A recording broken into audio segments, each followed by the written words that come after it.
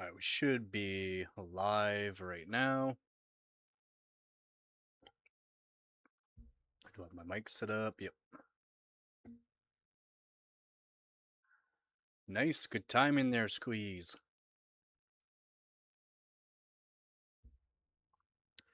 Hello, senor.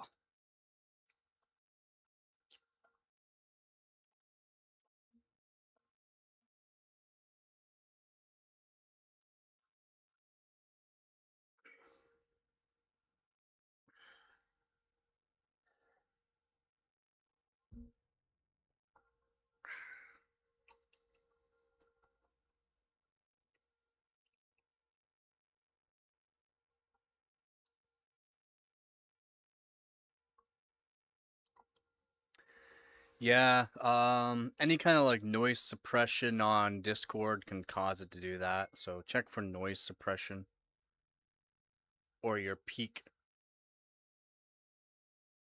Raise up the peak. Could just be that too.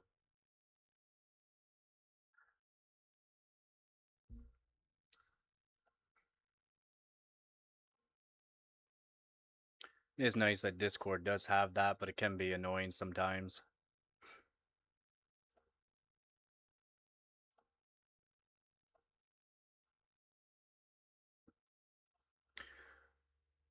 It can, it can.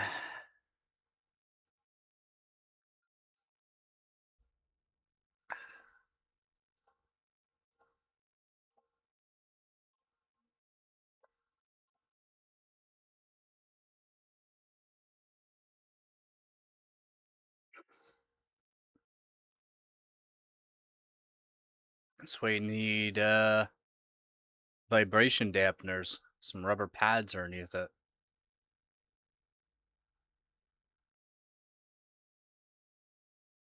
Yeah, having it on stock could be an issue though for those settings.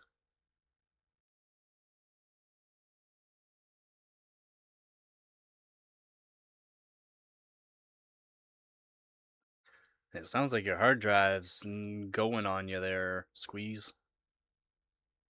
Shouldn't vibrate hard.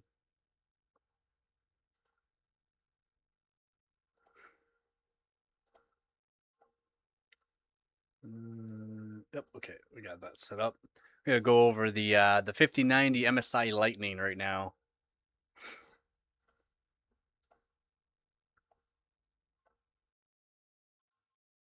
We are.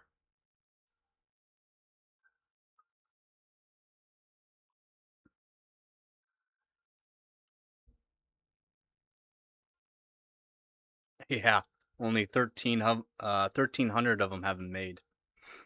Limited edition.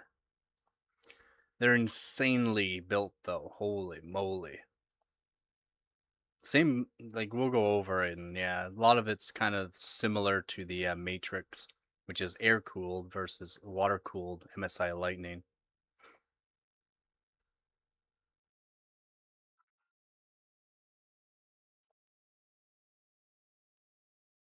So hopefully you can see that.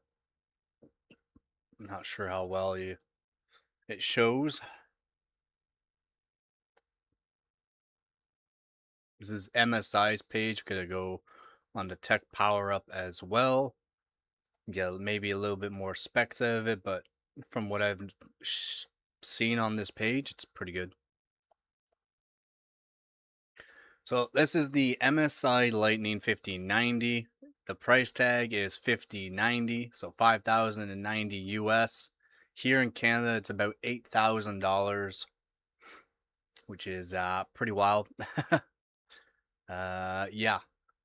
So the world's first 8-inch GPU display. The GPU actually has a display on it on the bottom side. So if you have to basically have it oriented vertically, not horizontally, to be able to see this actual GPU screen. The world's first GPU to reach 1,000 watts. It's not the first GPU to reach 1,000 watts. If you do overclocking, you can get that out of older cards like a 980 Ti. It's just I'm not sure if you want to say this is a good thing to reach 1,000 watts with absolute stability, but Yeah, 1,000 watts is what it runs, or just over 1,000 watts. The world's first full cover cold plate. It's not the first, but maybe it's just not nickel plated. It might actually just be bare copper, which would be pretty cool. I'm not sure. Full copper, full cover, maximum cooling for extreme overclocking.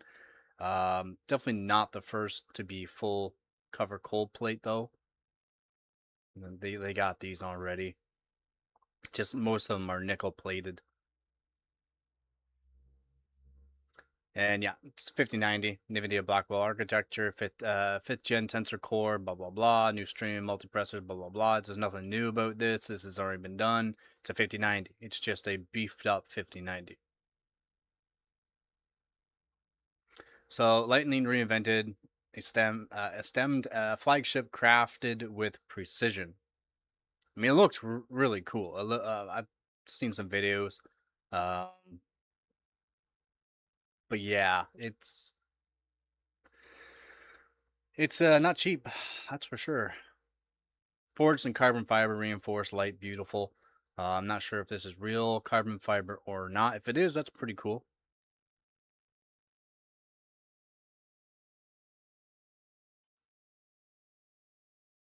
Innovation defined. Lightning pushes innovation beyond performance, uniting engineering design and next gen control at every layer. PCB design. Ooh. So 3 ounce copper for stable overclock. 3 ounce. Ole. That's a lot of copper, actually. That's a lot of copper in a GPU. And it's a copper layer for grounding. And it helps dissipate heat too, but that's a lot of copper. Dual BIOS for OC control. Dual BIOS is always nice to have. Lightning grade components, lightning choke. It's just chokes. It's just a certain choke. It's not anything fancy, probably.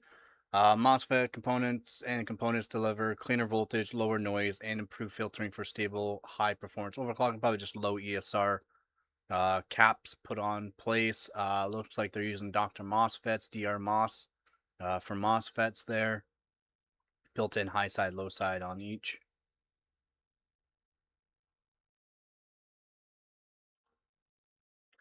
V checkpoint for easy voltage tuning. Measure GPU voltage directly for precise overclocking. Perfect for enthusiasts chasing higher accurate clocks, which is awesome. Easy plugins for your feedback, your voltage feedback, memory, and also for whatever else might be onto it. That's really great to have, actually. Simple plugin for that. That's actually really nice to have. Custom PCB for extreme overclocking. Ooh. I mean, look at it. Look at it. I'm pretty sure what I read before here, and we'll go over it again. It's a 40 phase. 40 phase power design. That's insane. 40 phase. Engineered for peak power and headroom, the custom PCB features a dual 16-pin connector, which is why you can do over 600 watts, no problem with this card. 1,000 watt power delivery and premium components to ensure stability, high frequency performance for serious overclocking, or even just stock and just be nice and stable. That's pretty sweet.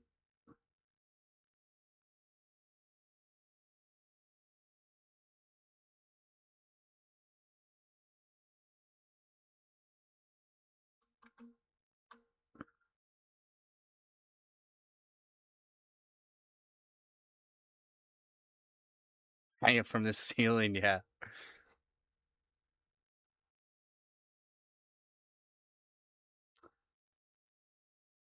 No, it's not the motherboard that needs to handle it. Power supply. And they're saying a 1,400 watt power supply, but that would depend on CPU, everything that you have connected to it. Really, a 1,400 watt power supply seems kind of low in my opinion, because it's gonna push over 1,000 watts and probably be some spikage. So up to 1200 watts just on the GPU probably. So I would say a 1600 watt PSU, or if you can, I'm not sure, like there's not a lot of people that probably have a PC case, or let's say you just put it like a test bench, basically a test bench. You can do dual power supply, and that would be okay. And then you can use a 1400 watt power supply just strictly for the GPU. 1600 watt, I would say, is what you definitely want to minimum have on this, because yeah, let's say you overclock the GPU and overclock the CPU, you're gonna be right at that limit of 1400 watts easily without spikage, without any kind of spikage. So I would say 1600 watt minimum for this GPU. Pretty wild. Like I've seen some testing done with it, and some people are seeing almost 1100 watts. 1100 watts, just the GPU, 1100 watts. So yeah, 1400 watt PSU seems kind of low in my opinion. Patented hybrid fin radiator. It's just a radiator, nothing fancy. Lightning fans, it's just fans, blah blah blah. Don't care. Full cover cold plate. Take a look at this. Yep. So yeah, it does GPU, VRM, MOSFETs. It's nothing new.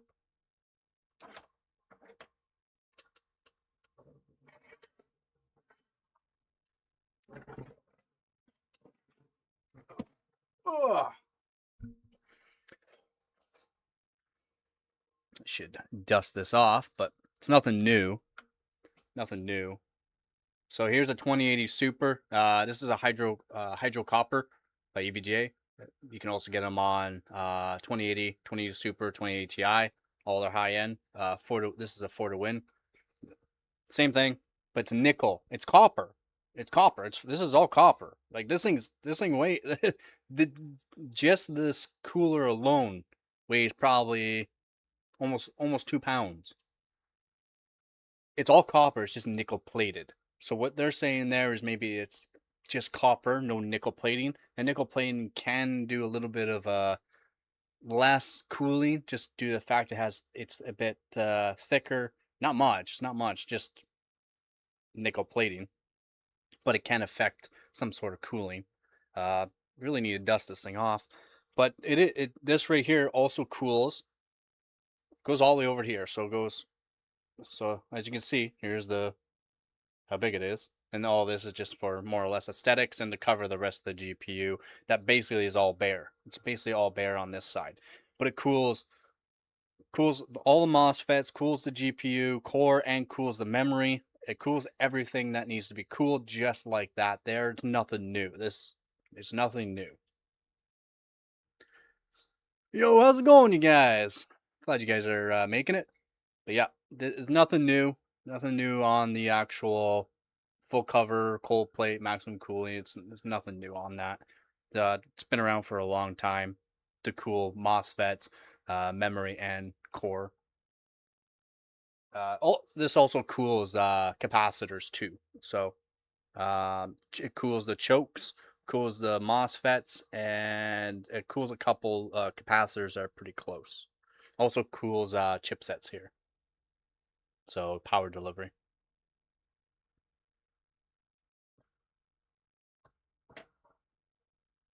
I just haven't been using it because I modified the 2080 Super. I'm going to be putting that back on, redoing some testing, because the MOSFETs and the chokes do get quite warm. And since it's warming up, I can't do any kind of testing onto it. But yeah. 1600 watt power supply is the biggest that you can get in the US and in Canada. If you're in Europe or other places that have 220, you can go up to, I think they make 3000 watt.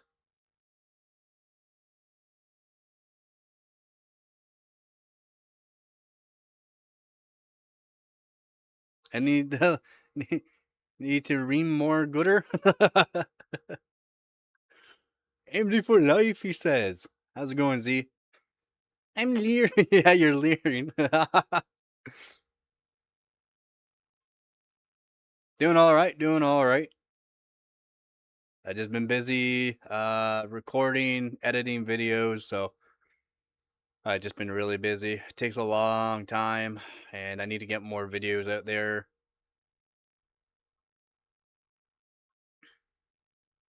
175 on eBay. Nice buy. Nice buy. Last the 6700 XT I bought when it basically was brand new was about $1,200, and I sold it for 800.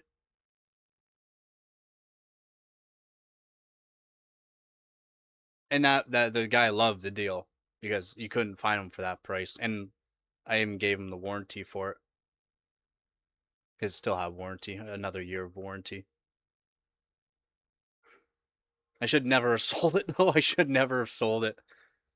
It is a nice card, and I never got to actually modify and do overclocking for hardware bot for it, unfortunately. Same thing with the RX 580s that I had.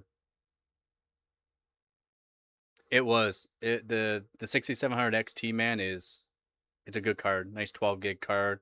The one I had ran very cool, very quiet, overclocked fairly well too. Yeah, she'll like it. She'll definitely like it. They overclock fairly nicely.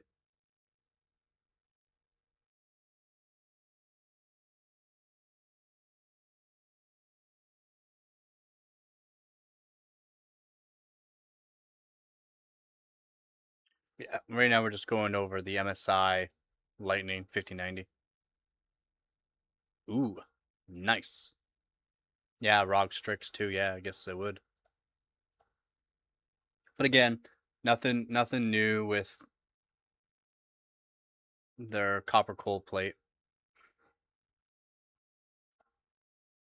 And it's just a radiator. Nothing new. So these channels here that you see is actually where water goes through, and they just made it thin and wide so that way water can go through. This creates a lot of surface area. Round is technically better in my opinion, but because of the fin density, it does help out a lot. Yeah, they're crazy MSI Lightning fans, and their new next gen pump cooling reinvented. So again, probably nothing new. It's just they added to an actual GPU block instead of it being like for CPU. Not the greatest spot to have it, unless it can keep it fairly cool. This pump can probably burn out fairly quickly. What I would do is like remove the fins or the propeller for it, and then I would add it to a custom water block, a custom water loop, and I would do that. Just due to the fact I know this pump will probably burn out. Plus, because it's gonna get hot. It's going to get hot. The pump itself automatically starts getting hot when it's this close to all this power. It's gonna get hot. And then yeah, apparently it has carbon fiber backplate.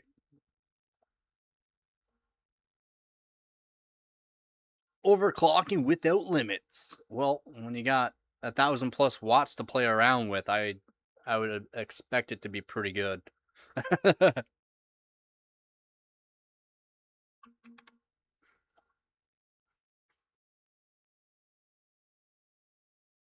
Yeah, but not that major of a difference for like a 12 gig versus 10 gig. Just like so I've been looking at people with like arc raiders, people with like 7000X X3Ds, so 7800 X3Ds with 9070 XTs. My 3070 Ti with 13900K, exact same FPS.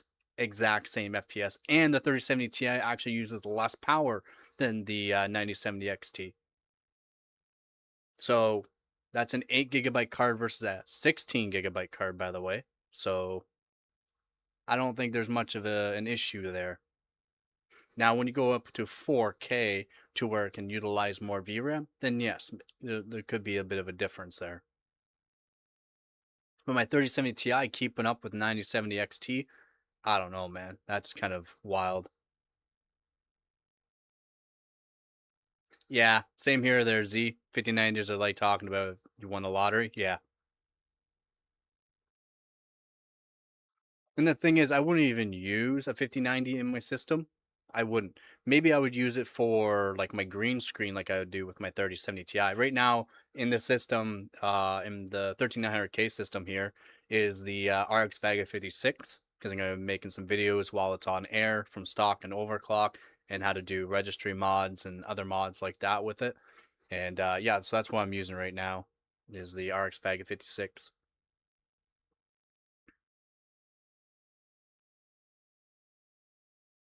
Yeah, they're pricey, but they are worth it. Yeah, no, I'm not an AI person. I've shown just how much I know versus AI, not even just in PC hardware, but in general.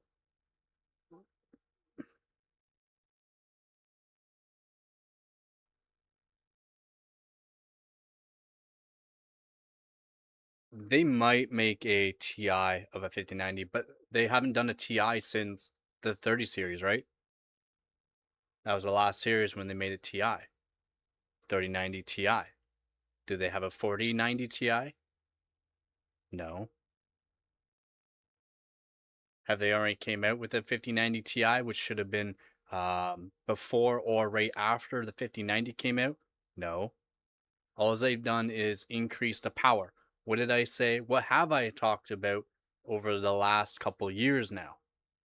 We are at a hardware limit to where we have to increase the power to get more performance. What's happening? It's harder to get new hardware, yes, but I mean, a 5090 and or an RTX 6000 Pro are absolutely wild to begin with. And the only way to get more performance, basically, because to make a newer architecture or something like that would cost a lot of money for one. To get past where we're at is going to cost a lot of money or time, just time and testing and testing. Yes, but that's not flagship. Yes, there was a 4070 Ti. I'm talking about like the 90 series. I'm not. I'm talking about flagship. I'm not talking about medium tier.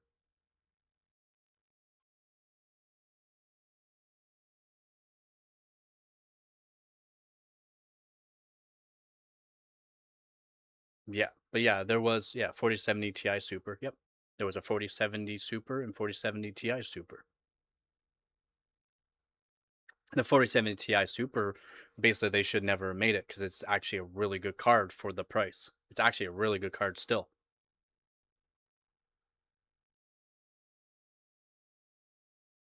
But we're so close to a hardware limit that the only way to get more performance is to increase power. And that's exactly what's going on right now. They have to increase the power to get more frequency to get more performance. And we're only talking like 4 to 5% more performance by increasing the power by almost double.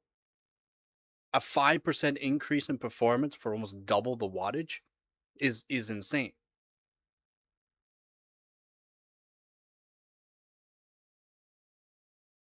And that's gonna be a while. Like I said before, it's gonna be till like 2028, maybe later.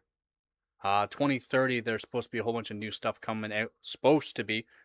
Who knows about the delays, man? Who knows about the delays on this kind of stuff? But yeah, 2028, 2030, right around there.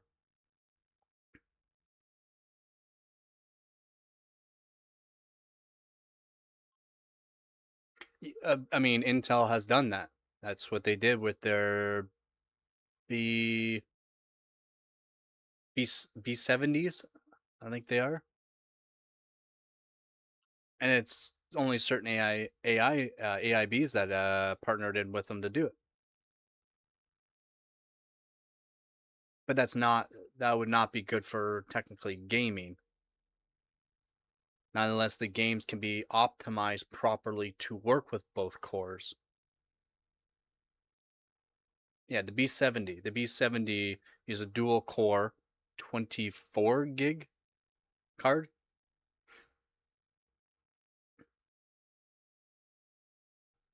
Or is it 32? Might be 32. Not sure. Forgot. I don't think it's 48. It is two cores. But that'd be more or less oriented towards workstations, not games. Games are way better and always have been technically better for single core.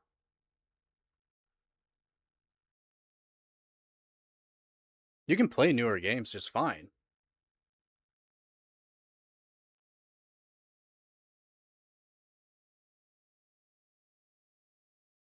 Oh yeah, yeah. Nvidia has a bunch of dual cores.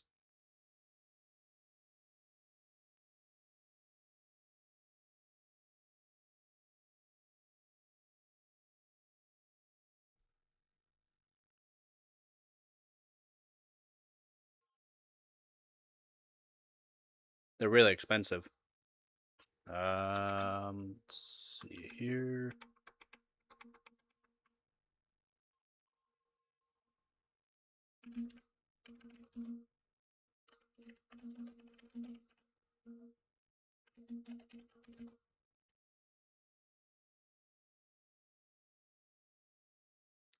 Yeah, GTX 690, 590, and Titan Z.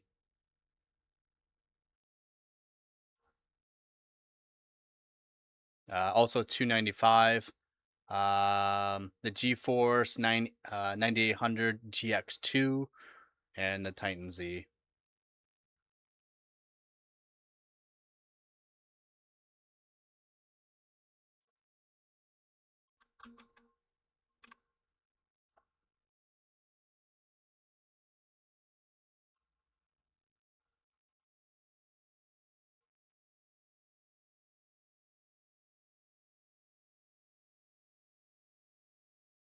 Yeah, the games are extremely high detailed nowadays, plus ray tracing basically built into every game too.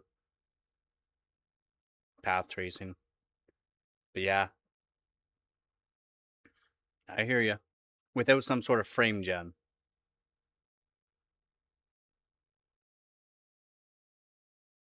Even at 1080p, man.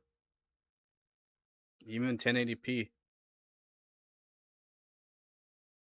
With the RX Vega 56 Max OC with frame gen, I can get about 100 FPS and arc rate is at 1080p. Low settings, by the way, low. We're talking low.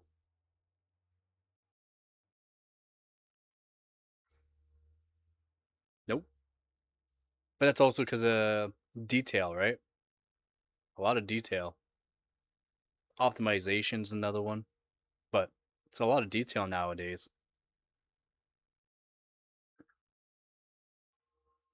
Like back when 1080p and that was the main what everyone ran it on, and we are seeing these good FPS in the games, it's because the games would obscure of the actual look. It might not. It does. It's not even close to the quality that we have nowadays. Yeah, yeah, amazing detail, but it's still not even close to what we get nowadays. Because we also got distance too, right? A lot of games have distance, how far you can actually see. In older games, the distance went to a certain point, and then it went not really blurry, but there would be like mist to block out a certain distance. And then nowadays you can set distance really far or really far, and you can see clear really far. And older games, you'll see the older games, you can't see really far. You cannot see across the map nice detail. In games nowadays, if you set distance to max to see full distance, it's crystal clear all the way till the max. How's it going, Jimmy?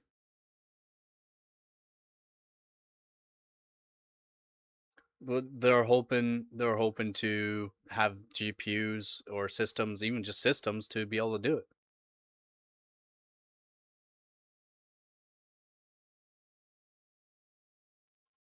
Yep, limited. Yep, and that's due to the fact of the power. It's the power really of the GPU, and whether or not CPU. The CPU is part of it, but GPU is main for the distance portion.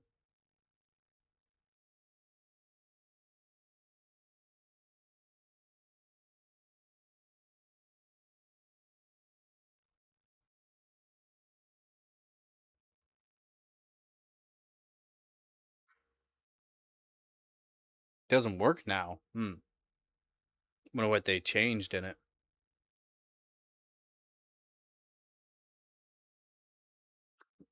What you might have to do is flash it back further than the last one you had, and then flash it to that one.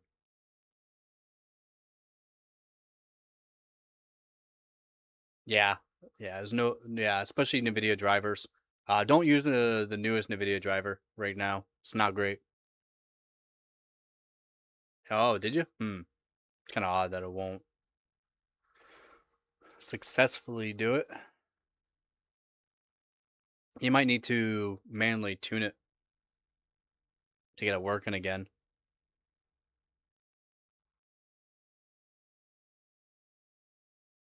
Yeah, that's bullshit. Um, have you let it do RAM training yet? Did you let it do some RAM training? Might take a while, but maybe once. No. I wonder if they took away that skew, and now it won't work. Because it should work. Like as in, like you just let's say you clear the CMOS, it should work because it's not at the actual rated speed. It should work. And then once you're into the BIOS, you can set it so that way it does RAM training. You might have to set certain voltages up a little bit just so that way it helps the RAM training. But after that, you can set it back down.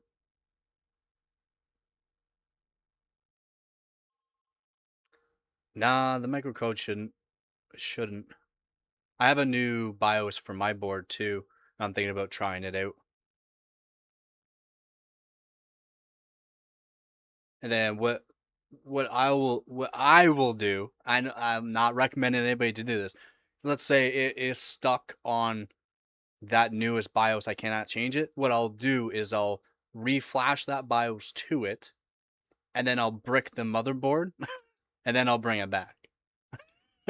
And I'll bring it back with an older BIOS.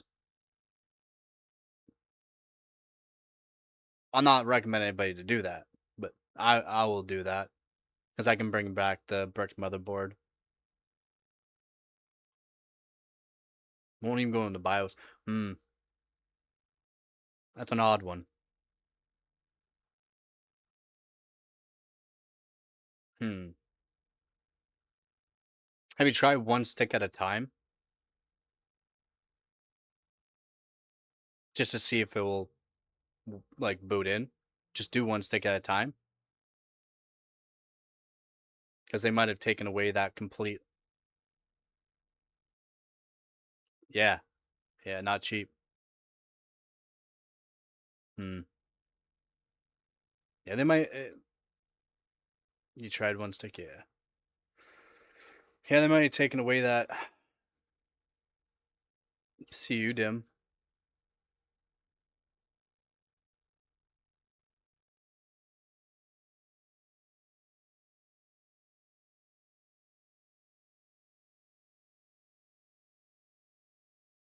It's very odd. That is very odd that they would have done that.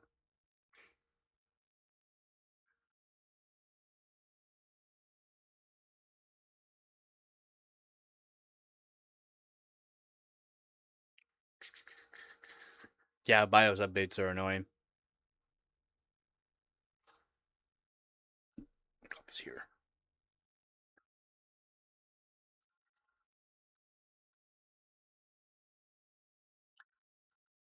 2500 watt XOC BIOS. 2500 watt. Warranty voided when enabled. 2500 watt BIOS. That's insane.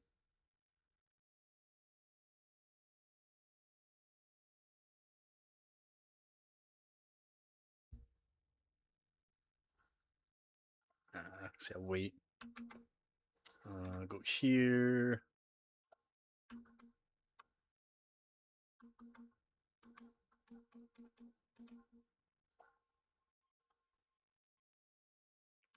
Yeah, he's using the ice.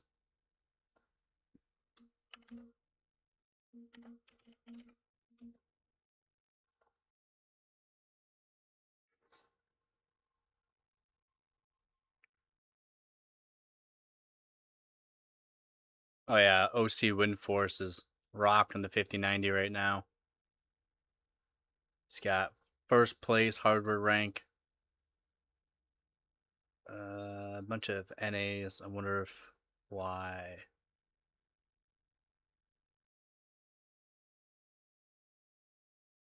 It's fast though. Holy moly.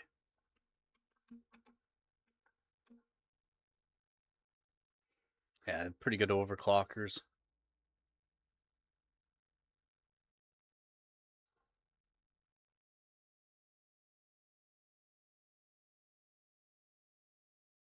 Ah, it's Seamaker.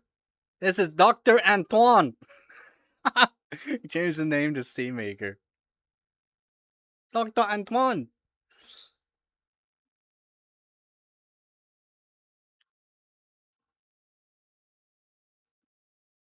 Shaggy, another good overclocker.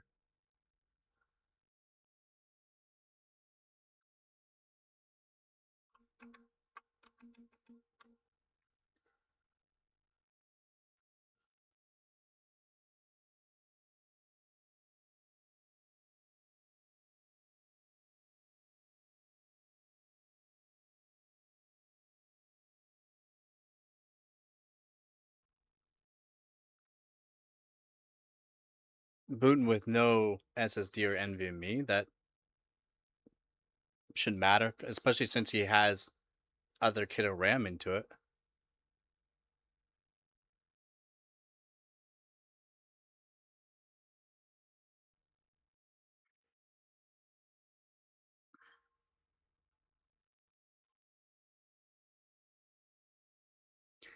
Yeah, Nova Lake is looking pretty promising.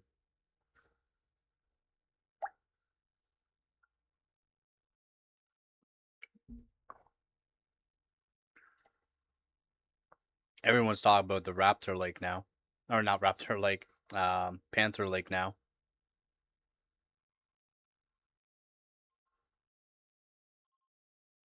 I've been talking about for like a year and a half before it even came out. Because just looking at it. Oh, yeah. Just looking at the architecture and the redesign that they did with it. Oh my god. For mobile, it's going to be a beast. And what do you know? What do you know? It's an absolute beast.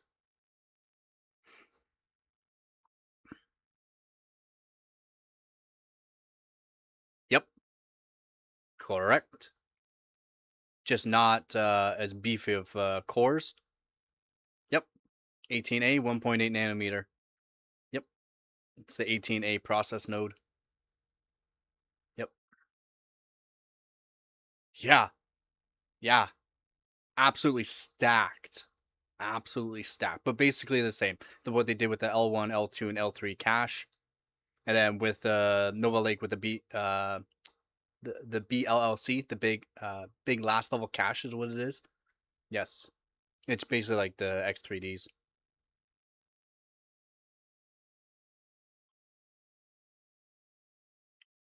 Um L4.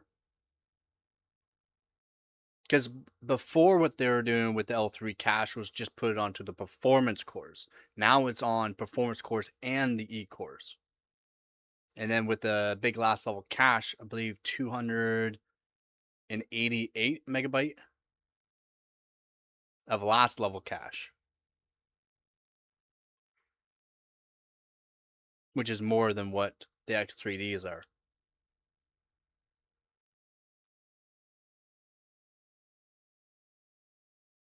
Yeah, it's wild. It's actually wild.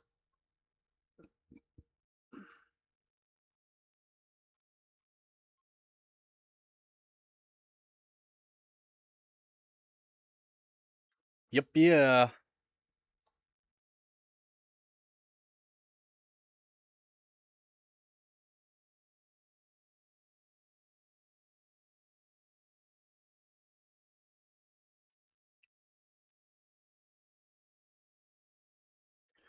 We'll see. We'll see because Intel is kind of new with the chip the tile based. So we'll see if they can cut down that latency that they have on the Core Ultra. And if they can cut down that latency from the around that 90 nanosecond mark, that'd be awesome. Put put around that 40 to 50 would be really beneficial. A lot of people are not liking AMD right now just due to the fact a a lot of people went to AMD and that, and I said AMD, if they get a big head, like prices are gonna be wild, and they're not going to care about people. They're not. They're just gonna say, "Oh, we're the best." Blah blah blah. What's happening? What's happening? Prices are just wild. They're not even putting out really new stuff. The what? The 9850X3D, was there a 3% or 4% increase in performance for that wattage? Doesn't make sense. Why? Why? And then the 9800X 3D for most games is get outbeat it anyways? Oh, come on.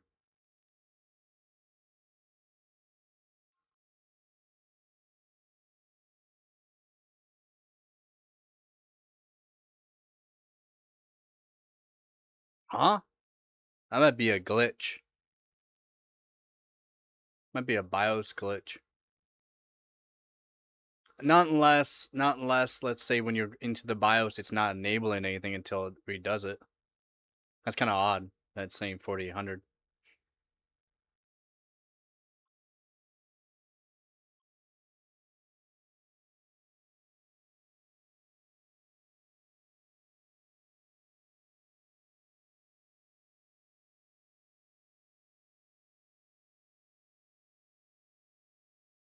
Yep. And then they also brought out a $100 8-core CPU. $100 8-core CPU. That's very nice as well.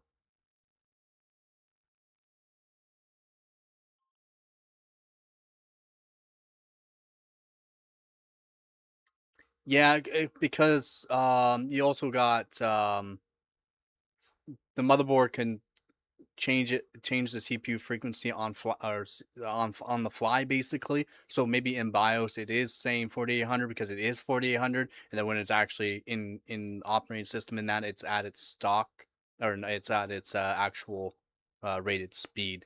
But it could fluctuate just due to the fact it could do it on the fly. The dynamic that do whatever it wants to do.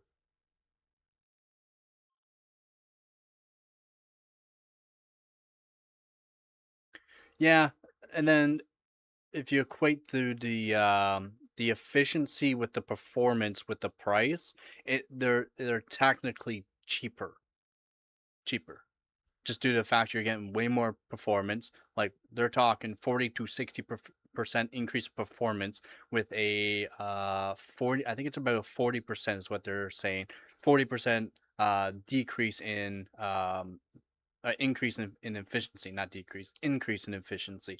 So your performance and your efficiency go up. The wattage might be the same or maybe a little bit more, but the amount of power that you're actually using is going to be way less due to the fact of how many cores it has and how much performance it has. And they're saying that it shouldn't be too much more expensive.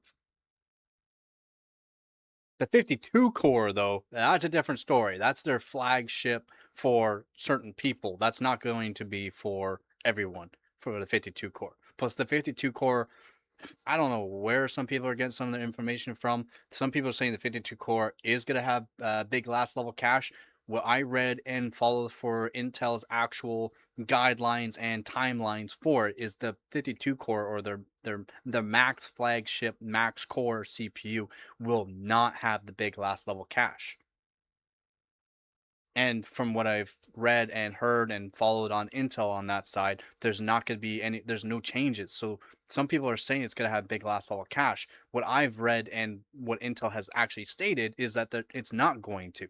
Their their normal, 16 core is going to have that 16 core, whatever they have, 32 thread, or even their whatever else they have. Their 8 core, the 12, so their 8 core, 12 core, the 6 core, 8 core, 12 core, and 16 core. I'm pretty sure is what they have right now in line for the ones that will have the big last level cache.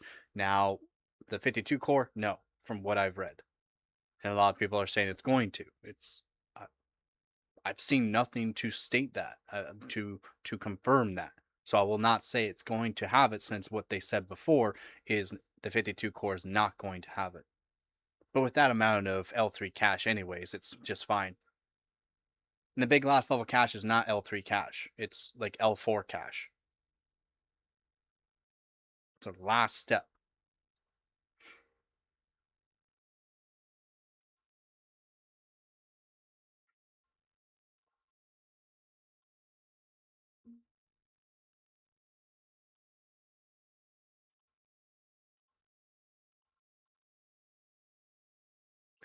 Geekbench, 683,000 points. Wow. Solar Bay, 311,000.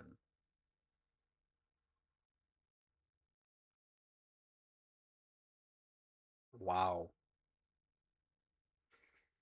I just checked this out on Howerbot. OC Windforce has that record right now for 32 billion GPU Pi 3.3. 37 seconds. Wild.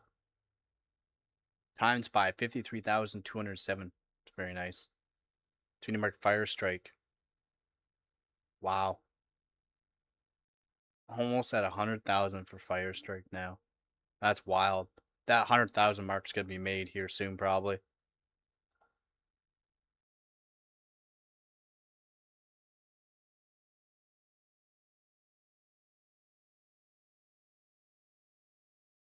This is just dumb. 3D Mark Fire Strike physics, that's CPU, so we don't care.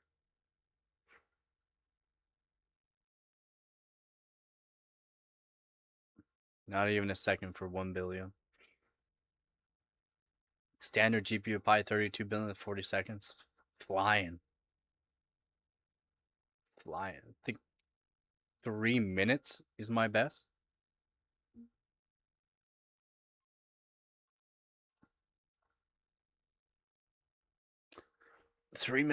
Over 3 minutes.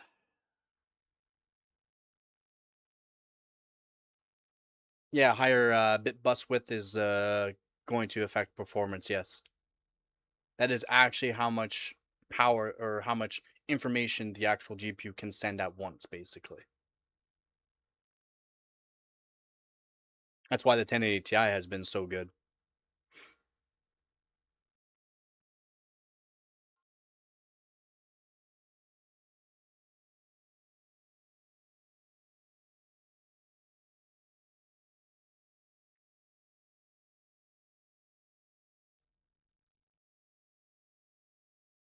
Yes, or more.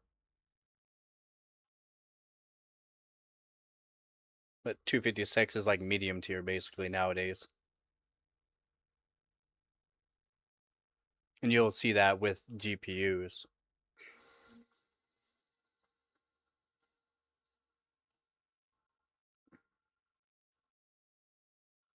My bad. Yeah, 192 will be at, not 190. Should be at 192.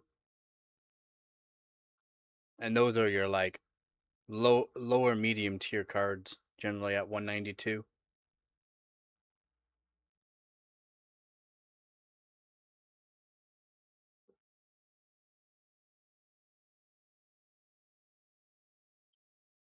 But yeah, that let so Your VRAM is how much information can be stored on that VRAM to go to the core, right? So 4K is gonna be it's just bigger files, right?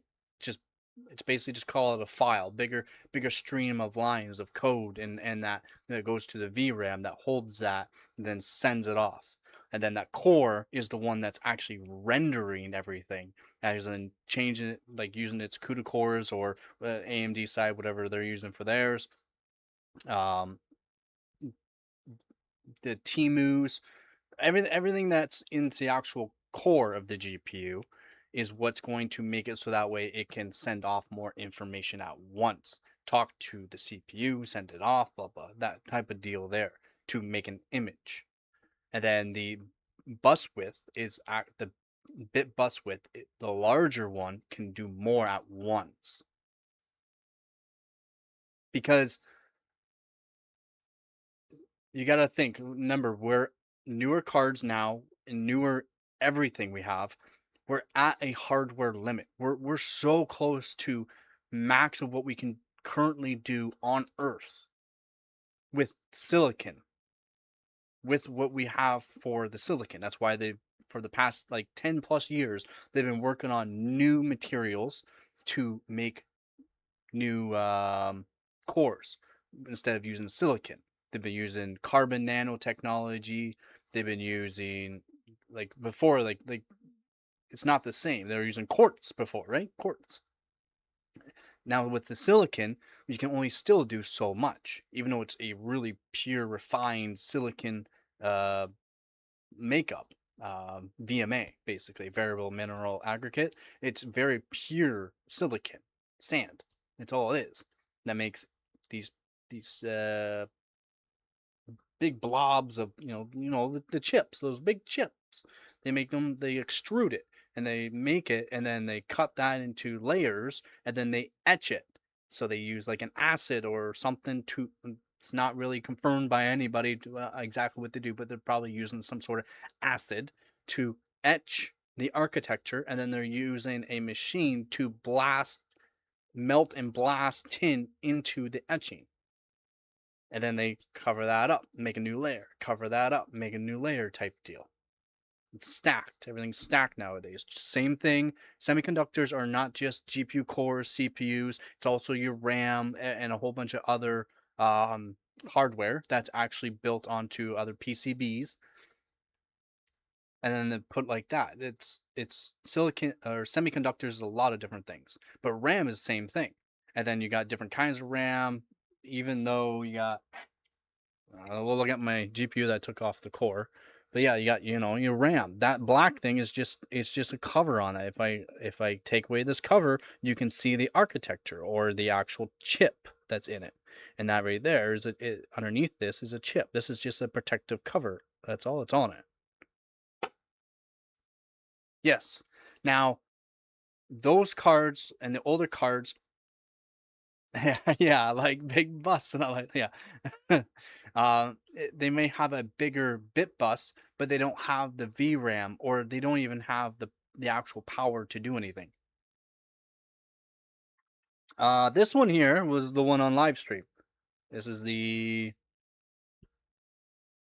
is this the 8600 GT?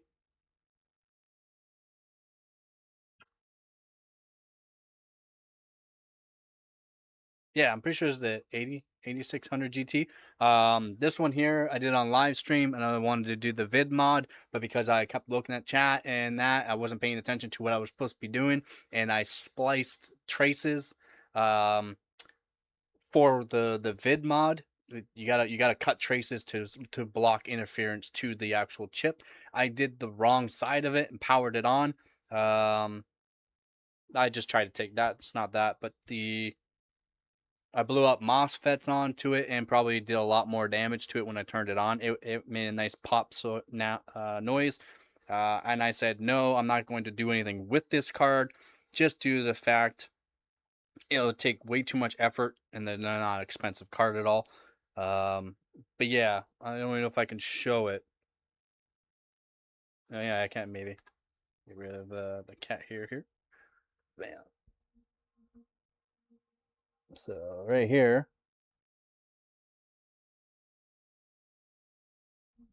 it's kind of hard to see. I spliced the traces for here when it should have been the opposite side. Splice the traces for the vid, so that way I can do a vid mod. And I had it all set up, turned it on, it went boom, and I looked at it, I'm like, I did the wrong side. And there's no point in me trying to fix it up, because who knows what else went on this card. So I just took the core off, just heated it up, and then took the core off, and I got the core somewhere. And I'll have a whole bunch of cores in that set up. Then I did some more testing to take off memory chips, and testing out the hot air in that for memory chips. Does very, very good for memory chips. The core definitely need some sort of like actual hot plate. Eventually, when I get the money to get a hot plate, I'll get a hot plate, and I'll be able to take cores off with the hot air as well. But it took a long time to heat it up enough to get the core off. Memory chips, easy. Oh, it did. When MOSFETs go, and they are Doctor MOSFETs, Doctor MOSFETs, what we call them. Yeah, I don't know if you can even see it. It got a nice hole in it. All right, it's got a nice hole, and I also took off these ones here, and then I took off these ones here to use them on another card that I fixed up. But yeah, put a nice hole in it. Oh yeah, and then the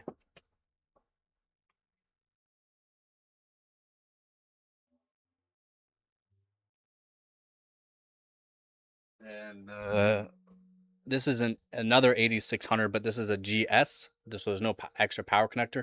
I had it set up like this card. This is a 9500 GS with extra put on my own power source, because these cards don't have it. They're GS models. They don't have a power source, like a 12-volt power source. And then voltage control on everything, extra caps and whatnot. But I had it set up just like this card, in this 8600 GS. You saw it on live stream. I might make a video on it too, to show the what happens. So this card here, I had it at 2.2 volts on the core, which sounds really bad, but these ones here, you kind of need 2+ volts to get anywhere near what the top are doing. So I did 2.2 volts. Some people are doing like 2.4, 2.5 volts, but I did 2.2 volts on water. And right at a certain portion of the bench, the actual bench that I was doing, the bench test I was doing, I'm like, this is where it's gonna cause issues. Right about like as soon as it said now, it went black screen, turned it off, and then I was like, okay, well, it seemed like everything looked all right onto it, so I'll turn it back on. When I turned it back on, what I didn't know, I've already replaced them. What I didn't know was one of these Dr. MOSFETs, DR MOSFETs here, went and I couldn't tell. It did have a little bit of a smell, because probably these got really hot. A lot of power went through these, and it's only a single phase. A lot of power went through it, and one of these here is this one here. It went boom when I turned it back on, and you can see it in the video, in the live stream. Actually, it went boom, and it went boom. So I replaced them, but this card now has a low voltage input, which a low voltage input, what will happen with the low voltage input is it won't hit the enable pin to turn on the BIOS. And I still have to figure out what the actual issue is. And what one of the issues could be is just a resistor or something. I've already replaced the choke onto it. So this choke here, I've already replaced it. As you can see, it's not turned the other way. It's turned it's opposite. It was a surface mount style before, but now I have a through one. The burn here is just from hot air. So that way I can add on extra power in that. So heat up the board. It just heated up that sticker. Is what it is there. But yeah, this card probably still works. I still have to figure out how to fix it. I need a new multimeter, so I just don't I can't do anything with it right now, so it's just on the shelf. But 2.2 volts is a lot of voltage for GPU core. This one here does not need that. The 9500 GS, the 1.4 or 1.5 volts is plenty for these cards. But for the 8000 series, especially the 8600 GS, you need over 2 volts to the core. But yeah, I'm gonna be benching this card here soon. I've already benched it, but I need to do more benchmarks on it. And then I'm gonna see what else I can do. These are not Doctor MOSFETs, these are standard MOSFETs on this one, which I like. They're beefier and they're easier, more surface area for a fan to cool them. Two-phase as well instead of single. So I like that. Yes, it's red, but it's not AMD. It's a 9500 GS by NVIDIA.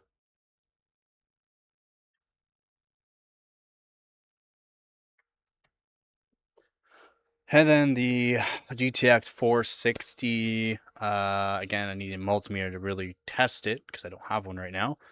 I'm pretty sure it's the actual controller that burnt out of it when I did we changed the resistor divider for switching frequency, and I had it almost 1 megahertz switching frequency from the 270, 300-ish. But yeah, I probably need a controller for it, new controller, NCP 5388 controller.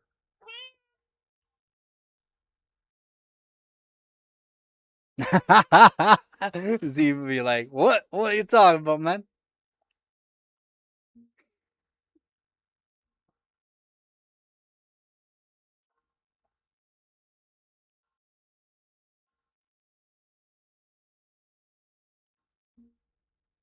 And then, oh, I don't have.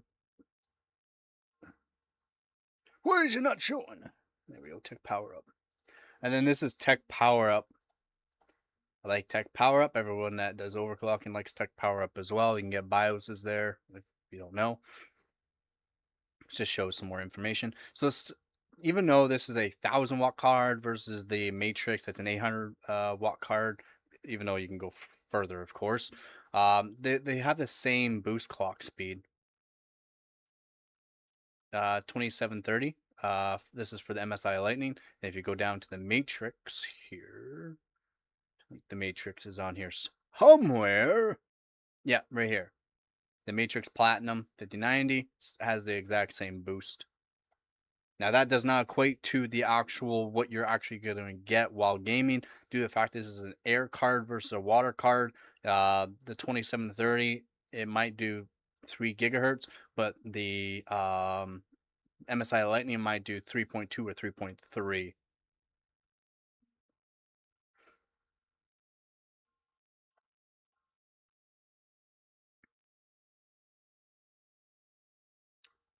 No, that is a Asus Z97 Pro. This one. Sorry, I'll take this off. That one there. It's the Pro. And then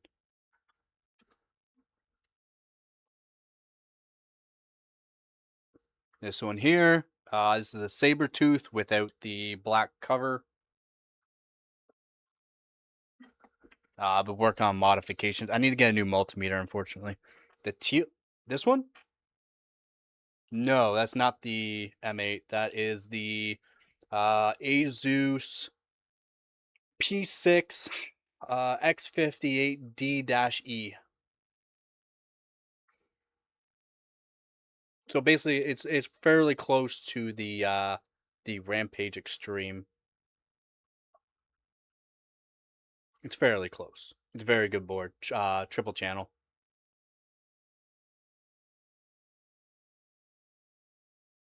Yeah, with big green AMD logo. Yeah, that's why I like the old AMD stuff too that I have. Nostalgia. Remember, yeah, AMD is Team Green. Yeah, no, yeah, oh yeah. ATI was Team Red, correct? Yeah. Yeah, no, that's the P6 X58D-E.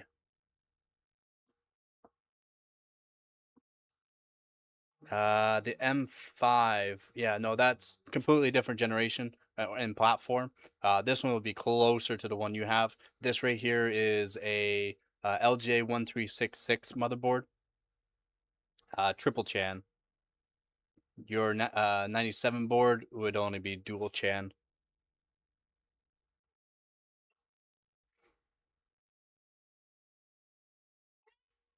Me, you want Nugget Baby? You know, come on up.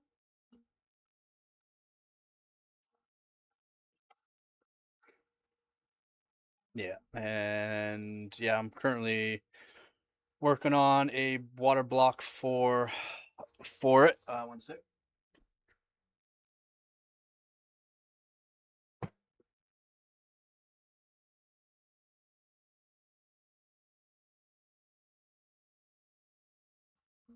So I made,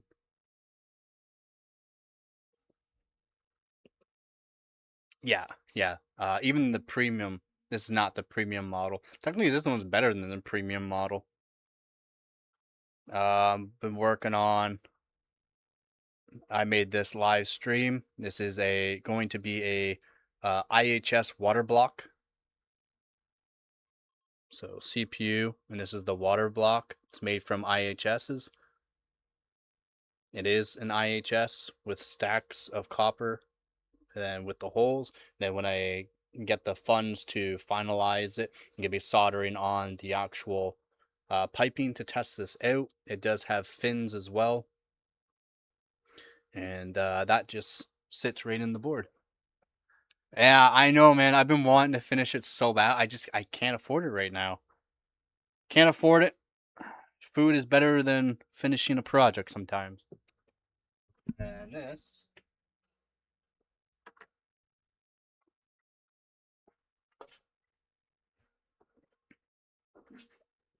So this. Take out the CPU.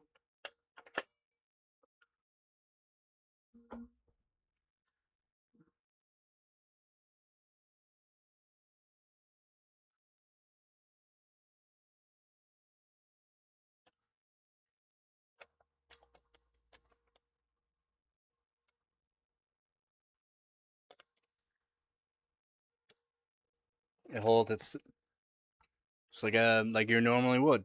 And then it's a water block. Fairly slim profile. Looks pretty nice in the board too. And I'm pretty sure it's gonna work pretty good. How's it going, man? Has been a while. Oxygen water. Yeah. Yeah, I wish. Yeah.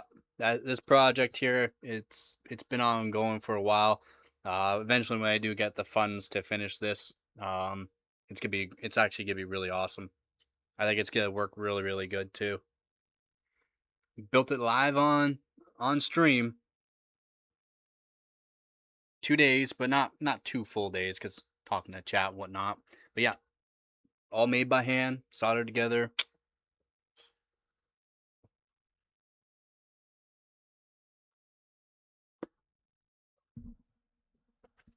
Hello, Nugget Baby.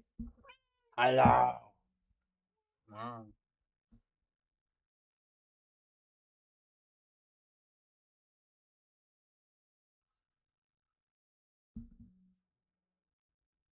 Yes. What can I do you for?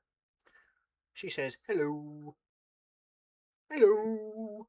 Oh, the purry babies. Oh, the purry babies. This is Gabby. Oh, the purry babies. I am busy right now, so stop bugging me.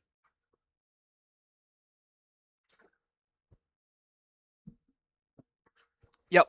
Yeah, and then that's for LJ1366 Xeons or just LJ1366. So I can even put it on like the i7 900s as well if I wanted. But it can be tested on 5570s. And then this right here is a 5650, which I gotta do some benchmarking on.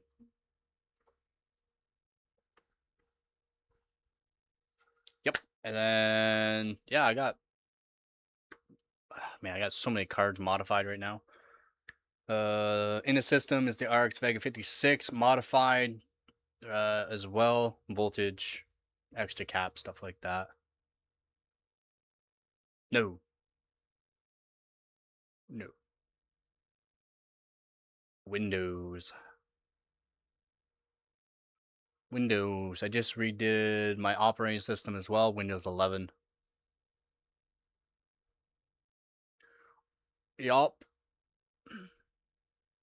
Just easier and for benchmarking as well. And Windows 11 actually for some benches, for some bench tests is actually pretty efficient. Yeah, Pro. Pro.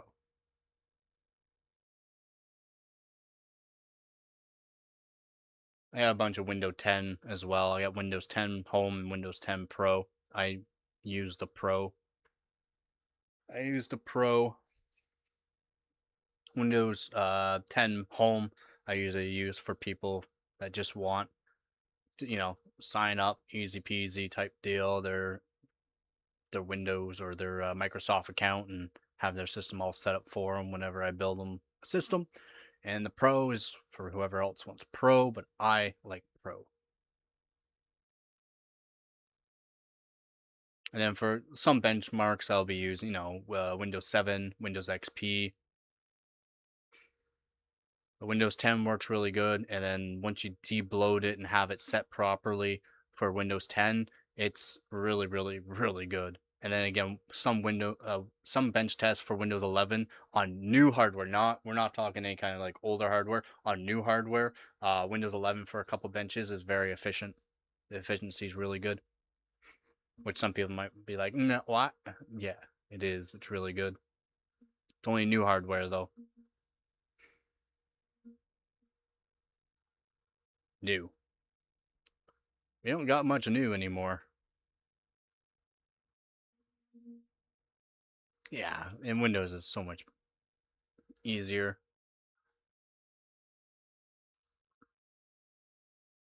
And Linux, I don't even know, for some benches, it wouldn't probably be that great for Linux. Yeah, the efficiency is really good for Windows 11. May not seem it with all that processes going, but the efficiency's there, which is what you want. You want good efficiency.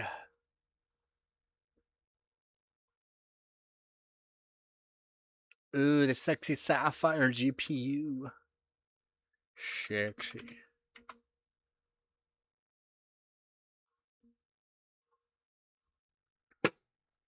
Ryzen 10,000 series. Oh, yeah. Not coming out anytime soon. Just refreshes for right now. Even though people will knock Intel for doing refreshes, AMD does the same thing.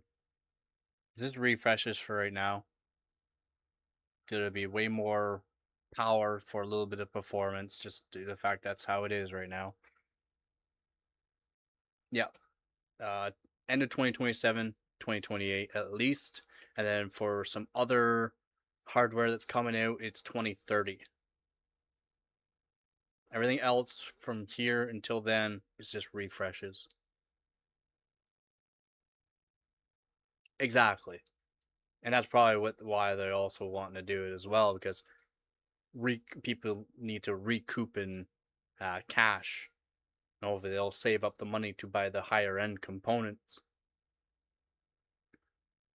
Again, I've been very happy with my 3070 Ti. It works just fine for everything I need to do, and I'm pretty sure I'll be using it for a very long time. And I've had it since it came out.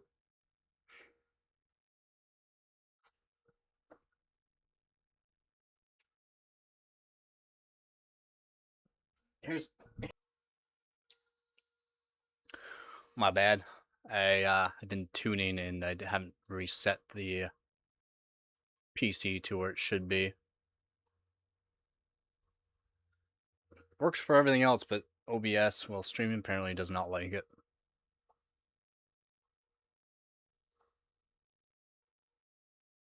I'd say for the unmade 9080 XT.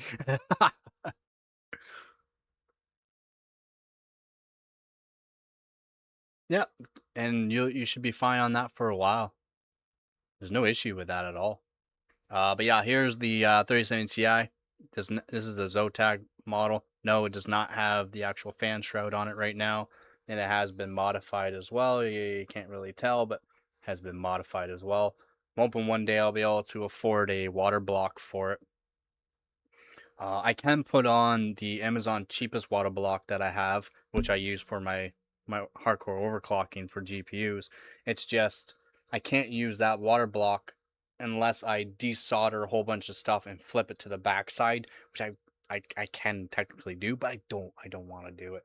I have to move like the fan headers. I have to move fan headers. I have to remove a whole bunch of capacitors and flip them to the backside. And I just don't want to do that.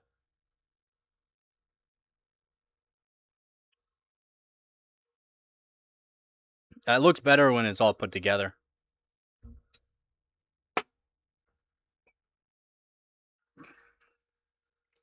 I broke these. So,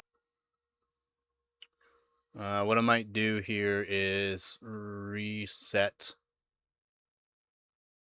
the PC. Uh, detune it a bit here. Works for everything else. Apparently, the streaming doesn't like the streaming. But yeah, fingers too close to these fans while spinning really fast breaks them. So I broke two of them. Then all I did was resoldered. Resoldered new connection points to it, so that way I can hook them up to the fan header and that. But looks a lot better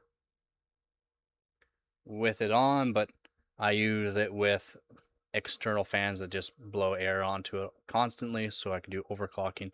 2.3 gigahertz.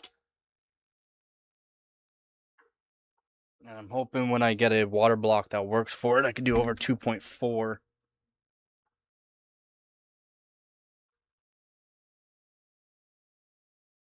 Oh yeah, that would be definitely a decent combo, man. I don't know if anyone here has played Arc Raiders or any other games. The weird stuttering, the only weird stuttering that I have seen, it is on AMD with the RX Vega 56. There's a weird stutter once in a while. I'm not sure if anyone else has seen that. And I've also read comments everywhere that people with AMD graphics card and or CPU have also noticed some weird stuttering. I have not seen it on NVIDIA card though. But when I was doing the testing for the RX Vega 56, there's a weird stutter once in a while.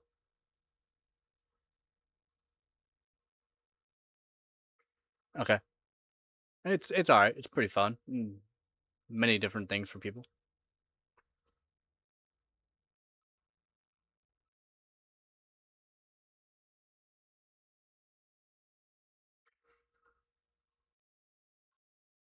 Is that the three fan or is that the dual fan model?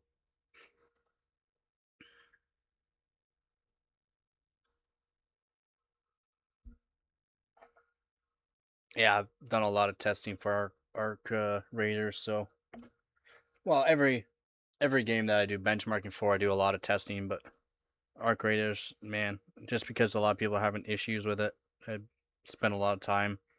1100 hours of testing.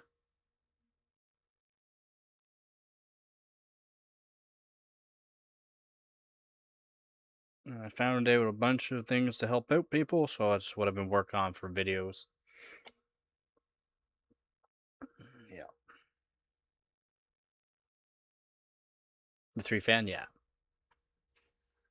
Yeah, it's basically their WinForce X3 gaming OC, if I remember correctly, which I generally do.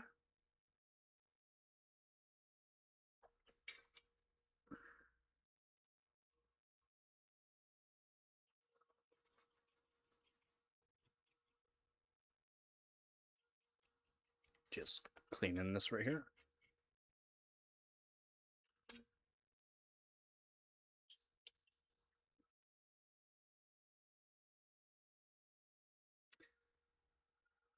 I can match the 9070 XT with my 3070 Ti at 1080p. 1440p, I'll be doing some testing at 1440p, see if I can match it as well. 1080p 3070 Ti matches the 9070 XT.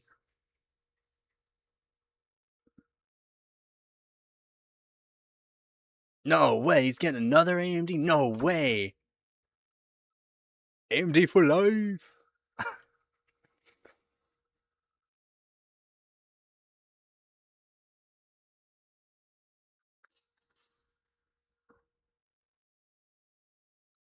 Yeah, price is there. Specs are not. If my 3070 Ti can match a 9070 XT, then wild. Like exactly almost the exact same FPS.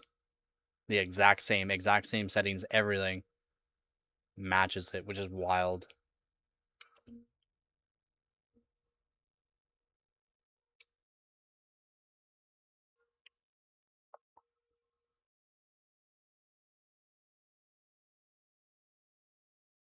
Yeah, depending on where you live and that, the prices will be different. It's dependent on region, what the prices are like. Retailers, gotta love retailers. That's retailers. That's not anywhere else. That's retailers doing that. That's just retailers. So if you have Best Buy, your Micro Center, whatever, and the prices seem really high in your location, that's because that specific location raised the prices due to the fact supply and demand. They're seeing more selling, so might as well raise the price. If it keeps selling, they'll just keep raising the price, and then they'll have sales, and that's your retailers. So you should definitely go write reviews onto the actual retailers, not for NVIDIA, Intel, or AMD, but to the retailers. Go onto whatever page they have and be like, go yourself, basically.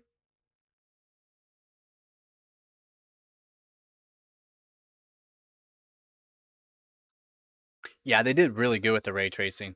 They did actually really good with the ray tracing.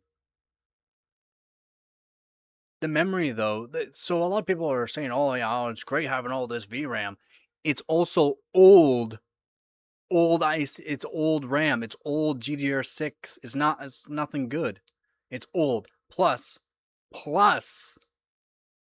the actual performance, the raw input output of the GPU core cannot even do 4K technically. The VRAM can, it can hold all that information, but the GPU cannot actually render everything out properly.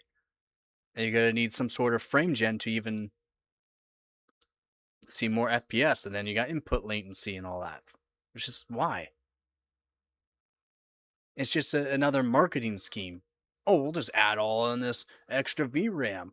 Yeah, your old VRAM, GDDR6 for one. Yes, it's overclocked, but it's old for one. It's cheaper. That's why these prices for the AMD cards are fairly good for the amount of VRAM, but it's also older, less bandwidth, less actual less bandwidth.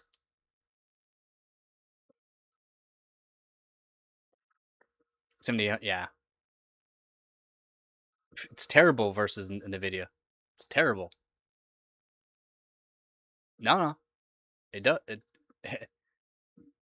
People need to realize what they're actually reading into. Nvidia is way better for frame gen, although with the RX Vega 56 with Arc Raiders with the frame gen, but the frame gen is due to the CPU more or less, not the actual GPU with all how that works. The frame gen actually on Arc Raiders works pretty good for AMD.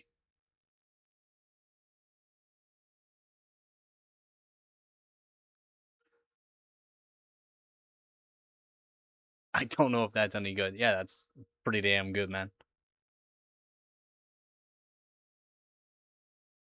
It's the same thing. Frame gen is frame gen. It's the exact same. They're the exact same because people are idiots. People are actually brainwashed morons that don't know what they're talking about. I'm really trying not to swear too much. That's why. The frame gen is the exact same from AMD and also for NVIDIA. It's the exact same. Frame gen 2 times, 3 times, 4 times, 5 times, 6 times, whatever, how many times, is the exact same. It's not rendered. It's generated frames. Bad Wolf, haven't seen you in a while either. It's rendered. It's software. It's not real. It's not real. It's not real. Nothing's real anymore. It's all AI. It's all fake. It's fake frames. Whether it be, yeah. Are you saying fake frames are fake frames? Nah. Yeah, fake frames are fake frames. Generated frames are generated frames. Whether it be NVIDIA or AMD.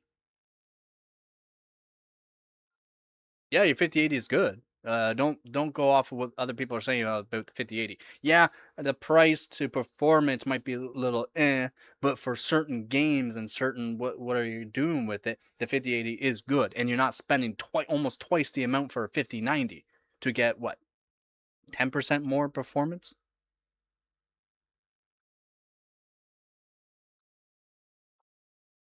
Yeah, the fakest fake frames. Yeah, exactly. NVIDIA is the god of fake frames, as in they have actually a higher frame generation and they're better at it. Not saying AMD's bad at it, it's just NVIDIA is better at it, but you're also paying a premium price to get this. So they're both the exact same. Frame generation is still frame generation. Standard rendered frames is the best way to go for most games, though. If you're a single player type person, if you do single player games, the frame generation with the input latency, and let's say you already have really high frames and all that, it's not too bad, and you don't really care about it anyways because single player game. But if you're on multiplayer games with a frame gen and then you're using it with the input latency, it's gonna be terrible versus people are on like actual frames, not fake frames with fairly low input latency. Yeah, native. Yep, native. Yep. And my friend Jen went from 70 to 130, almost a double. That's actually really good, almost double FPS. But your input latency goes up, and then also, is that using the actual GPU or is that using CPU for the frame gen? There's a difference. There's a difference. They both have input latency though.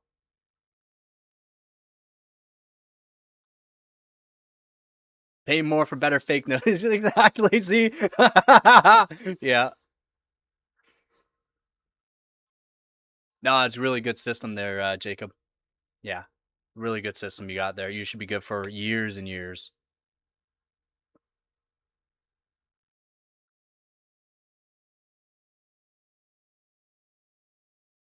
Ultra Gear. That's a high refresh rate monitor, isn't it?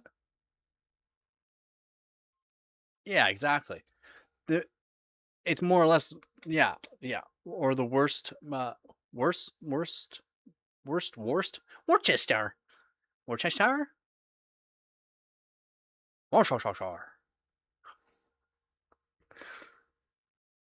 But yeah, no, it's each has their own place, each has their own price point, each has their own.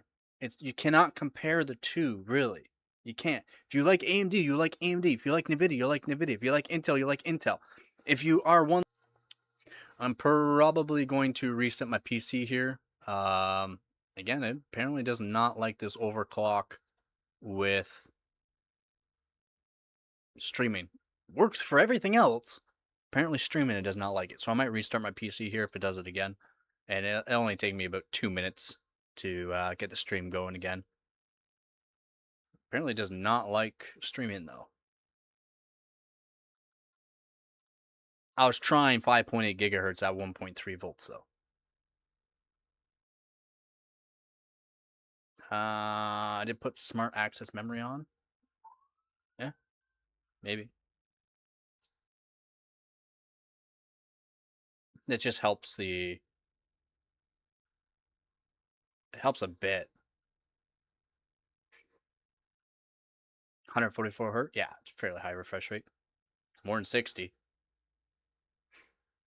I have a LG, or LG. I have a Samsung Galaxy. Odyssey. Samsung Odyssey G5. 32-inch, 165. All right, my bad. Should be all good now.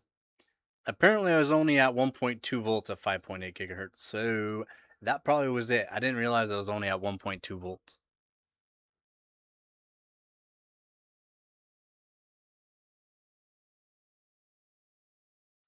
Looks like I missed a lot of stuff. My bad.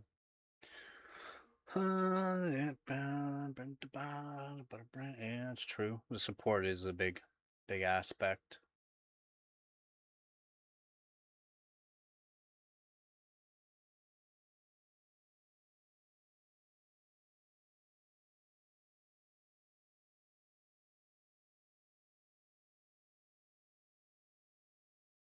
Yeah, every day I'm buffering.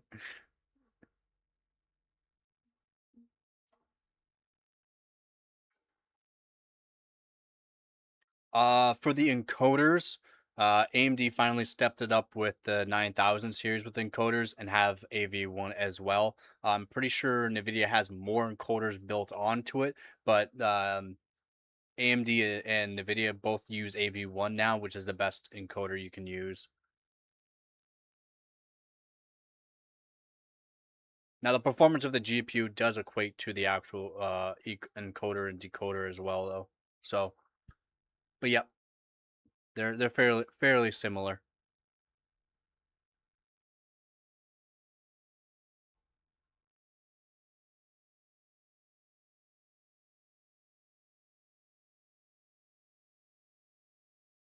Yeah, yeah, they're fairly similar.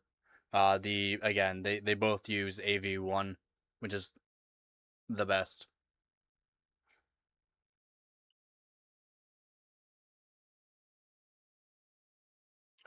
It is. It is.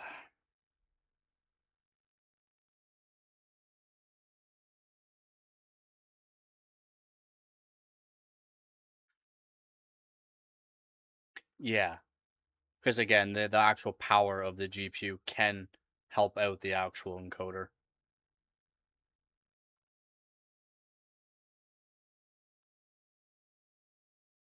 They can only up to 3x or 4x frame gen. You can,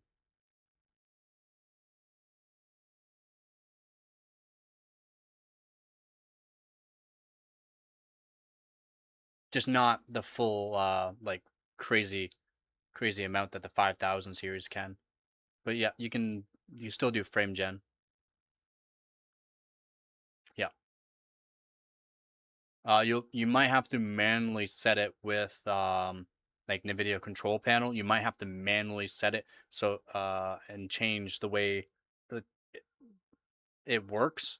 So I forgot what it is. I have to check it out again. But yeah, you can do frame gen on 4000 series, just not the same amount. It's like by 3 or by 4 frame gen.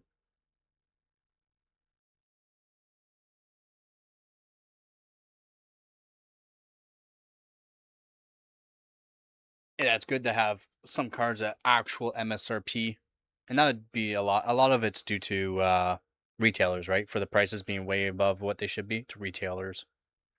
To retailers at that point. Just give me 1 minute here.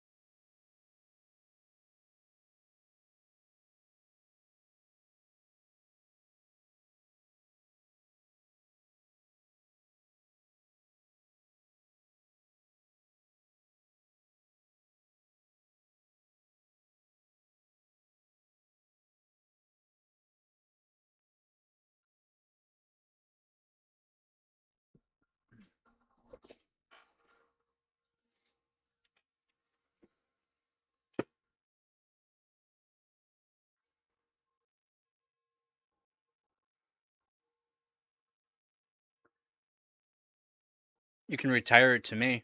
It will not be retired. It'd be heavily modified.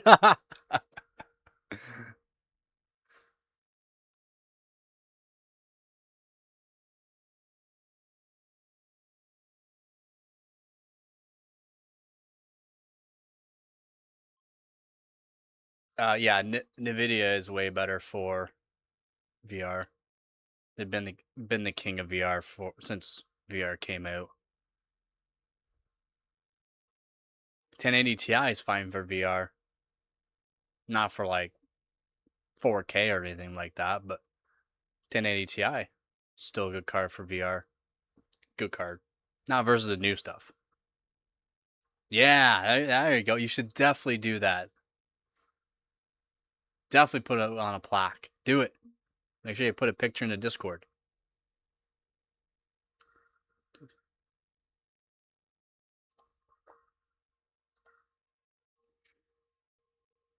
Yeah, Nvidia has way more features for VR.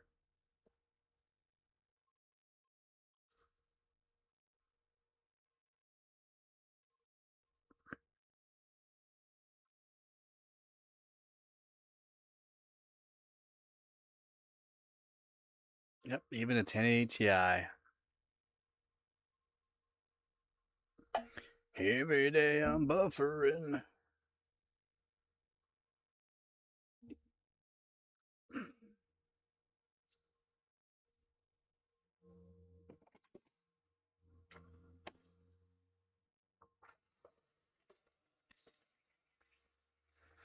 Oh, I gotta be setting some stuff up to do some more soldering on stuff too.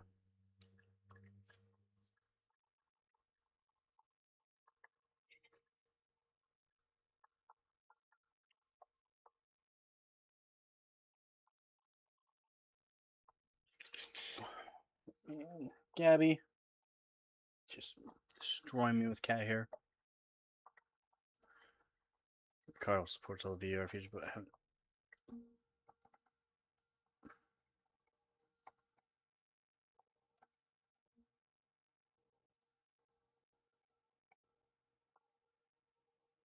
Yeah, but it also depends on game for VR features.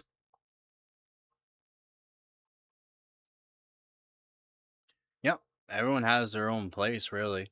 Some people like VR, some people like their sim racing setups or flying setups. Me, I like your standard gaming setup, mouse and keyboard. Mouse and keyboard, multiplayer games, generally high refresh rate games. First first person. Although I have been getting into the third person like Marvel Rivals and Arc Raiders, but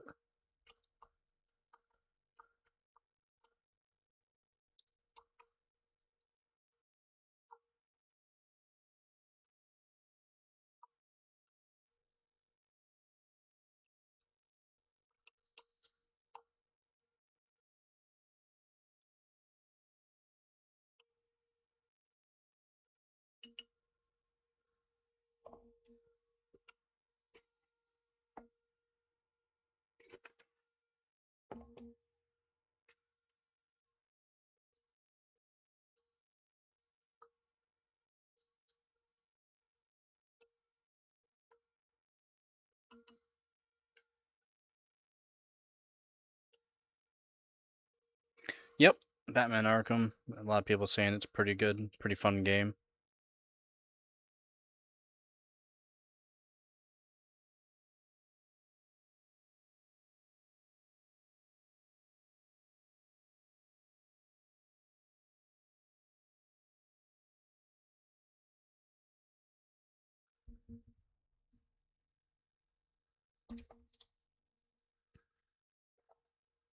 Almost out of coffee.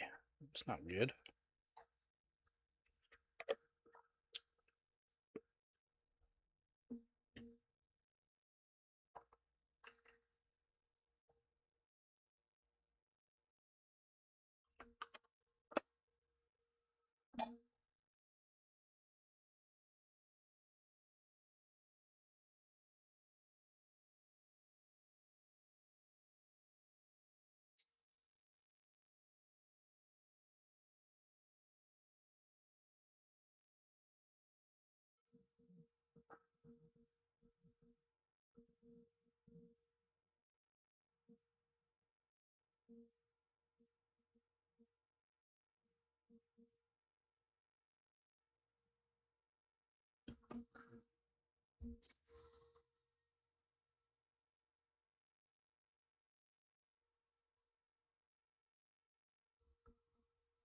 They look pretty good. Like the actual detail looks pretty good.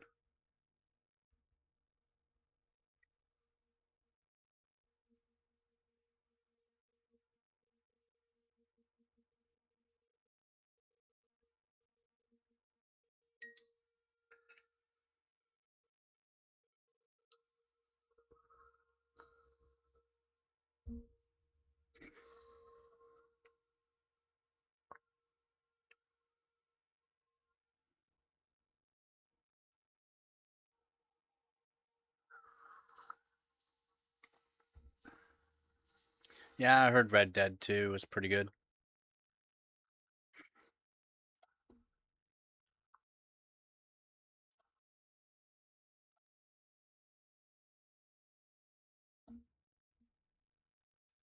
Damn buffering.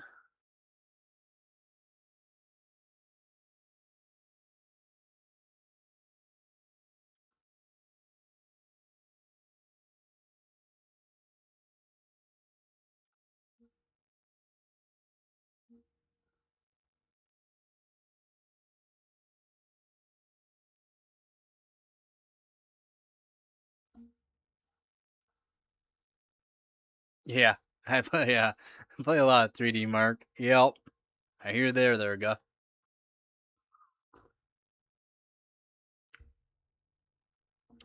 Definitely hear you there.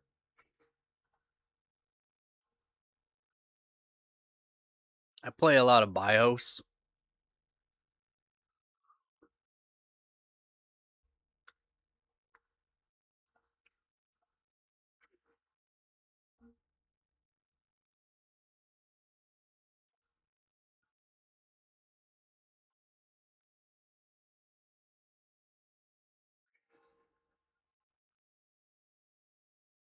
That just reminds me I need new parts all the time.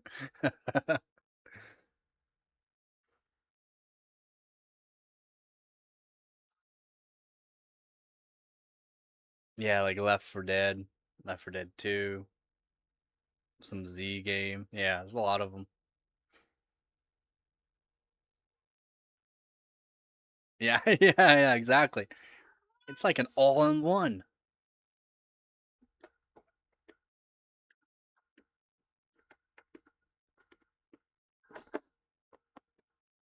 Hello there, Nuggy.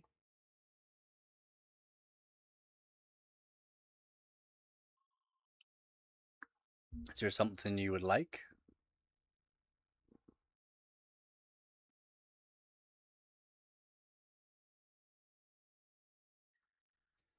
Yeah, I mean it's all basically been done before too.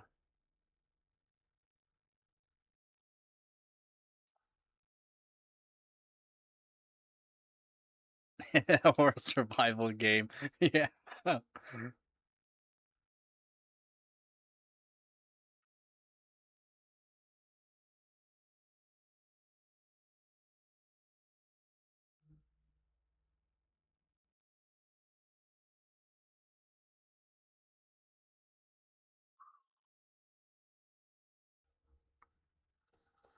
Yep.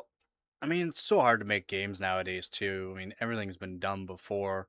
Basically, in every game nowadays, like a refresh style of what's already been out, just higher detail. Need beefier systems to play it.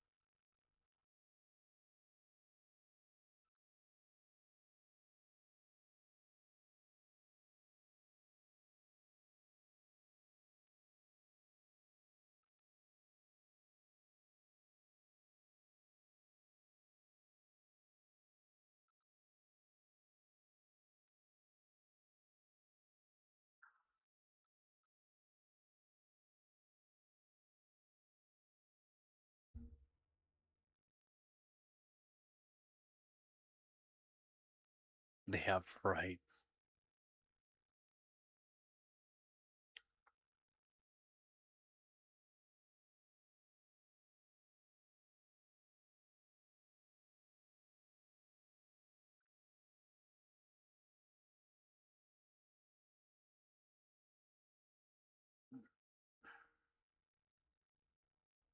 The same actor? I don't know.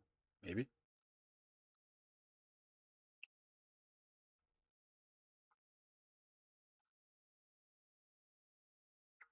Nah, not wasted money because it could last you a long time, right?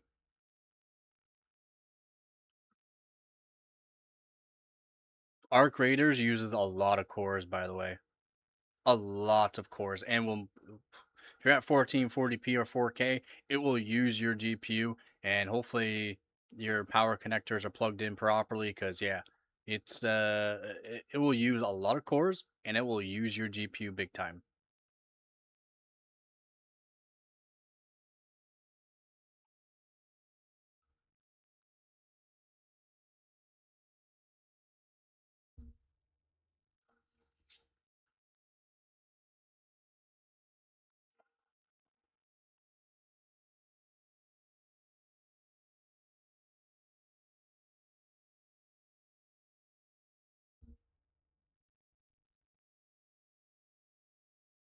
Just to play League of Legends, you can play that on a NPU or even just a CPU, iGPU.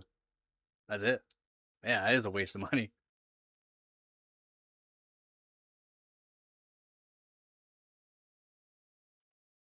Oh, it's holy moly! It Battlefield 6 doesn't even use as much cores. Like it uses it.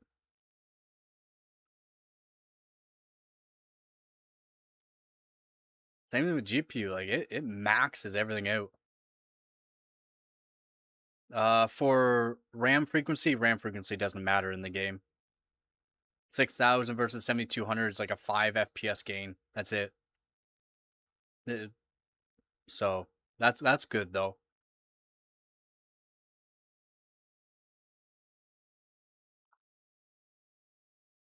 The quest for tampons.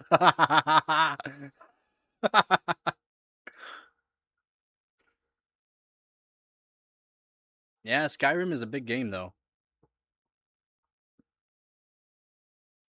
Yeah, to play League of Legends though, that's wild.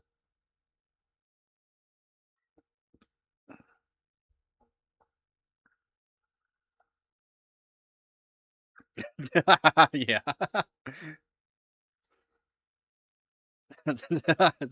That was good. There you go. Quest for tampons.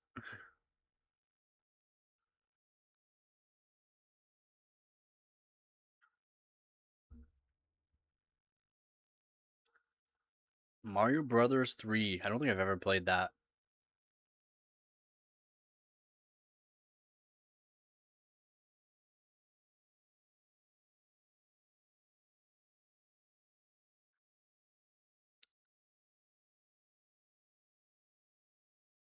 No, I haven't played the Resident Evil games. I just got button games. I don't buy games. I don't have the money for all these games.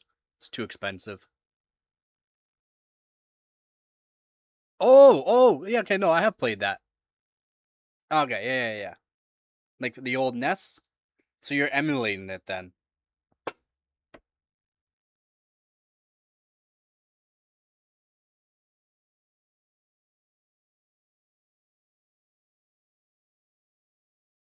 Yeah.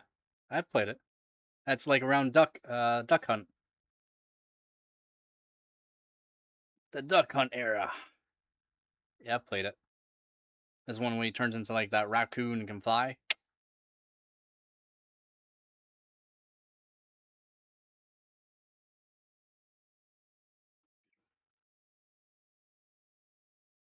Oh, emulation. Oh, I mean that's a beefy emulation.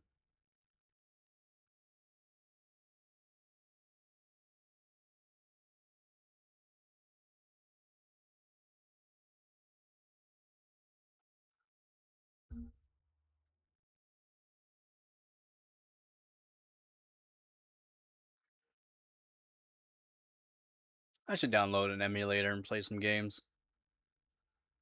I like the older games.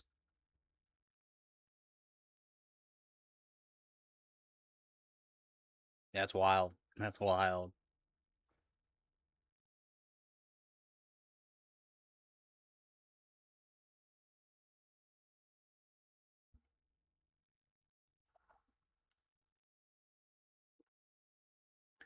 What can I do you for?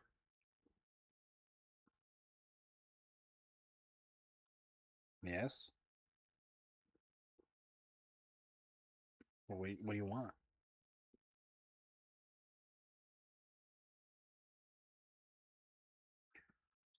Okay, the bank hugged in. Ooh, there you go. Is that better? Not enough. Oh, my bad.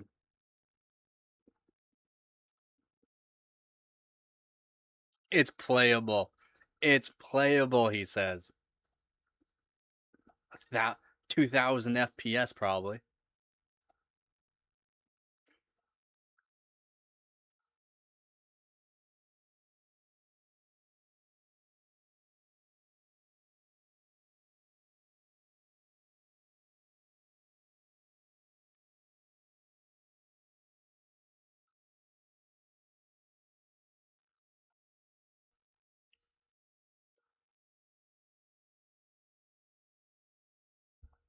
Oh yeah, emulation's fairly easy. All right, take her easy there, man.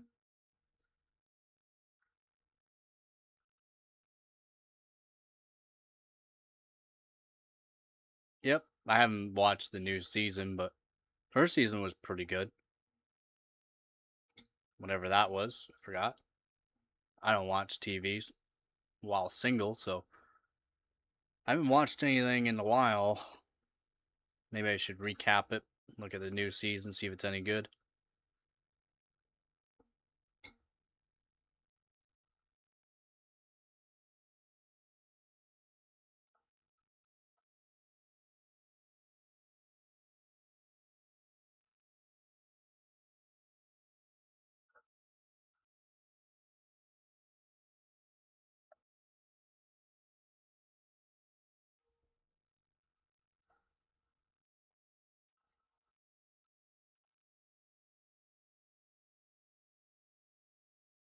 Peace. Every day I'm buffering.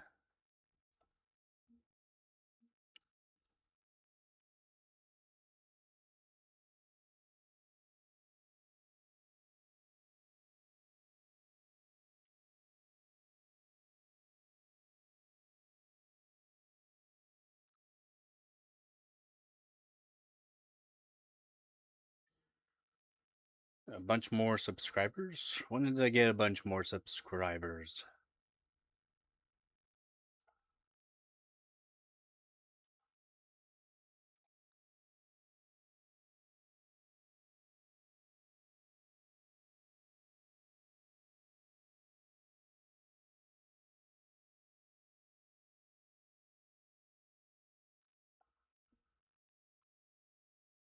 Remember AMD for life.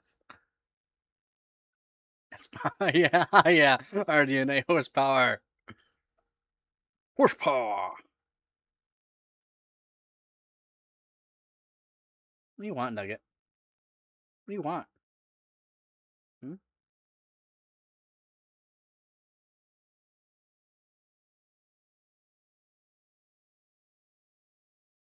Hmm?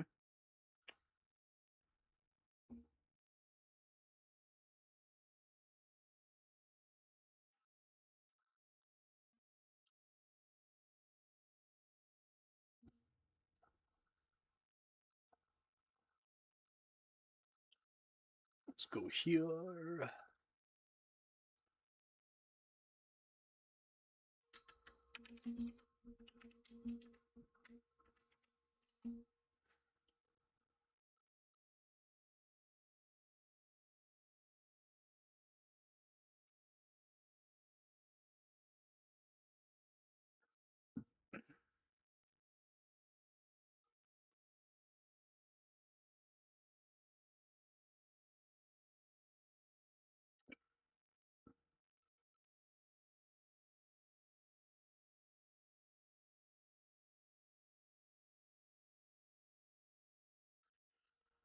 So they might be cutting production for mid-range GPUs, which is pretty wild.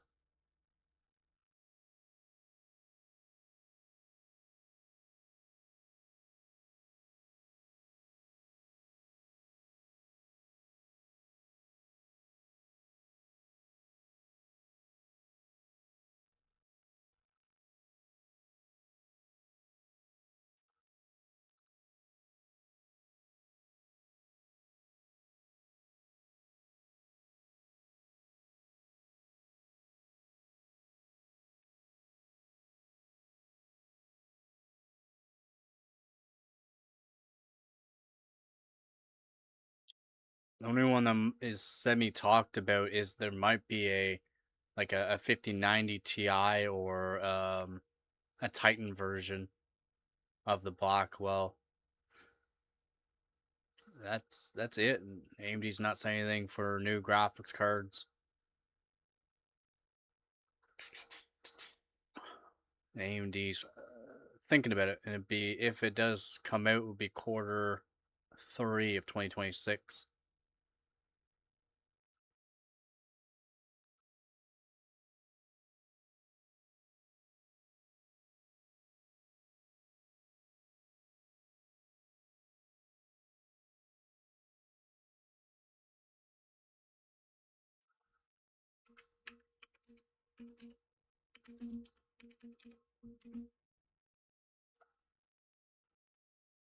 Let's go.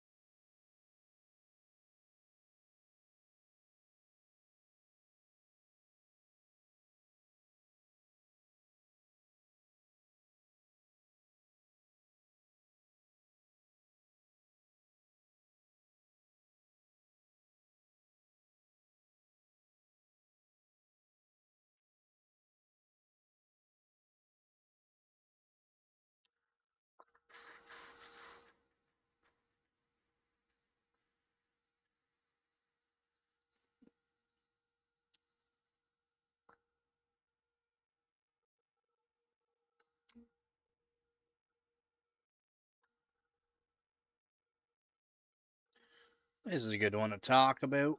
The 9850X 3D versus 9800X 3D.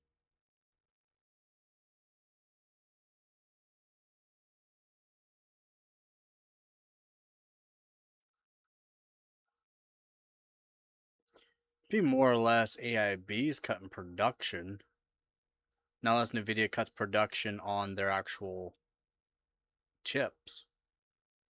Yeah, B's going, well, these aren't selling, so why are we even doing this? We're losing money off of selling these lower end cards.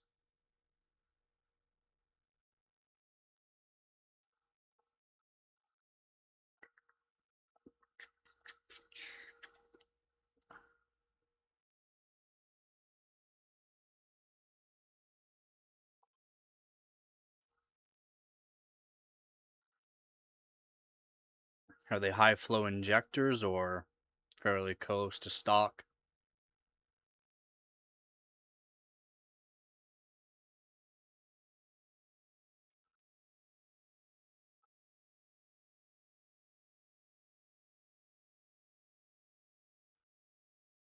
All right, so here we got Tech Power Up.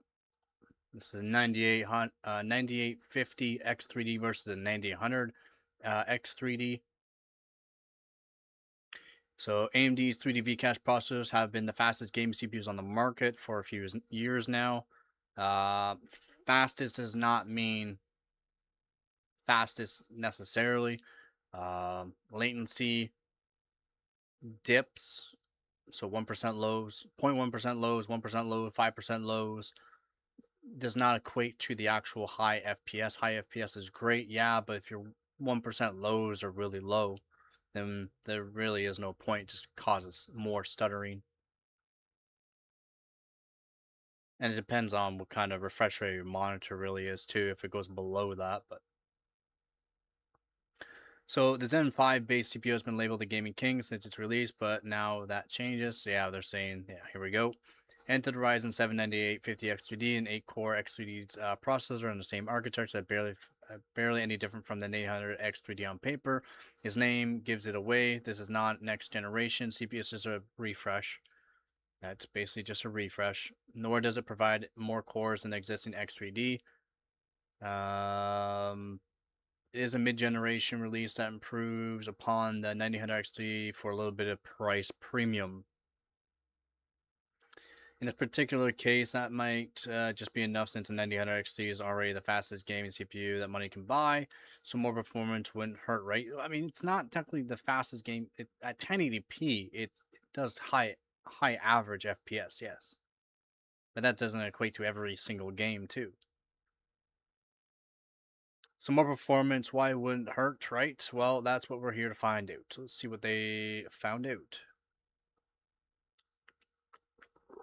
Hi, Nuggy baby.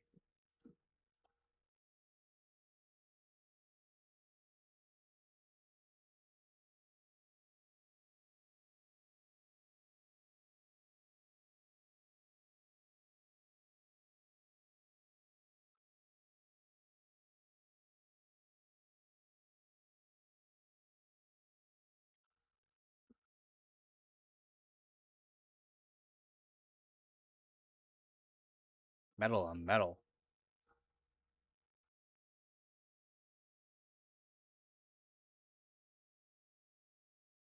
Like they're sleeved, right?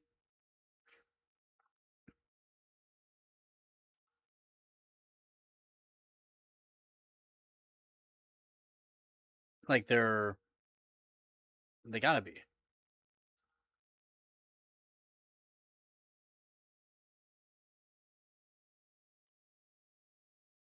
Like metal on metal's fine depending on what metal on metal it is. Like you generally it is metal on metal, but I mean you would have different metals contacting. Like you have aluminum head, a stainless steel or some sort of steel sleeve, then you'd have the injector, whatever it's made of, generally like a stainless steel.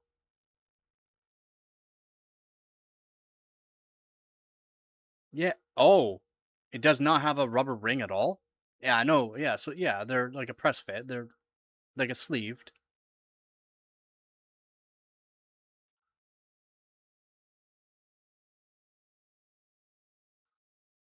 So it's still sleeved, but it's metal on metal. That what?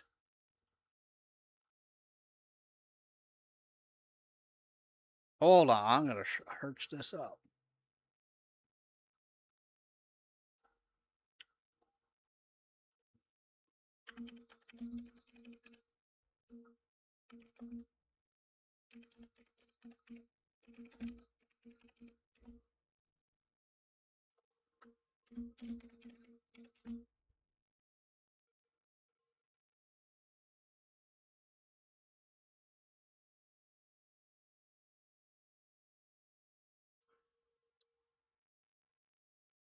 Yeah, solanite type.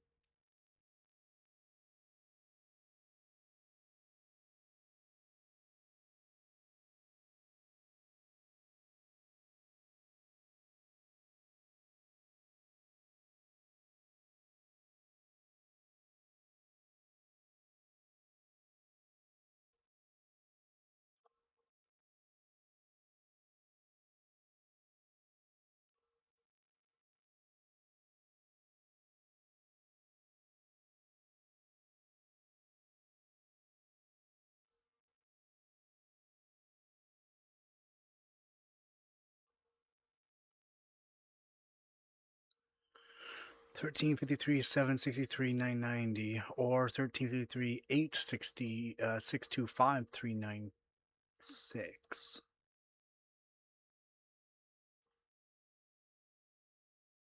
There it is. Oh, um,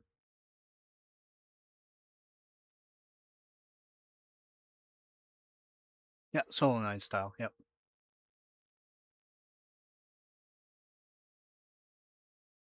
That's one. Yeah, it's trying to get the 2017 model. 2014 to 2019 are very similar. Um, yeah, direct inject there. Yep. Yep. Well, you do have the Countryman. Well, at least it's nicer, bigger car. Yeah, high pressure system. And what they're saying too, when you're replacing them, is you might have to redo the fuel system with a scan tool to make sure it's all working properly. Like reset it. So I'm not sure if you're doing that. Yeah,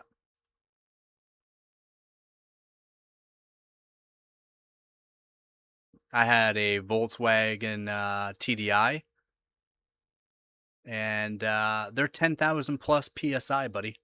I know all about it.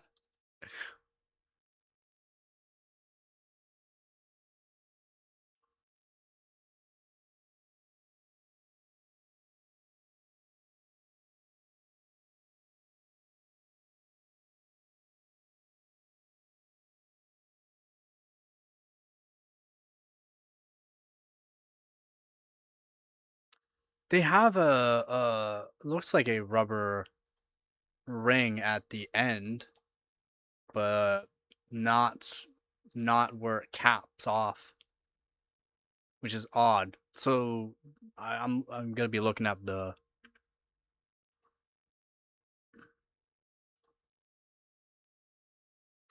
actual inlet for it.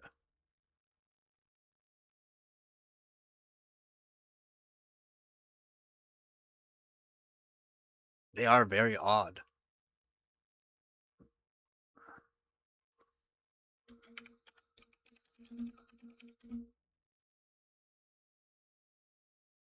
Mm, mhm, mhm.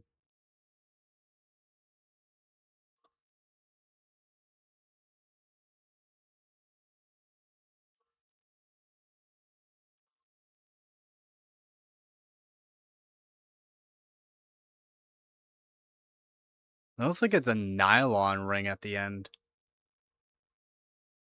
Oh no, that's an older 2007, 2011. That's why it's so hard to find the right one sometimes. Yeah, Countryman right here, 16 to 19. It's what is it using for that seal? Like the top part, yeah, it's metal. It's just metal, no ring. That's what is that black ring?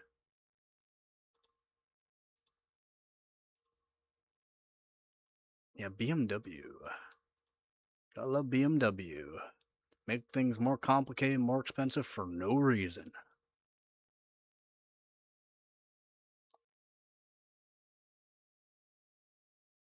Is the seal on the inside of the engine? Why is there like a recess spot where there would actually be something to seal the actual end? It's odd.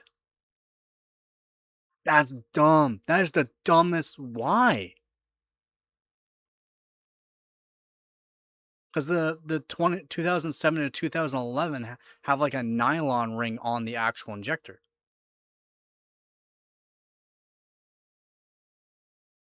Yeah, it'd be one of those three hooked, so they go in and then you can open it up and then grab it.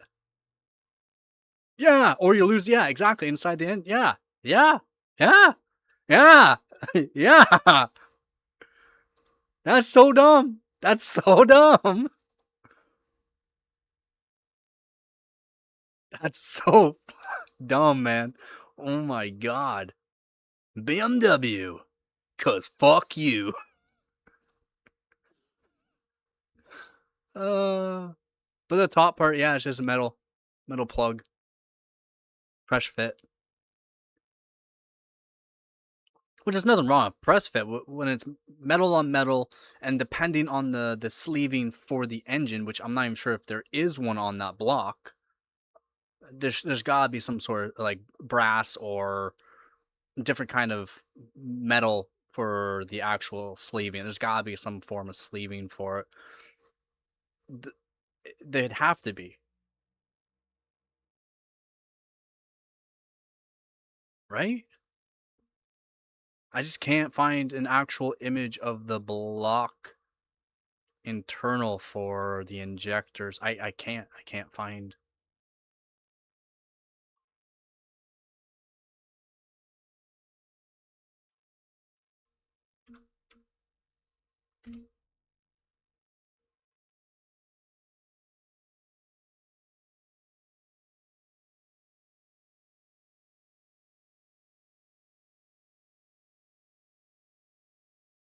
I can't find any images of it at all.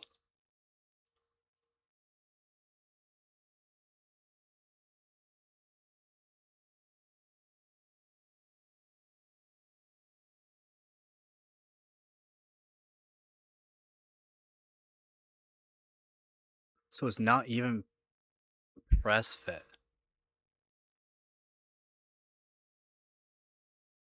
Do you gotta use Loctite on those screws? I would guess you'd have to use some sort of Loctite on them.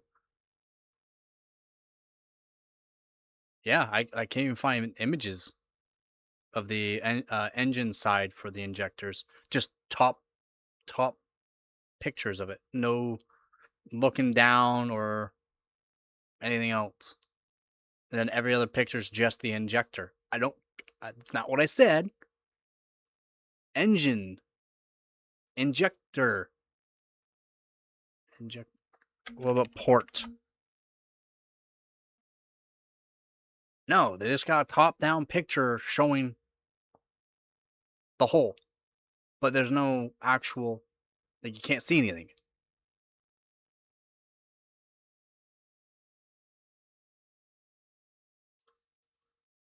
That is dumb. That is very dumb. Everything nowadays has to be built stupidly. I would assume you'd have to use a Loctite on those screws just due to the vibration.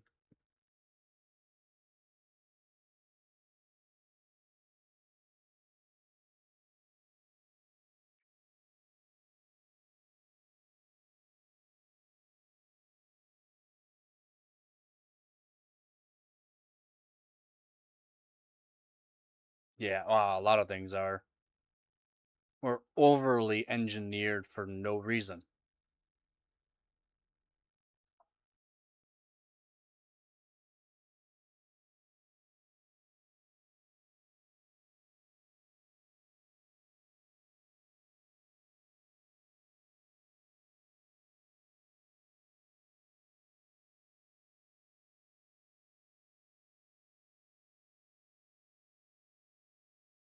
Why the older you get, the more you lick? Why are you gonna lick me? Why? Why? Why?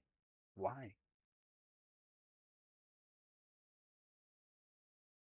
Yeah, exactly. Yeah. At least like getting an injector rail doesn't cost a fortune. That's at least it doesn't cost a fortune.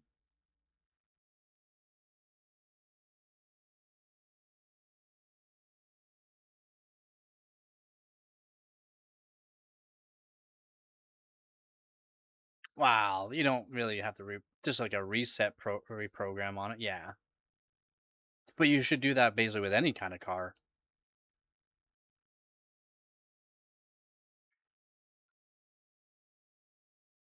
That's my opinion though, but to each their own.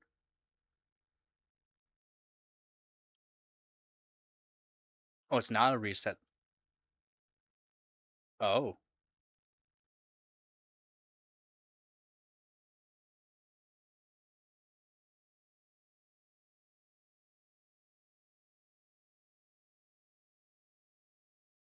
even though it's basically factory injectors. The flow rate's the same.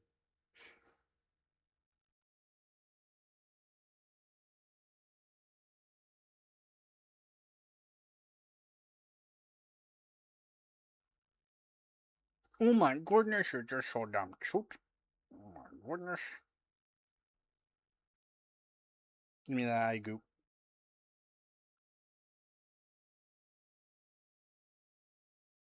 I got it. Good girl.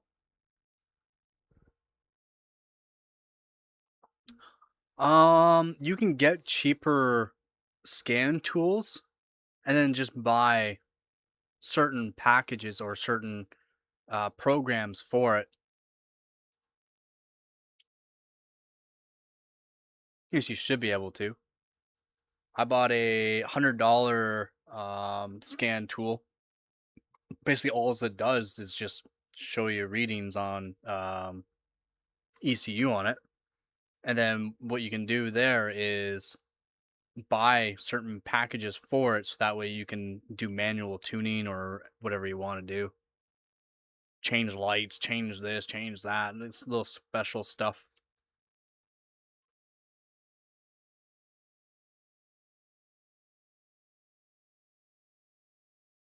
You should be able to buy certain just cheaper scan tools, and it should be able to write to it.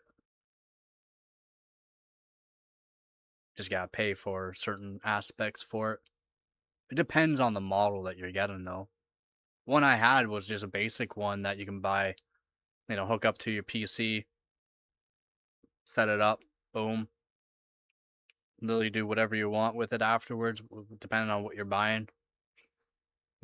Small manual tunes, change, let's say you have an LCD screen or something like that, change it so it says your name and turn when you turn on the car and a whole bunch of other stuff.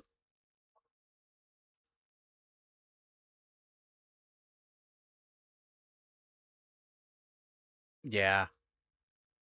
Still gonna cost. I wonder how much it's gonna cost. Probably $75 or more just for them to do that, like within 3 minutes, get it all done for you. It costs you like $75 at least. What, my cutie pie? What? Why are you gonna do this? Hmm? What? A few hundred? That's wild. That's wild. BMW, cause fuck you. That's wild.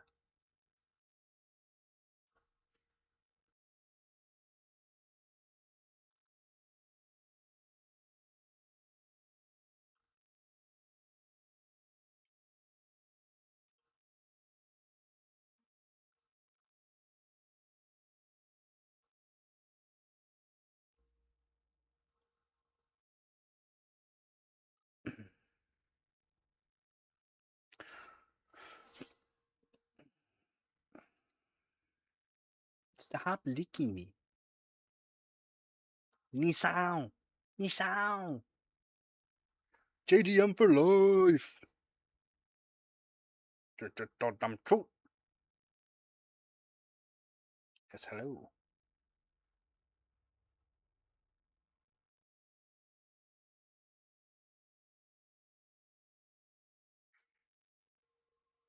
Oh, man.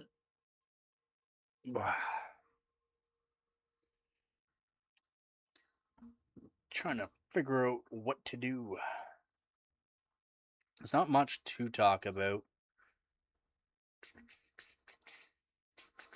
Just talk about how retailers are screwing people over for the prices and that.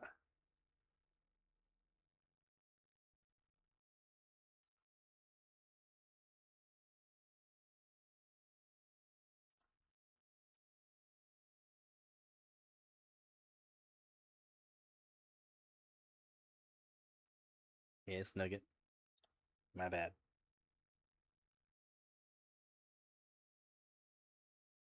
If you know, you know.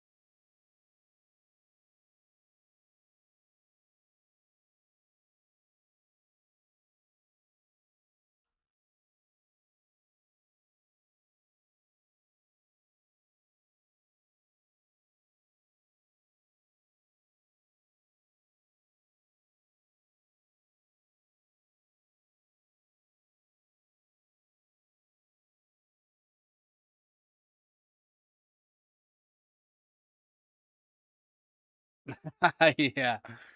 Yeah, I guess, yeah, I guess happy Valentine's Day, I guess.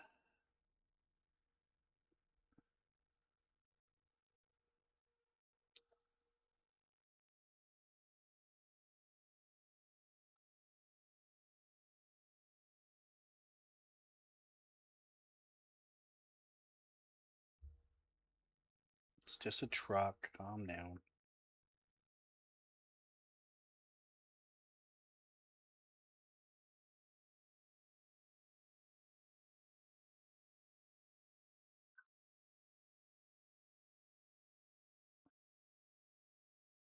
The chocolate holiday? Yeah, some chocolate right now would be nice.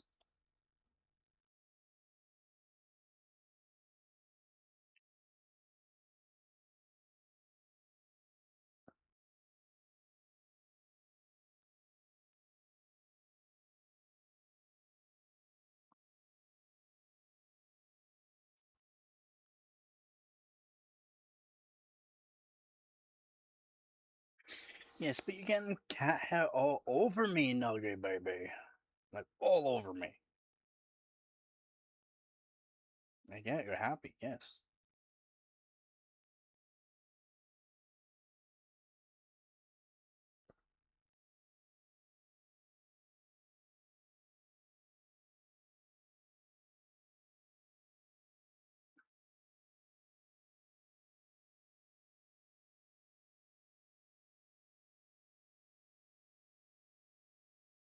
Yeah, plus they sound really nice.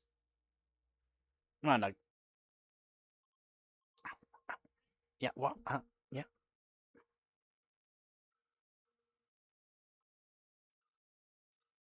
Yes, they do.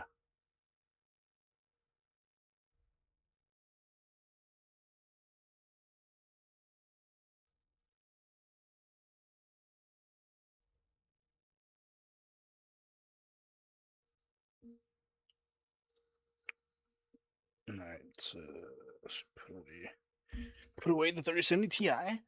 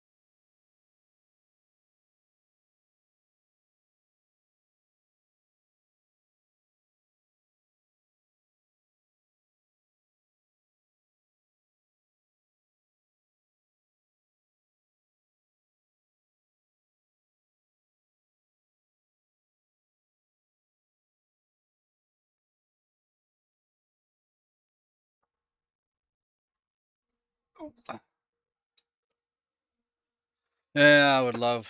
I used to have them, but lost them in some moves.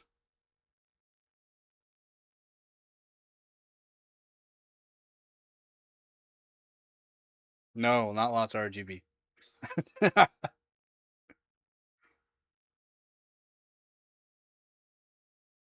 The EVGA posters cost a lot, man.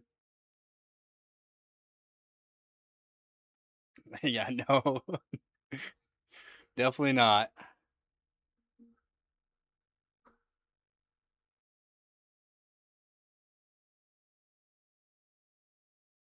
I mean, I got one.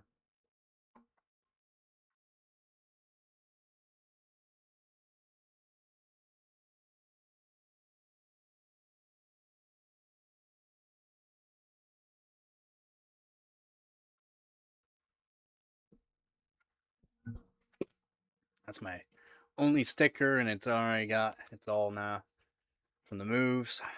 Kind of got crumpled. Should be able to smooth it out if I ever put it on something though. So that's the only upside.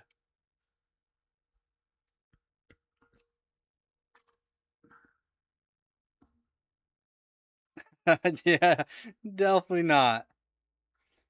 I can't even say yeah jokingly. It's I literally disable it or unhook it from everything.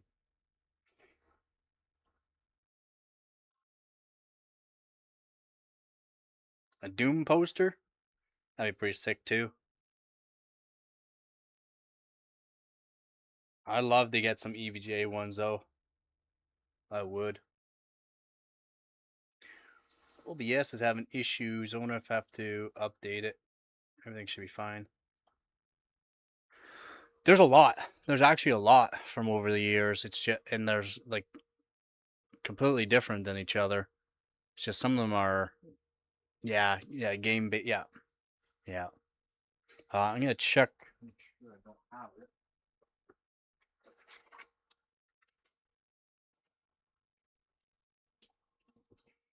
My 1080 Ti box here. EVGA. Got the original 6-pin to 8-pin connectors. This one's in original packaging still. Haven't used it at all. That's for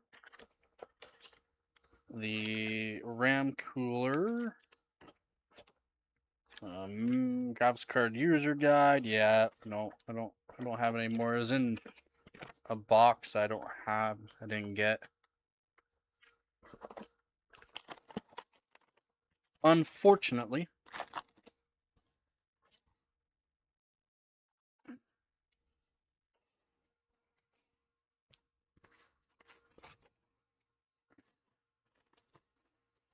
Yeah, have it set on manual update. It's the best way.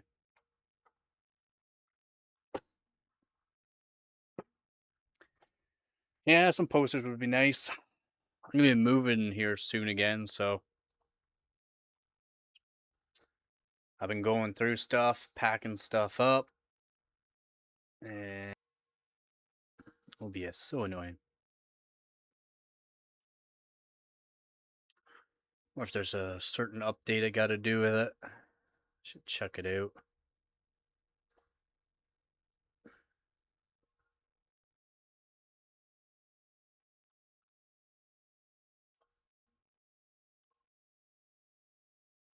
It's just OBS crashing on me.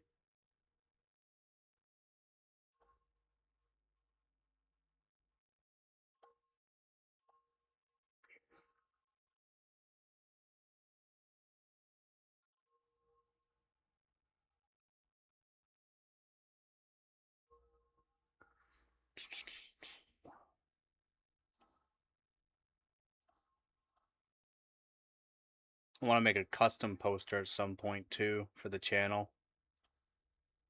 Custom poster.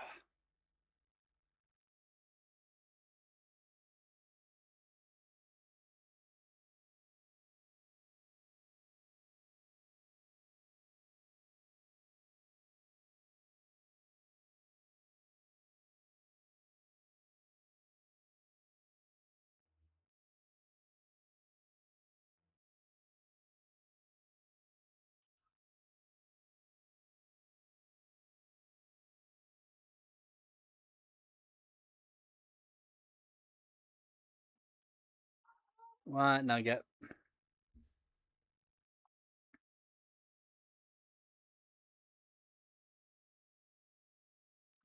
My phone died, and now it turning back on, going nuts.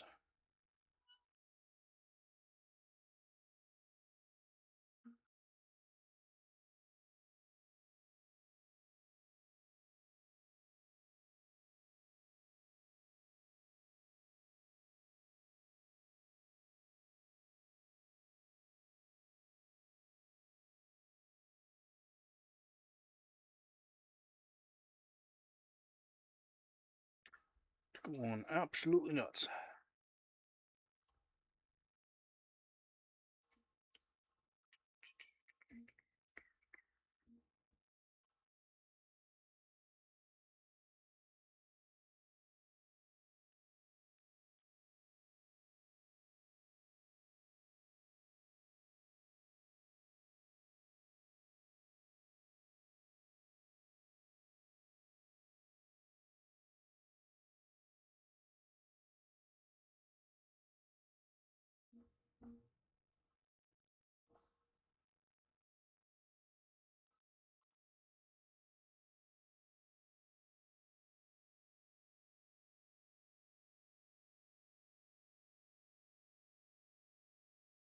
Almost like Splinter.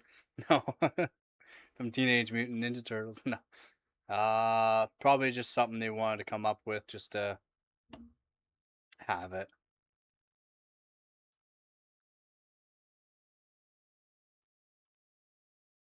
It's a nice poster, though.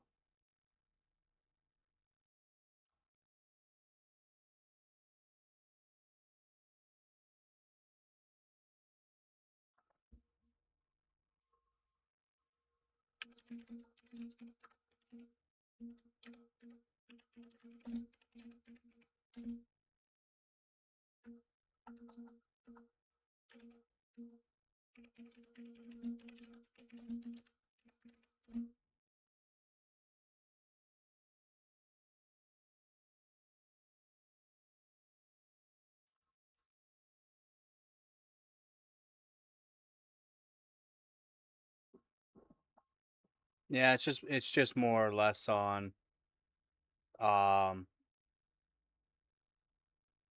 like sleek performance, stealthy,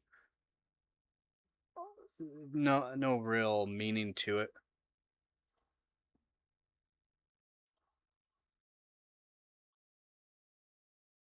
Yeah. Um they probably want about 40 at least. At least $40 for it. US.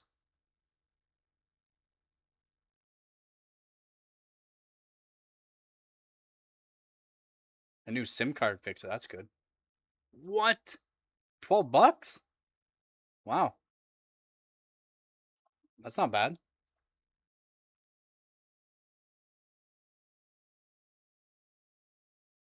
Not bad at all. There's some that stupid prices. Yeah, that's not bad.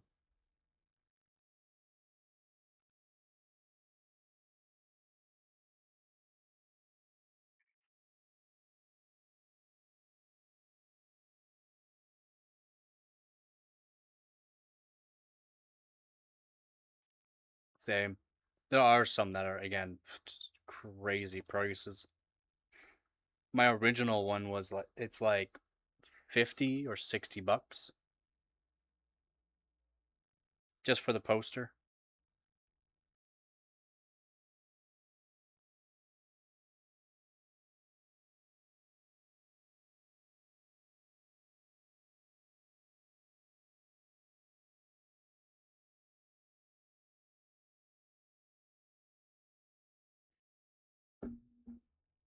Mailed from Canada.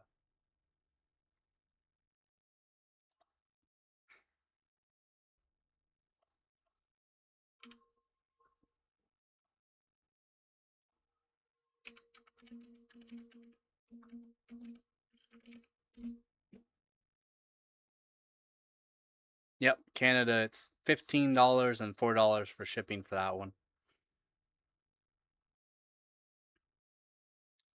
Oh yeah, the arm yourself one, over $200.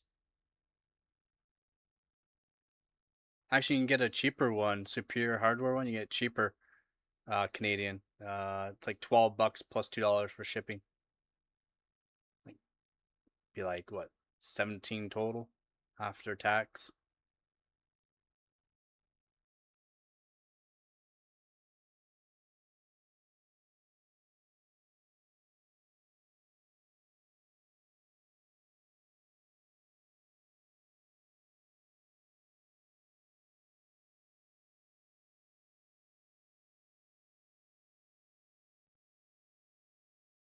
Wait, with the graphics card, or is that just wow? You can get the GTX 1060 Superclocked edition with box, poster, and GPU for about 170. It's actually not bad. I mean, it's way out of my price range, but all original. It's nice. Ooh, a 980 classified's actually not a bad price. That's crazy. Or best offer. Wow.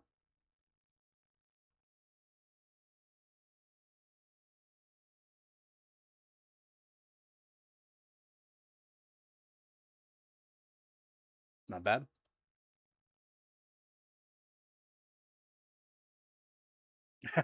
Yeah. Yeah. Yeah, they are dope. Yep. The one I had.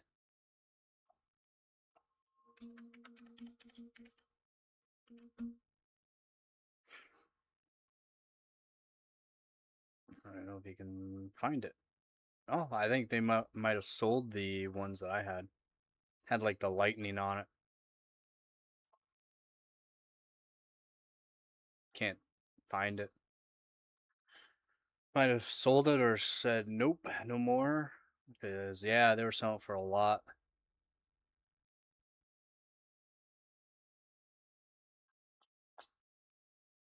Ooh, UJ 980 Hydro Copper.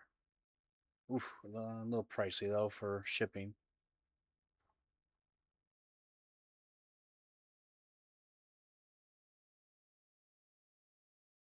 Not even sure why I'm looking at eBay right now. Too much. Yeah. Yup. Best way to do it.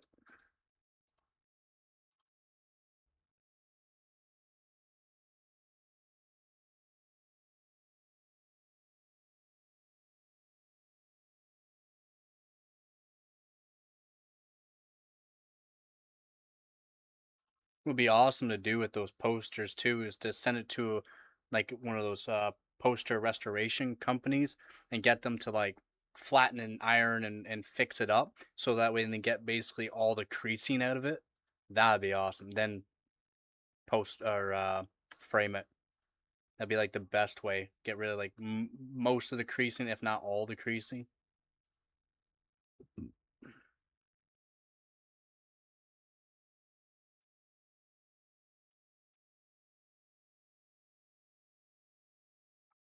Yeah, there's actually not too bad pricing right now for some of the cards I would like.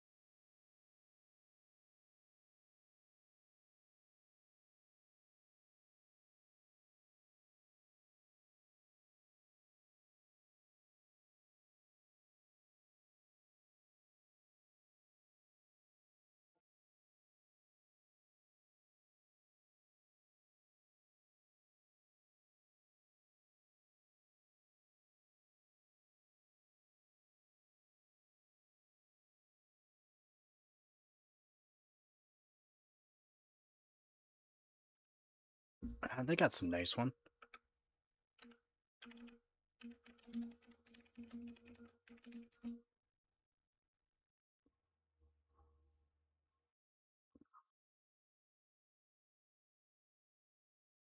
A lot of them are game related though.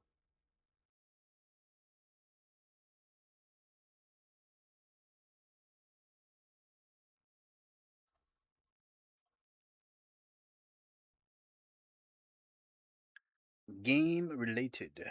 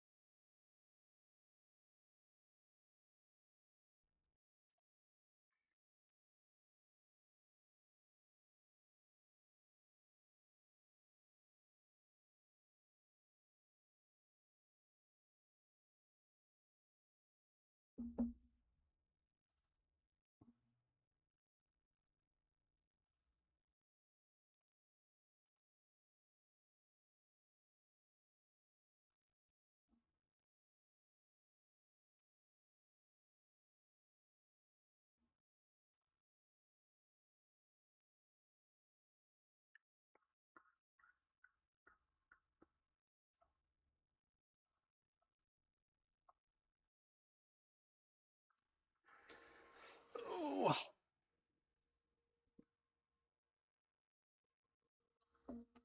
maybe I'll put together the 280 Super to the block.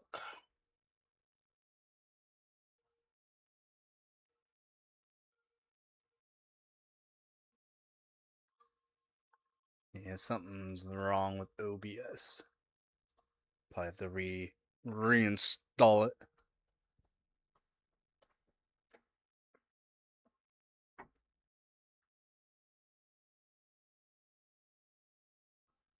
$180 Super.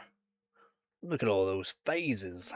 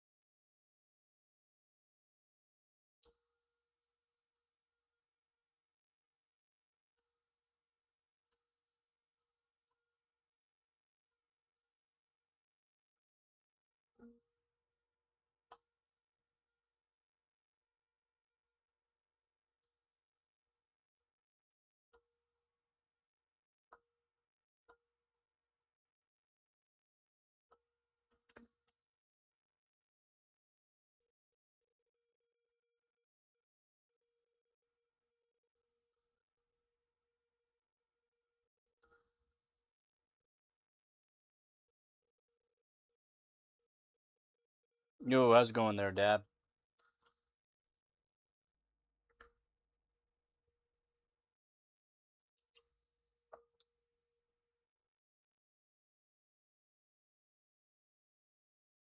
Just putting the water block back on the 2080 Super.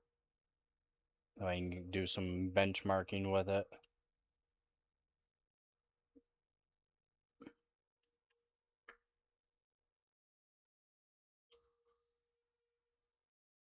Yes, it has been modified. Every single card I own, modified.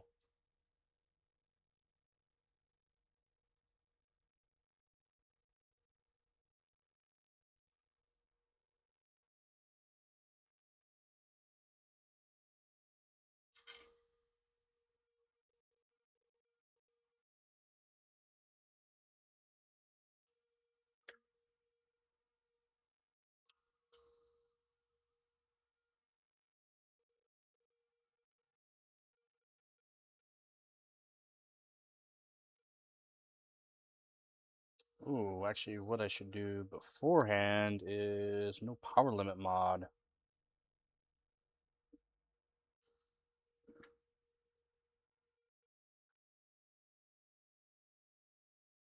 I should probably do that. Had it on it, but I had to redo it.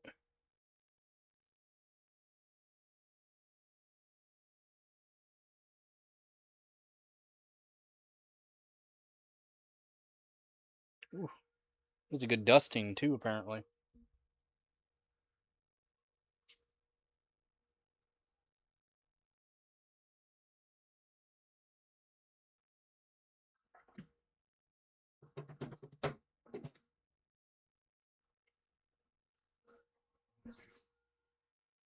Nope, I have not.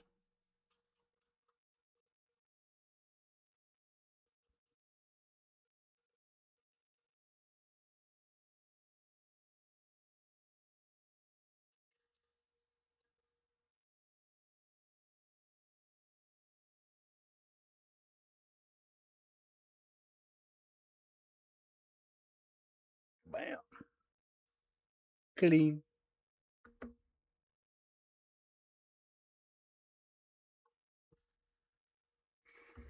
And now this side.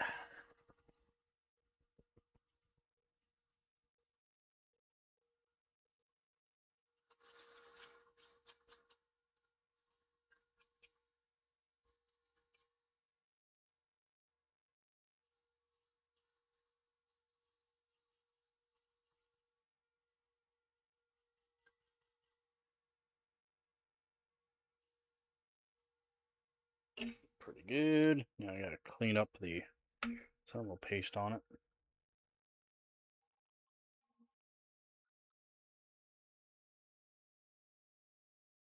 Really? Wow. That's wild. Hopefully you feel better there, Dad.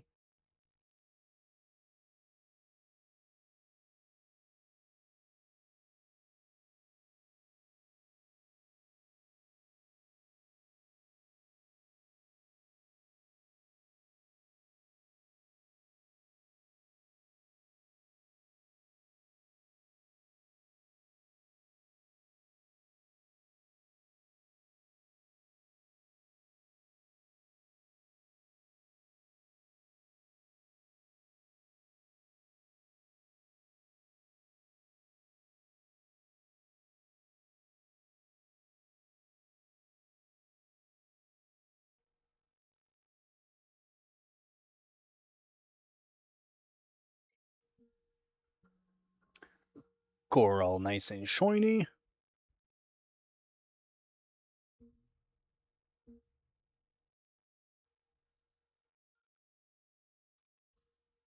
Yeah, no doubt.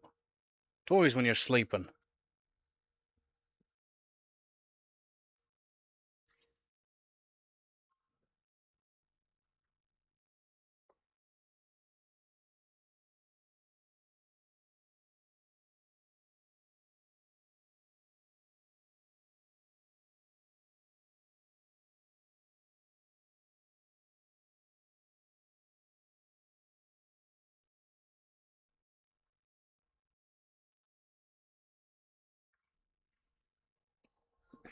Alright, the thermal piece spreader. I gotta clean up the block too.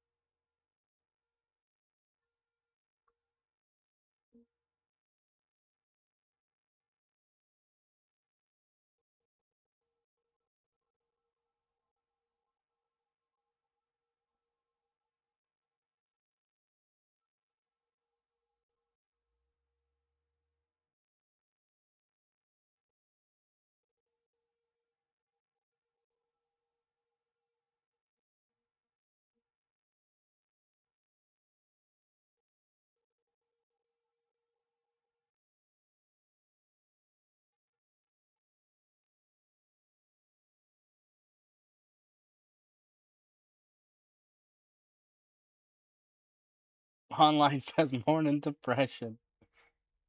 Wow. AI helping you feel like more like shit every day.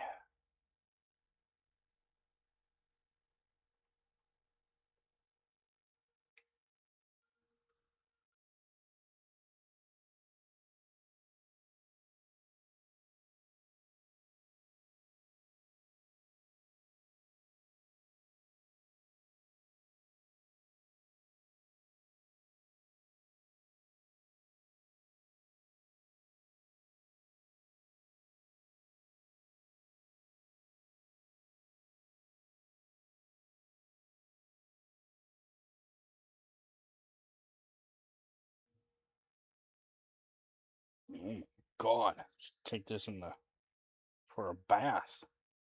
I didn't realize how bad it was.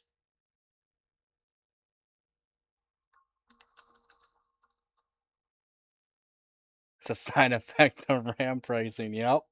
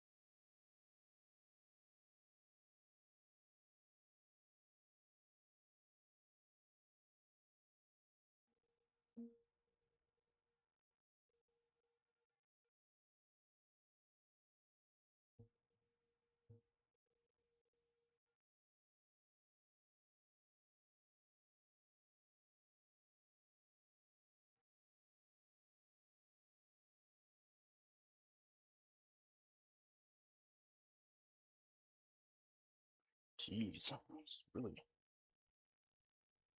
really bad.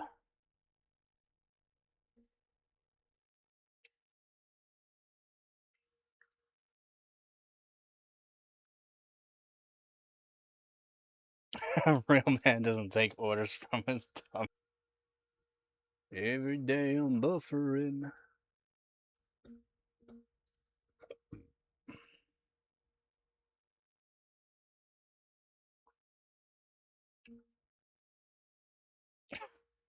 Yeah, I think I have to re-download OBS. Something wrong with OBS.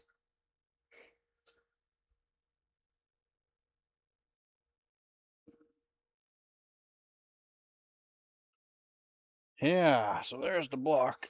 Ugh. But as you can see, I've let it sit a long time and now it's all dirty. So shiny.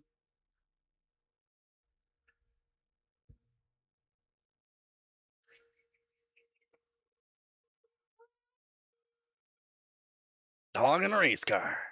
Or you can get like a nugget. Hi there, nugget. Go lay down. I gotta put this together. I don't want cat hair in it. Thank you.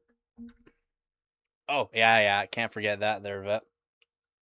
You definitely cannot forget that.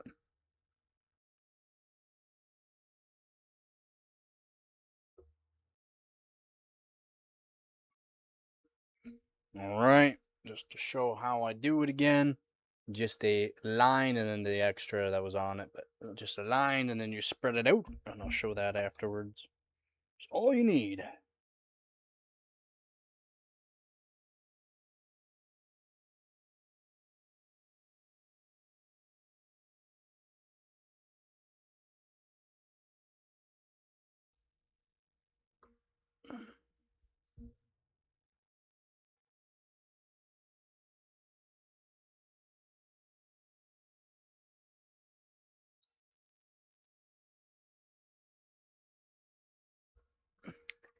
Villa. Well, it's hard to tell, but Villa. No. No. And whatever left on the spatula, I'll just put on the GPU, core. We don't waste anything. Oh, bam. Oh, bam.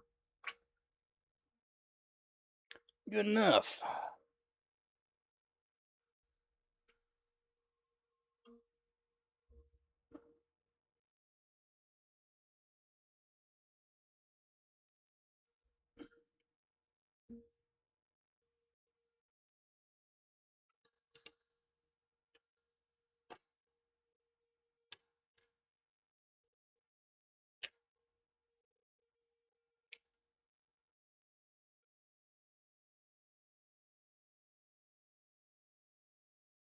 Go. Pull it up. Nice. That's why they call him Dabotron.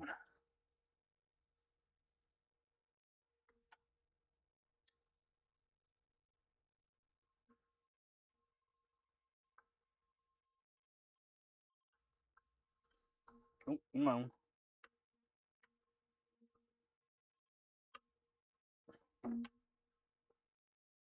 Stupid connector. Such a annoying one to do.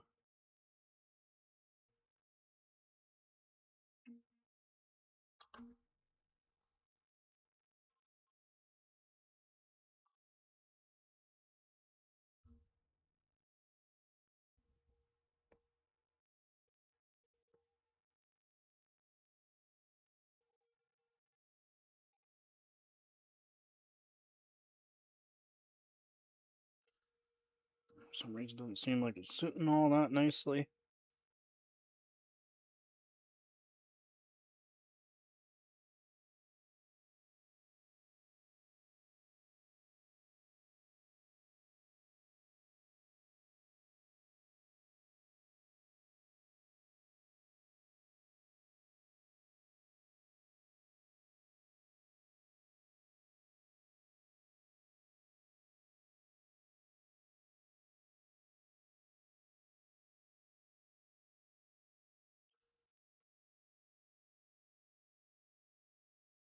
Good.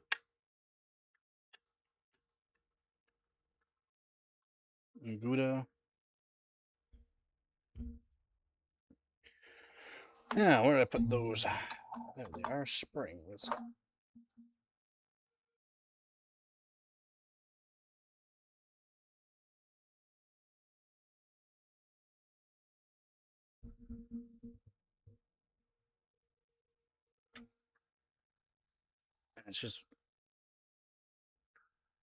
It's just the green stuff.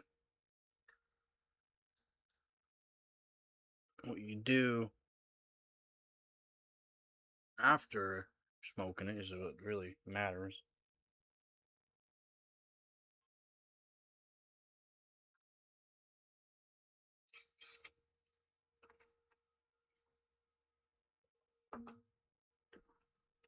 Keep your brain active is the main thing.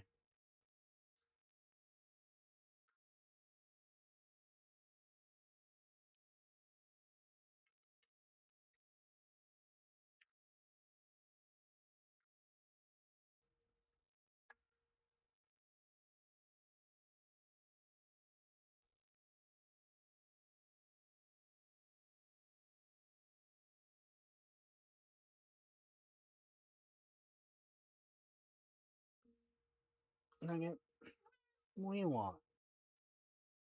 What? Yeah, what would you like? What?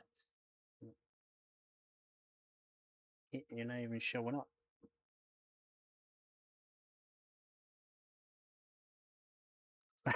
Yeah. I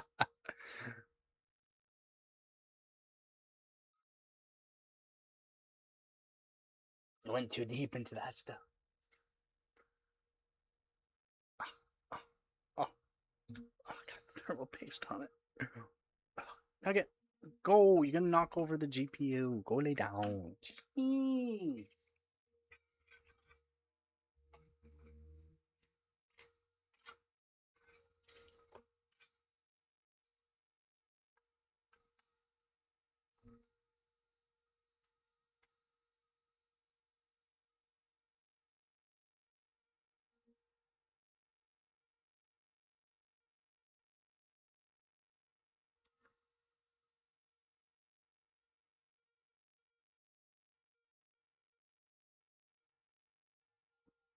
I don't know. I don't have an issue with nicotine.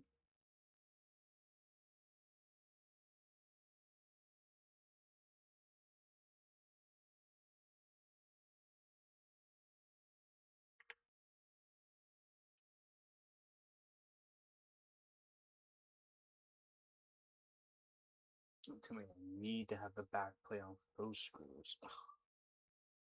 Well, that's annoying. Oh, of course I did. Of course I did. Of course I did.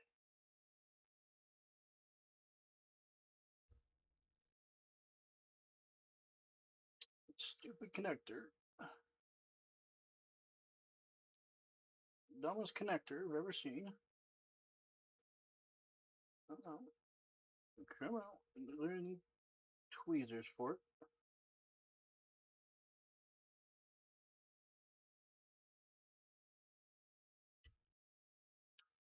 Come on. There you go. There you go.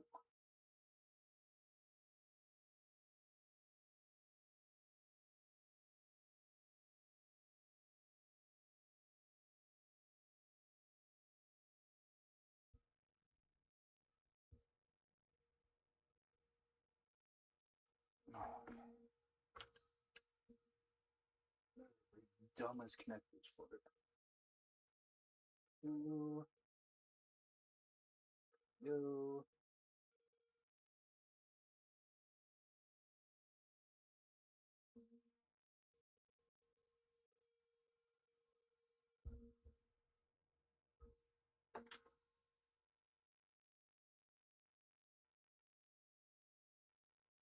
Yeah, I hear you there. It's one thing I just can't seem to quit. Maybe one day, but not today.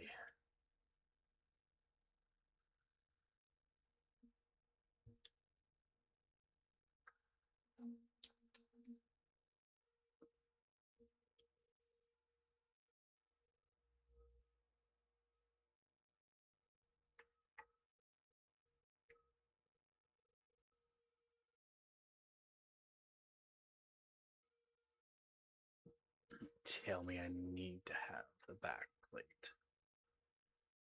Oh, where did I put the screws for it?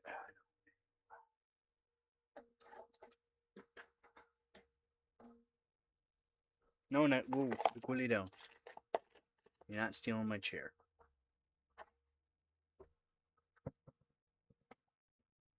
Ugh.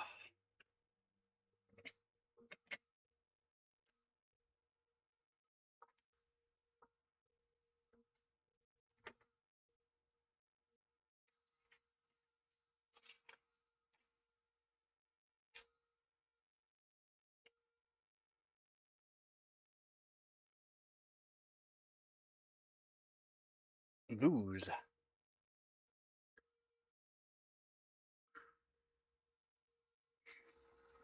I did export a greens, no filter, for a very long time.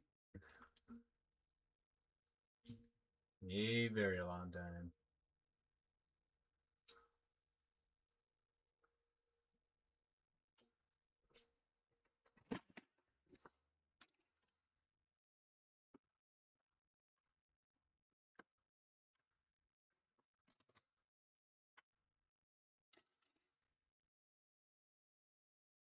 Oh.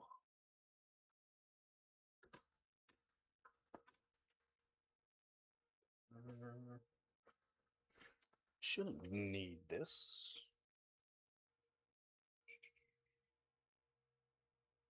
Can't put it on there if I wanted, anyways.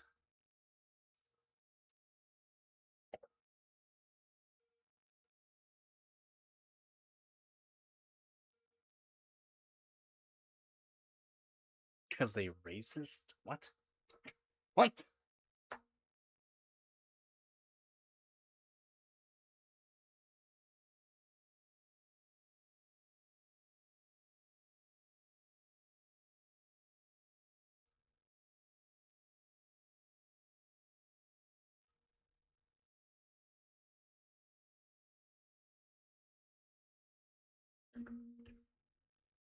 Oh, is that not the right one? Where did I put the screws? Matt, what are you doing? What are you doing? Huh?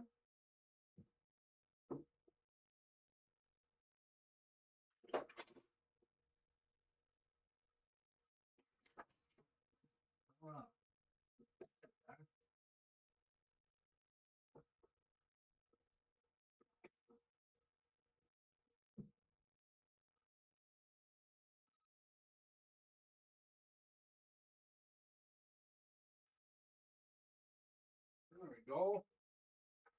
There we go. I found the screws. I found the right ones.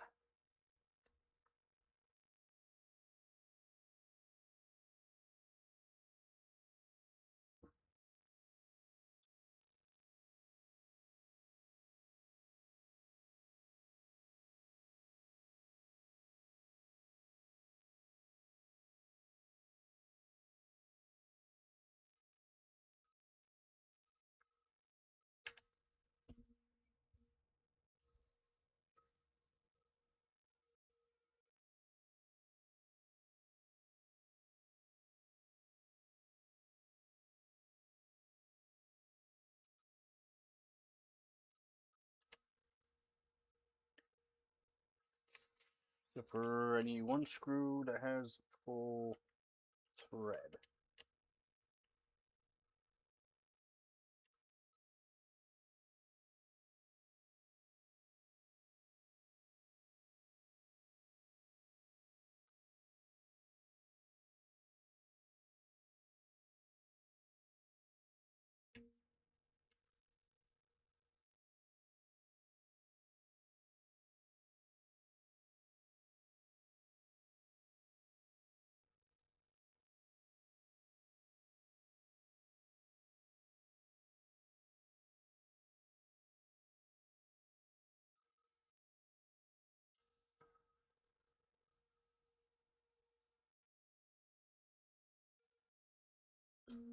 Need the other one. I need that one. No, why?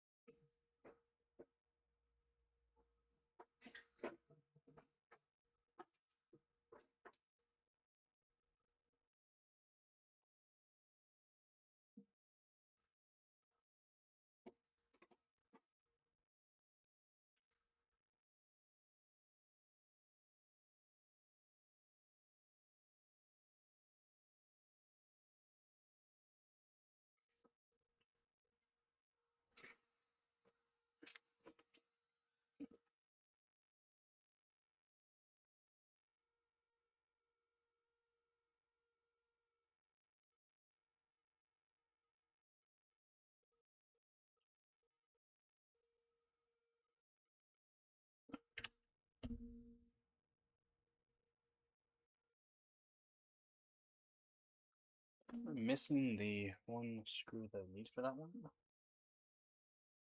But it looks like, yeah.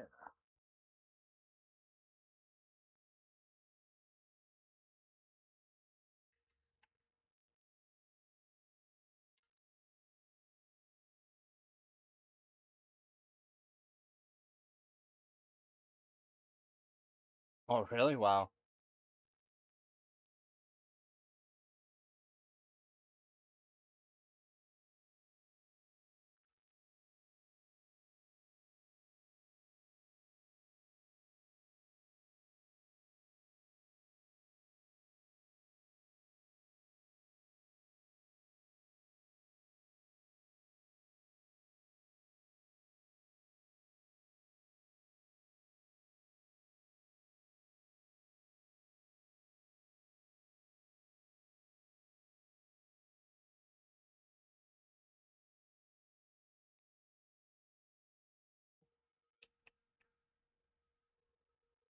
Yeah, exactly. How ironic.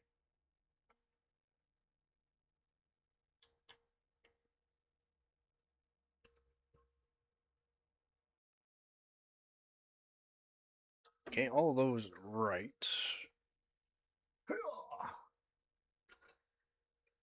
Ah, the box of random screws. Let's see.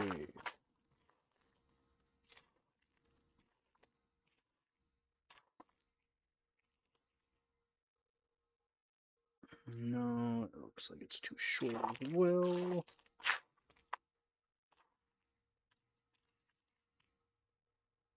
Same.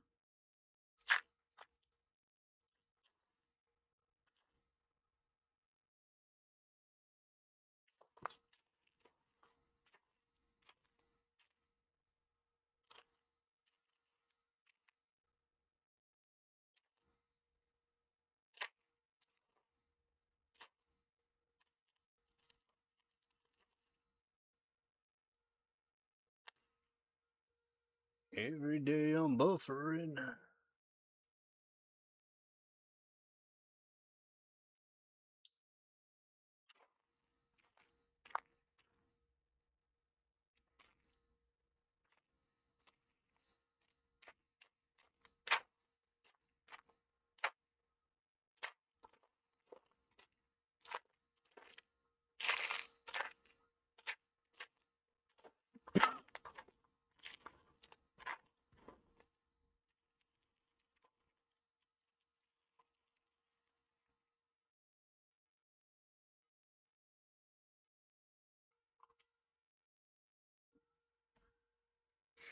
Yeah, so many at work.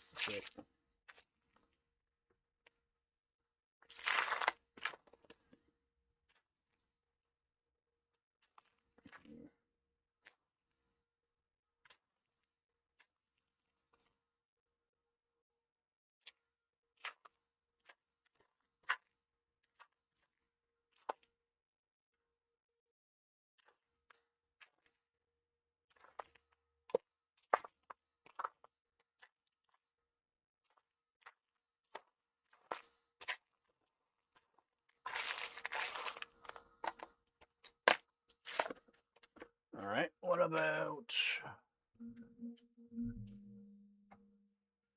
here?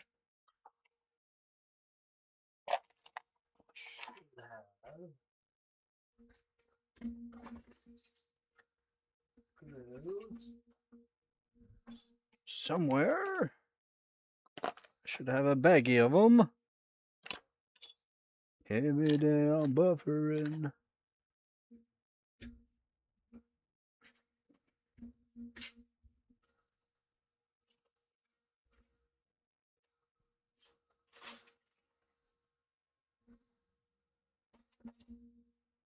Where's my baggie? My baggie of screws. Hi. No.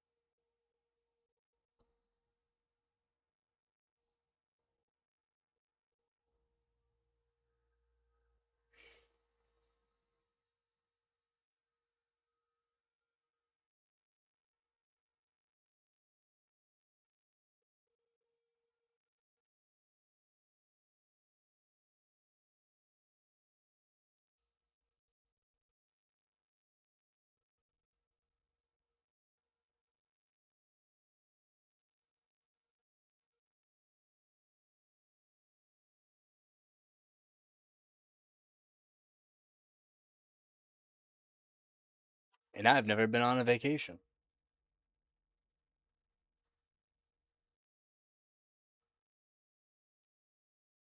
Ah, I did not.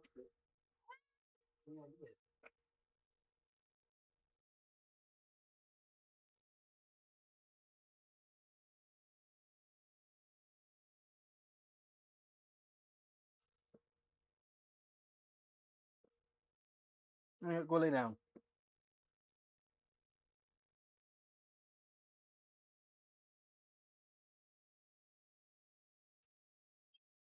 Wow, why is it such a pain in my ass?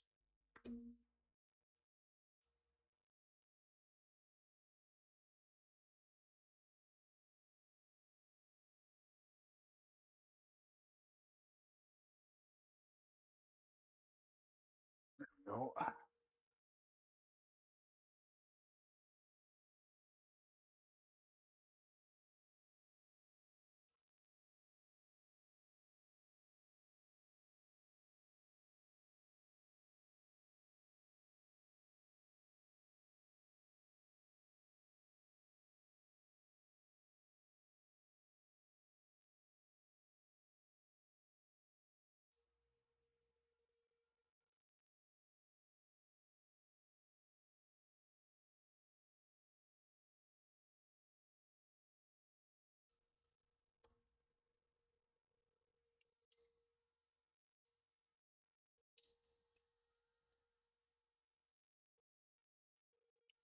Nope.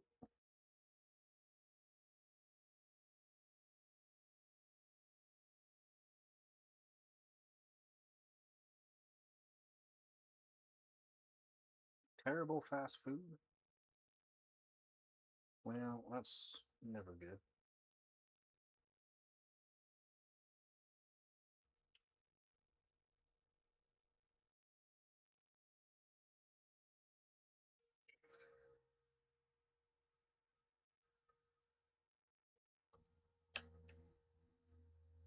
Oh, got the sticker.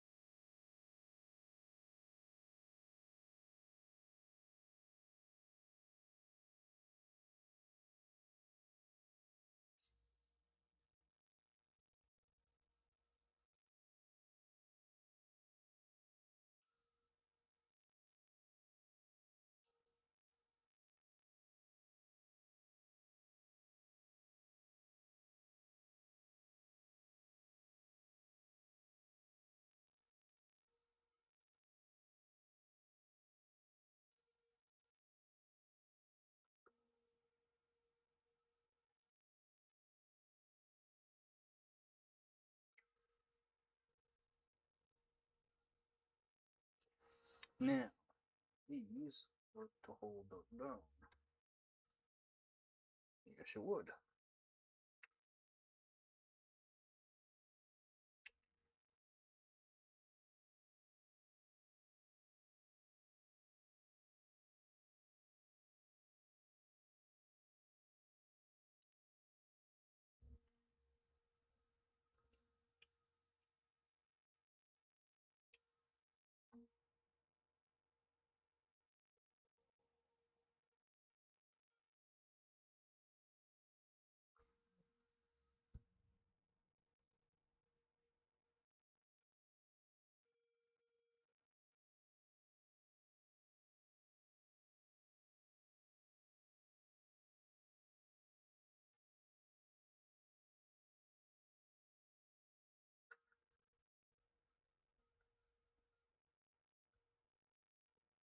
There we go. There we go. There we go. Needs a little bit of a clean, but there we go. I'm not going to put the back plate on because it is modified. It is modified voltage control, so I can't put the back plate on until I take that off, whenever that might be.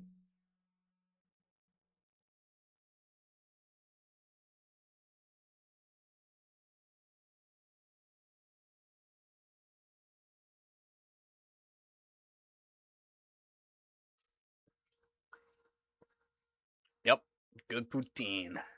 Poutine.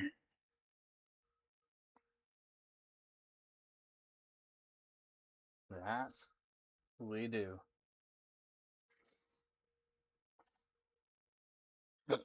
All right, so that's that.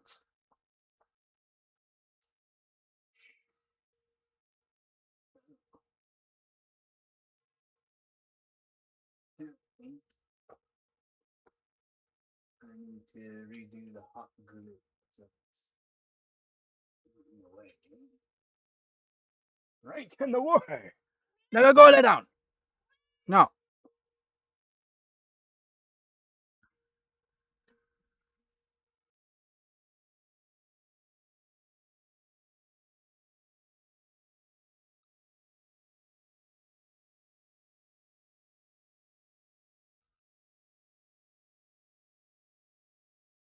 I see my 600-pound life.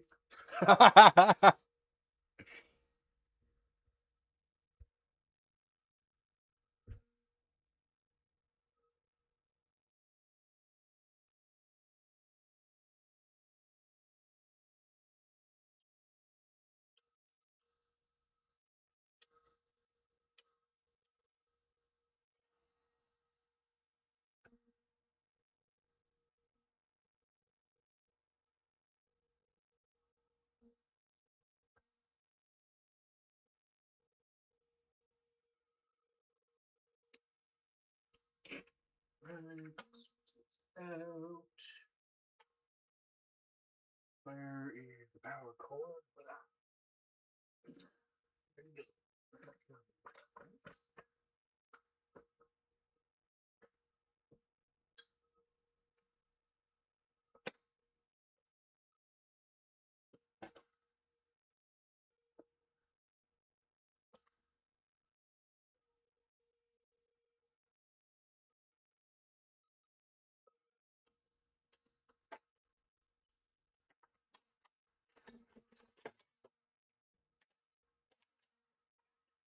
Coffee.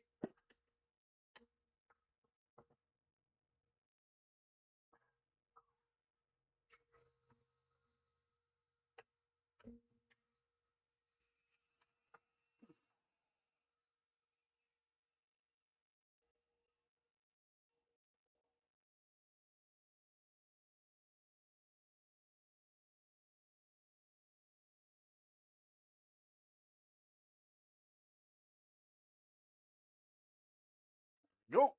I realized the voltage control on it was in the way, so I had to just move that over. Easy enough, just some hot glue holding it on right now, so that should be good for some benchmarking now. Should. Not saying it is, saying it should.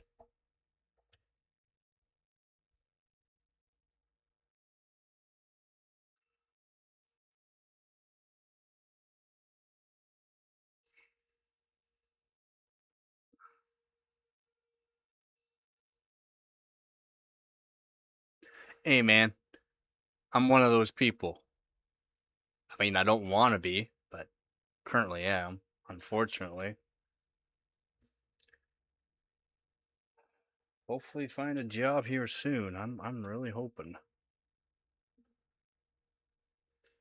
This is getting ridiculous.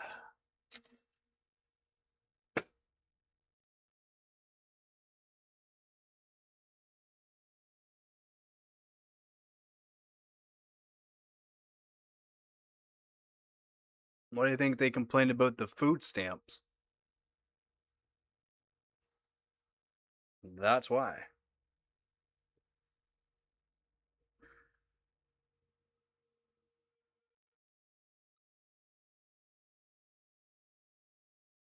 Cool. I want to do 2, and I should do switch that over.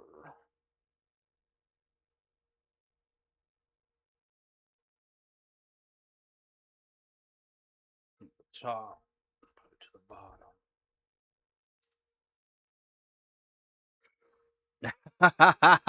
Yeah, overclock toast. Yeah. No.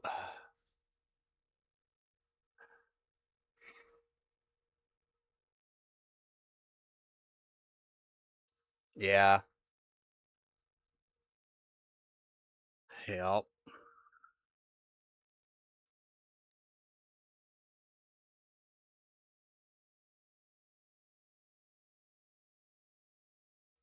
I don't get much. I mean, after the rent, I got literally like about $50. Wow, $70 after paying rent, and I gotta make that last.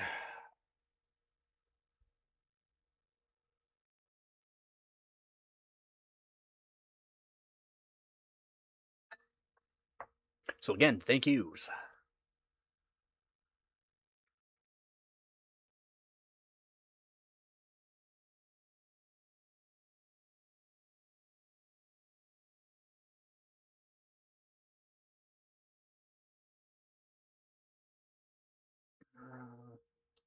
Yeah, because those look. Yeah, they are. Is that for every single one of those? There's two, eh?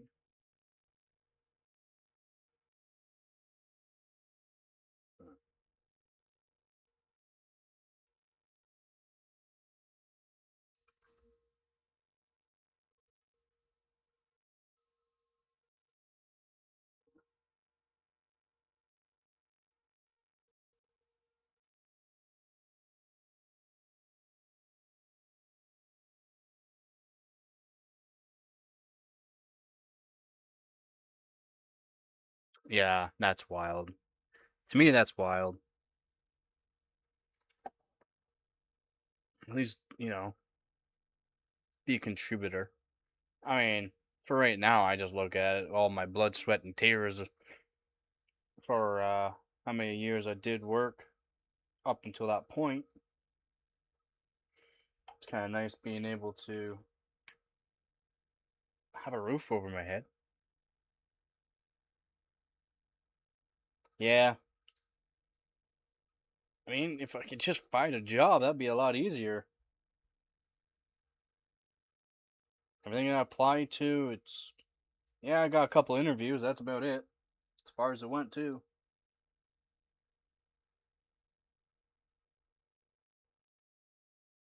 I mean, all the jobs I apply to, I'm also overqualified for. So, what seems to be the issue? I don't know. I don't know.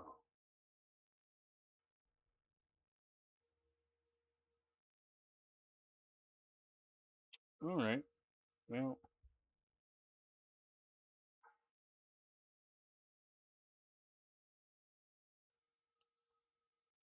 you have to re-download OBS. I don't know what is going on with it. Yeah, that's wild. That's wild. Yup.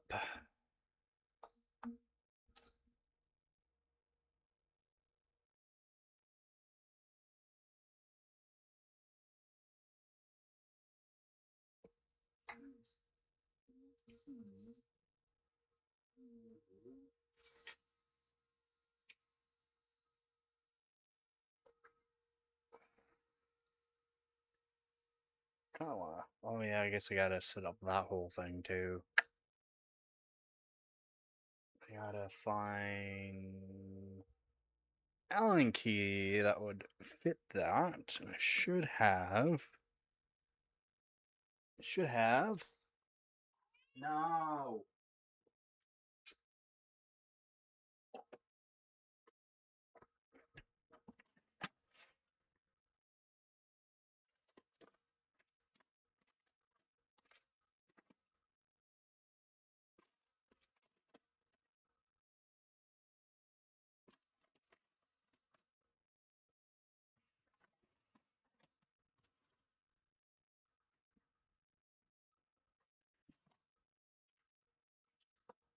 Um, is it in there? Why?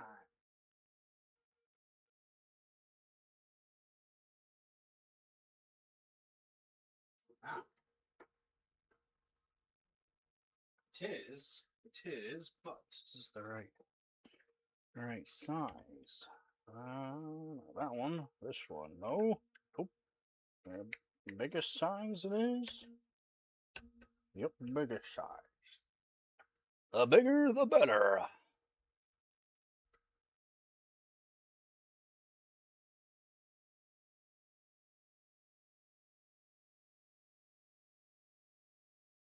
Yeah, exactly there, Vep. Yeah, exactly. Yep. Booming. Uh-huh. Booming.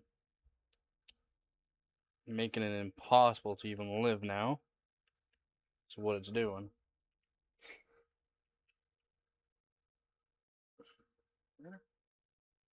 That over to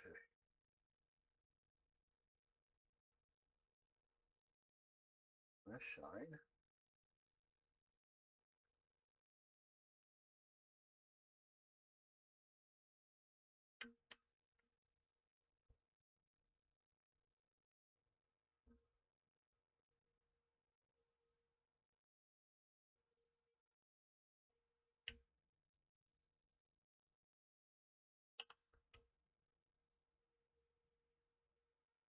This one.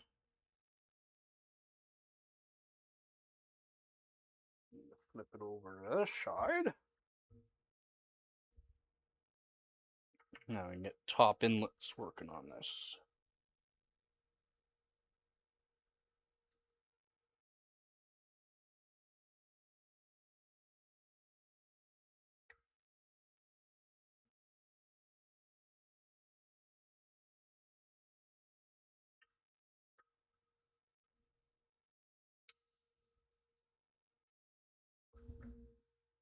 Go. Top inlets is the way I'm going to run it. Just make it easier. Make sure nothing hits the controller on it. That should do it. That should do it. That'll do, donkey. That'll do. Yeah, exactly. Yeah. That's what's is brutal, man. Just everything is so much more. Yeah. And that happened here around my area back in end of October. Just everything just went way up. It's like I could barely afford food to begin with. And now it's it just went up again. It's like what? Like wow. Yeah, October last year, end of October. That's when you guys helped me out again, and oh my god, it going over. I'm like, man, like this is what I normally get. This is generally what it would cost. I can't even afford what I normally get, and that it wasn't even much. It wasn't even much, and don't know why it went up at the end of October. Hamburger, just the cheapest hamburger you can get went up like $3-4 per pound.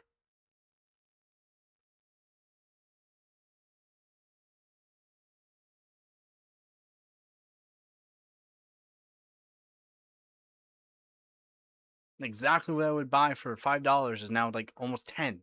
Almost 10.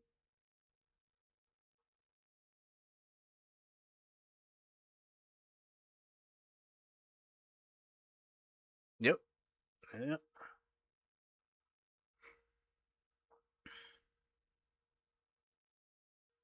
Yeah, I have no clue what OBS is doing here. Um, yeah, I mean, gas here is like $1.50 per liter. Oh.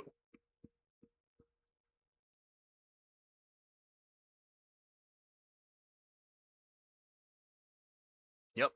There's no good deals. There's nothing. Nothing.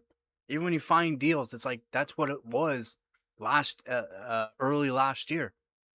It's like wow, wow. Prices just become wild. Just give me a minute here.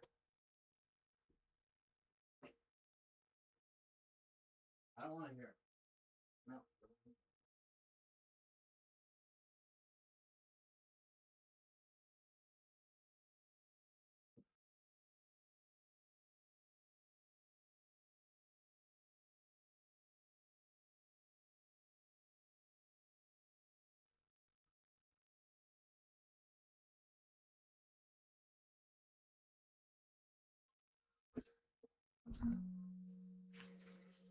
They have to, right? They have to.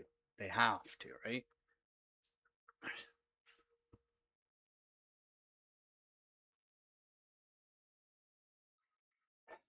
At least in the States, they're going in the right direction to help steady things, make some things more affordable.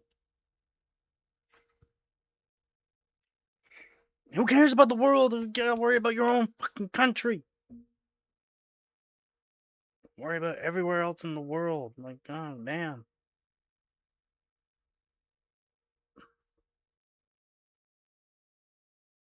Yeah, you guys aren't doing half bad right now, in my opinion. A lot of people might disagree on that, but come live where I am. See the price difference, how much your dollar's actually worth.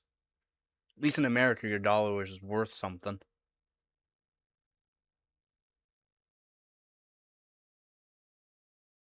Yeah, but it shouldn't cost more because everywhere else in the world. That's why having your own manufacturers built, making certain things and that, right? It's what matters at an affordable price.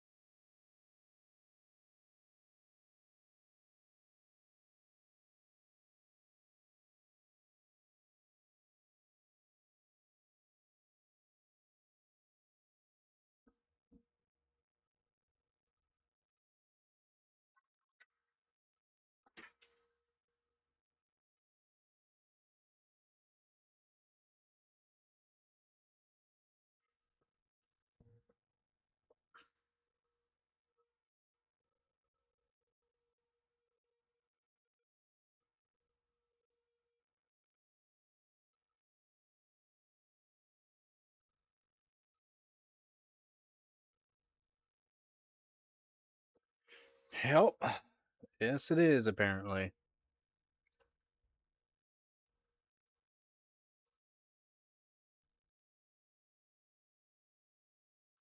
I think everyone is. Hopefully they are.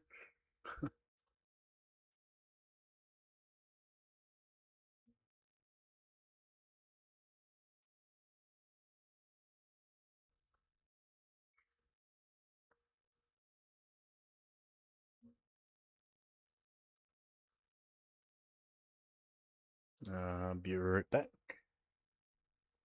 No, not yet.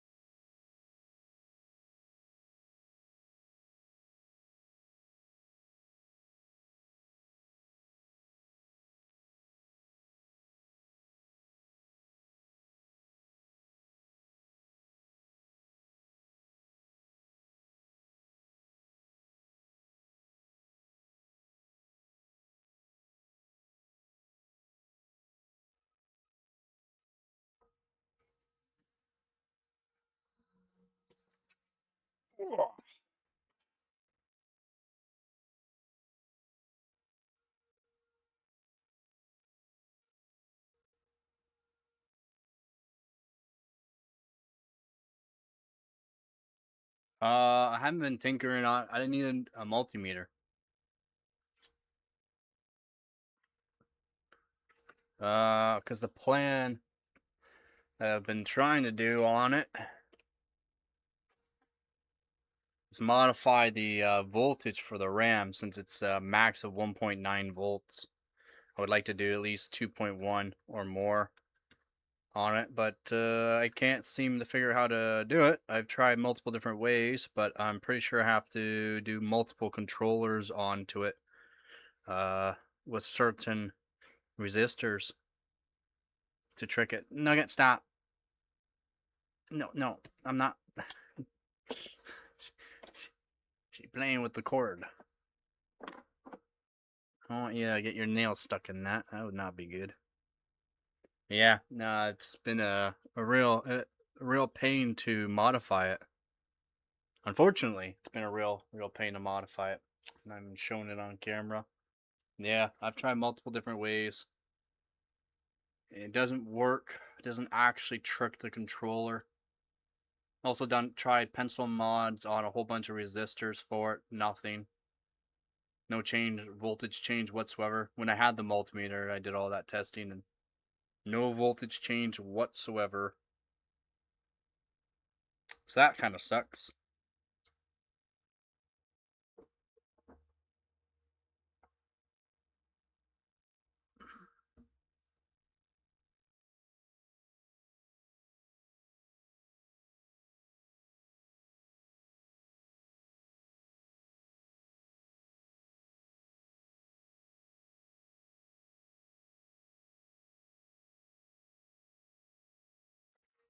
Almost clicked it.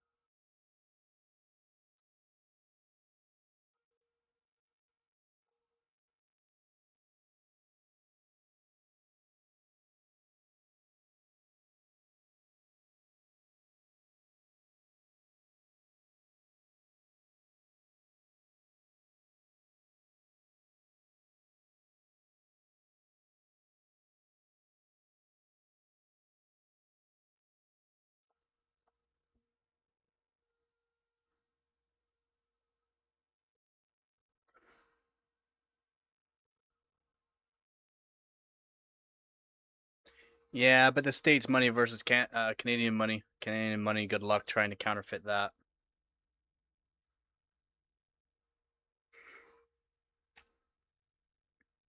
Basically, a good luck.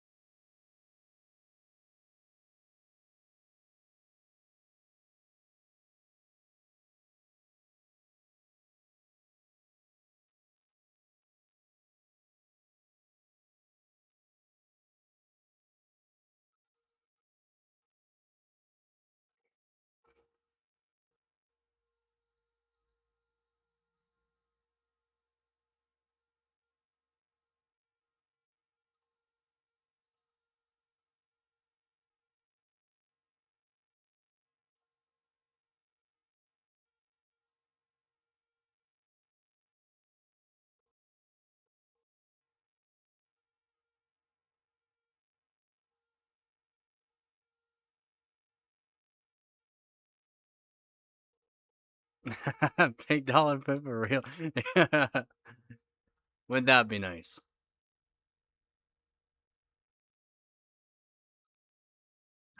With 130K in fake frames.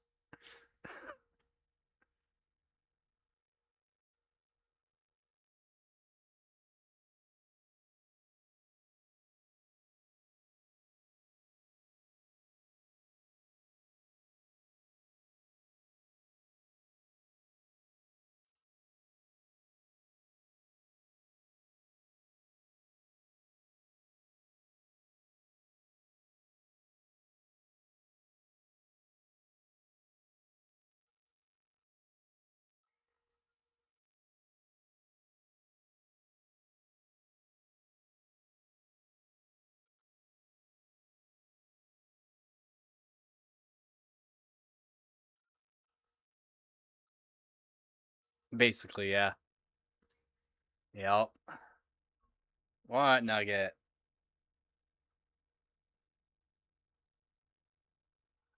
Somebody getting hungry? Yeah. Okay. Starving? All right.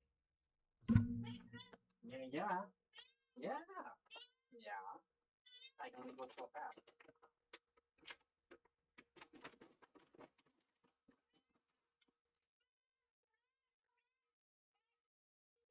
Bro, wait, wait,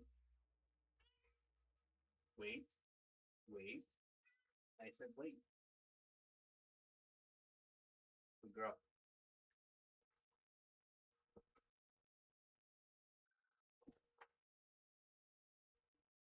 They give one, yeah. Nope.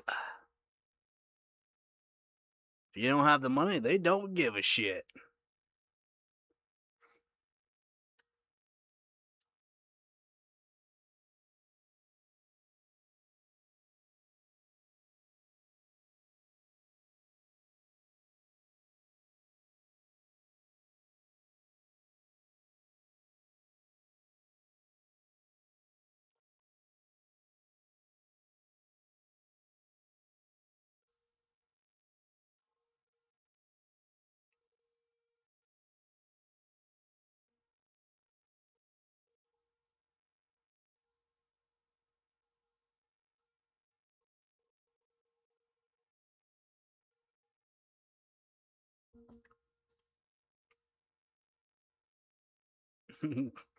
Just wanted a GTR.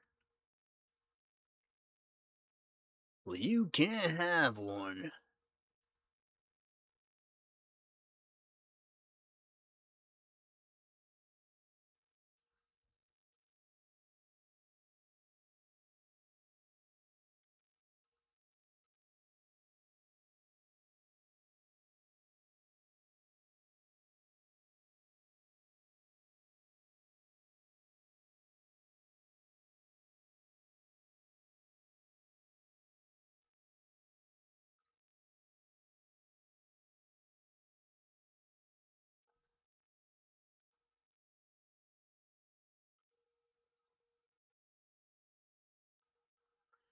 Okay.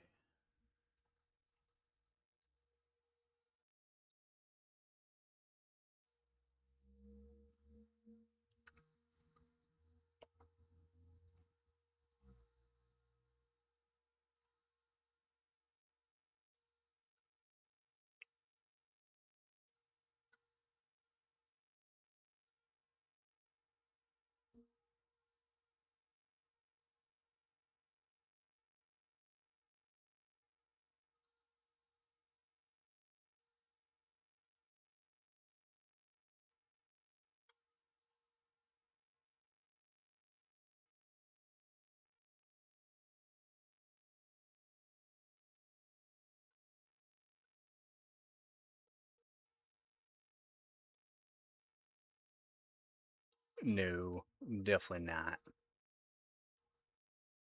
It isn't at the same time.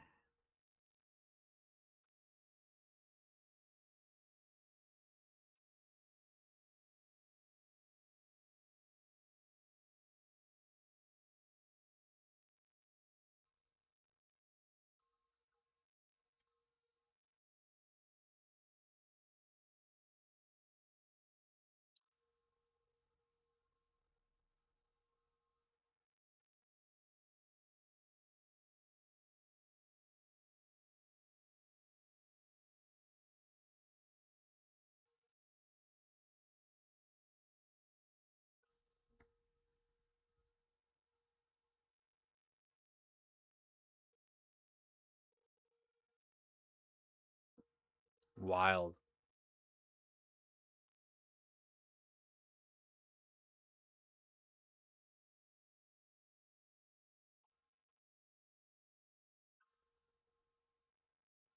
Yeah, I had one that was did MMA.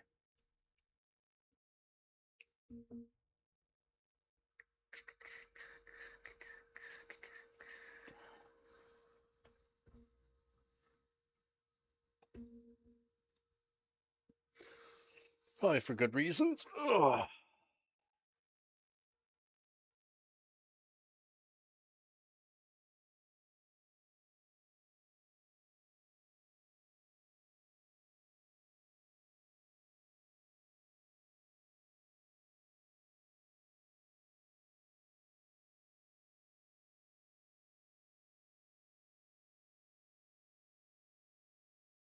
It's doable.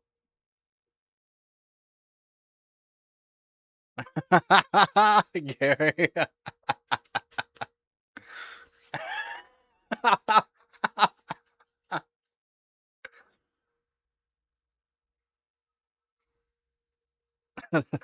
How's it going, man? Yeah.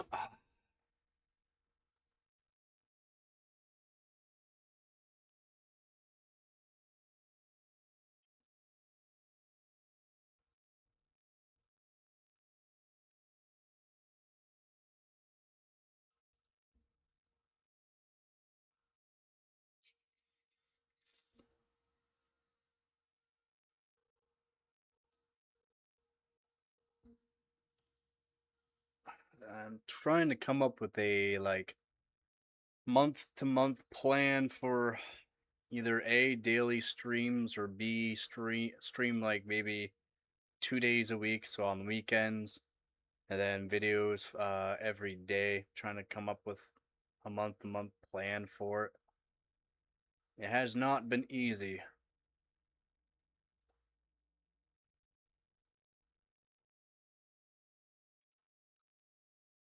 Yeah, doing all right.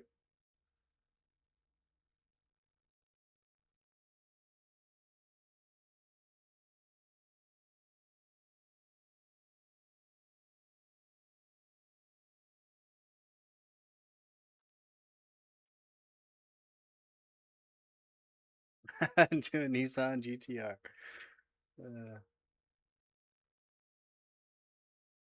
How's it going, Theo? Yeah,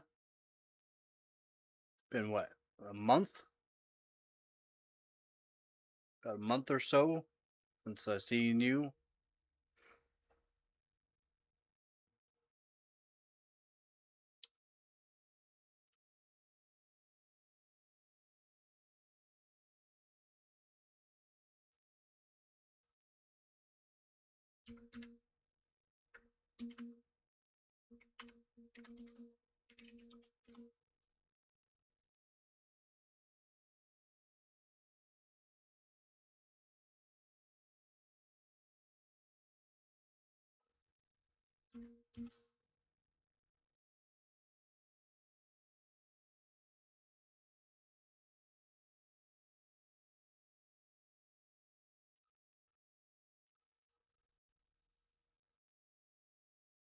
Nice. Glad you're on holidays. Hopefully they're doing all right. Hopefully it's good holidays.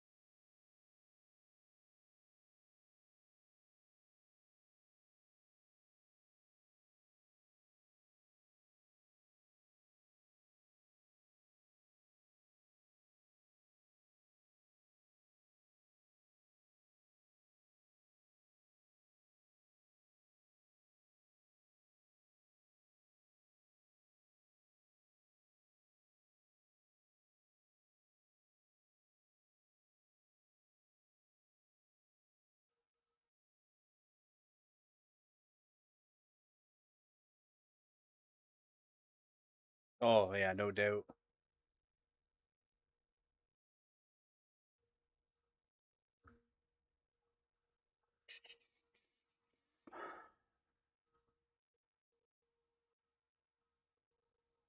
No doubt.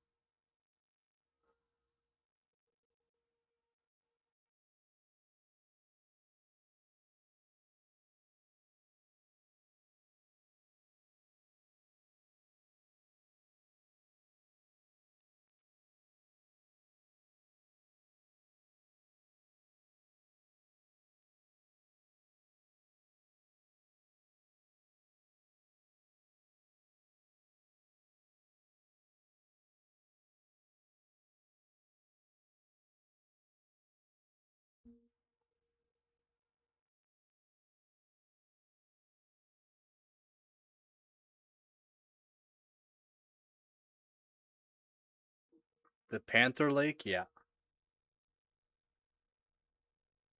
Yep. That's why I've been talking about the Panther Lake for almost 2 years, about a year and a half now. Yep.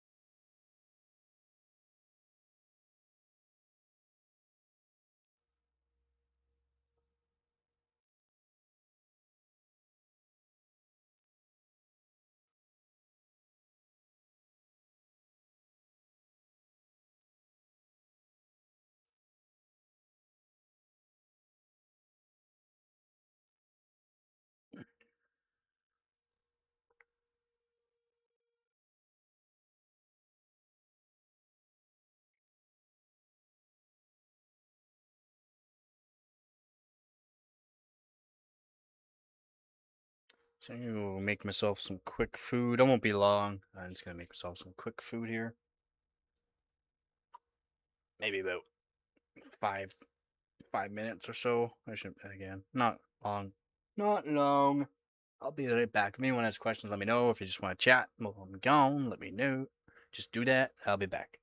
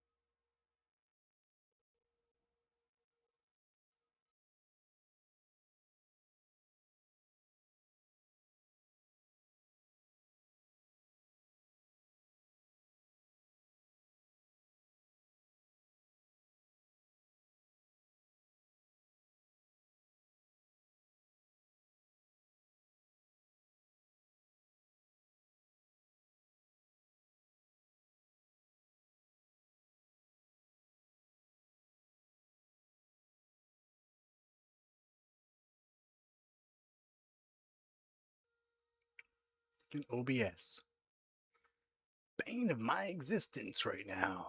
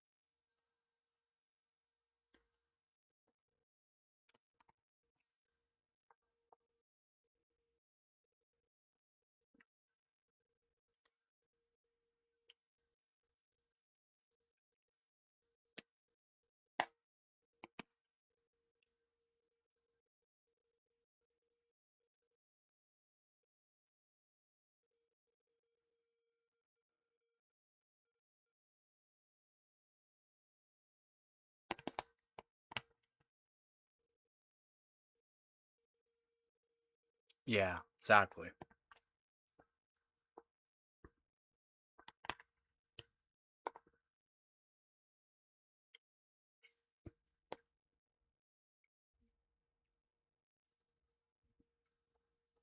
That's why hopefully the newer laptops with the Panther Lake will be beneficial.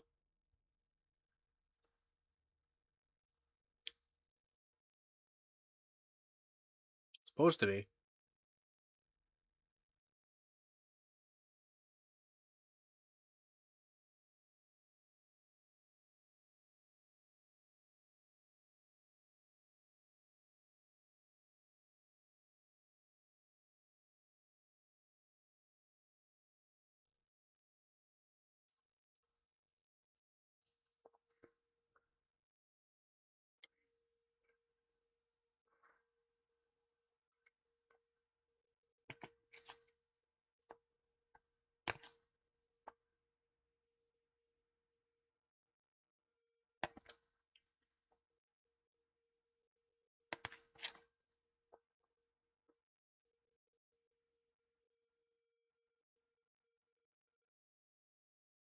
Yep. But even still, adding on a dedicated GPU just makes it better.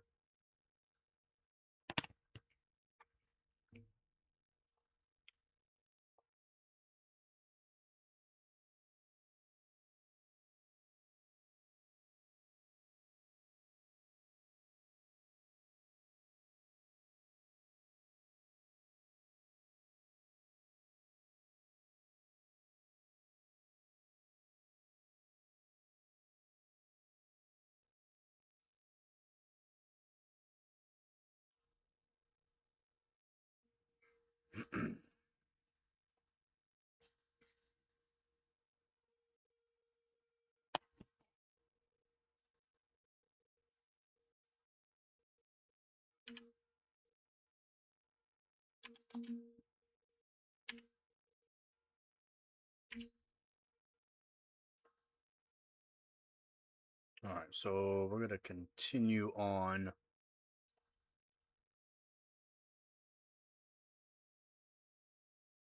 this.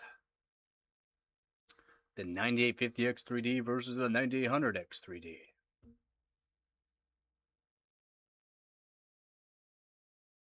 Like, they're so similar.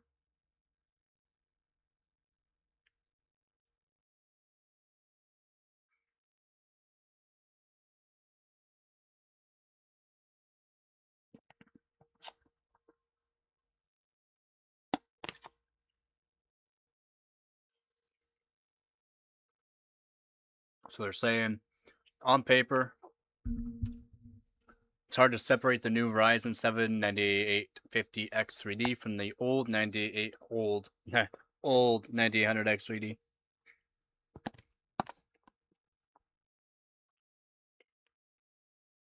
They're both CPUs from the Ryzen 9000 series, built upon the 4nm Zen 5 architecture with a 3D V-Cache implementation on top. Both CPUs use AMD's new X3D architecture, which passes SRAM under the CCD to give the cores direct access to the integrated heat spreader.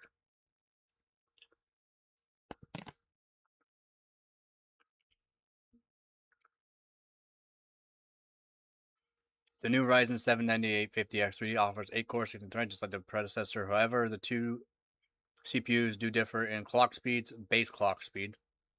While the base clock of the 4.7 gigahertz is shared by 2, the boost clock is different, as the new 9850X3D can boost up to 5.6 gigahertz compared to the 5.2 gigahertz of the 9800X3D. That is the only difference between the two CPUs.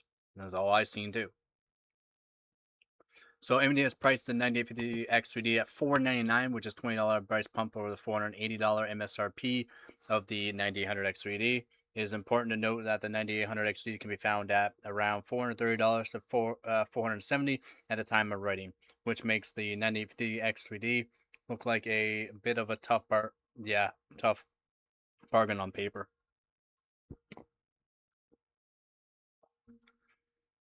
So by the looks of it, AMD has kept it really simple with mid-generation release of the 9800X3D. At first glance, it's basically better binned than the 9800X3D that can give you better boost clocks and potentially sustain a higher clock speed for longer. But does that bump in clock speed translate into real world benefits? Not much.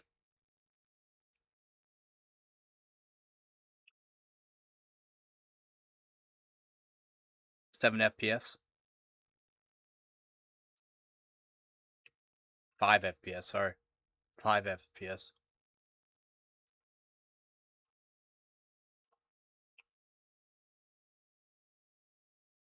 Gotta look at the 1% lows more or less. Not much. Yo, how's it going, man? Yo, it's Joe.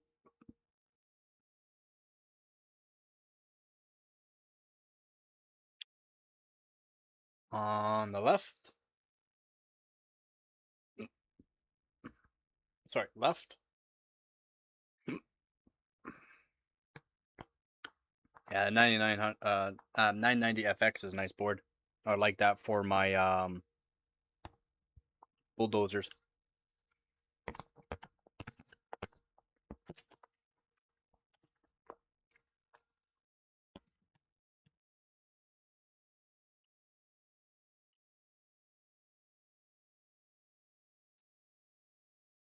Yeah, cooler does affect the 9000 series for sure.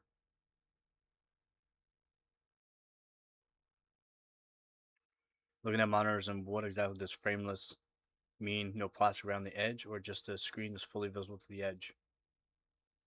Frameless, as in it doesn't have. It'll basically be all the way across. Yeah, I would. This is that's a Z97, so it's Asus Z97 Pro.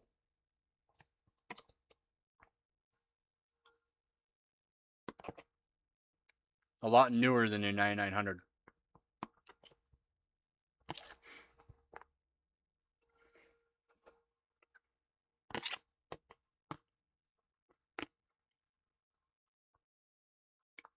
That's also Intel, not your 9900, which is AMD.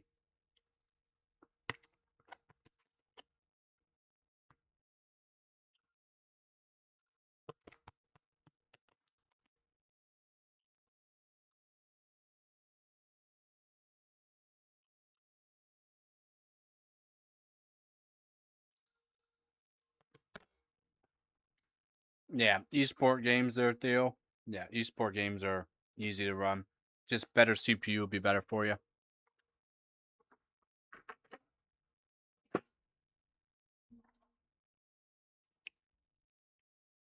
All right, so jumping in straight into benchmarks, so no major surprise when it comes to our 16 game Geomean at the 1080p. The Ryzen 7 9850X3D slots in right where you expect it for mid-generation refresh at the top of the pile. Outperforms the Ryzen 7 9000X3D by 3.2%. Ooh.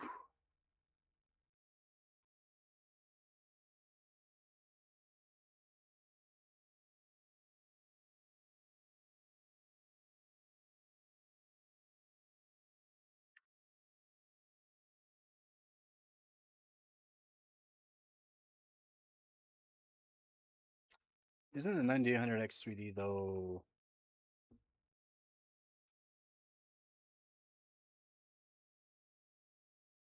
Oh no, same base clock, higher boost, yeah.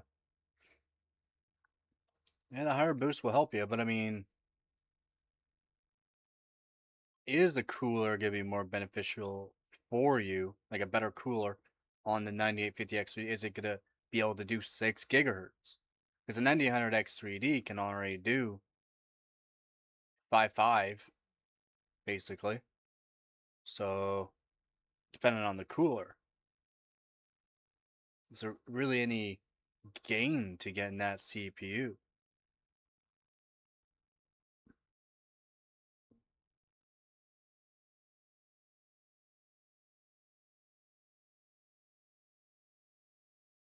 No, it's no, it's not. So you can get the exact same, basically, exact same FPS with a 9800X 3D, PVO plus 200 megahertz on the core. You can match the 9850X 3D.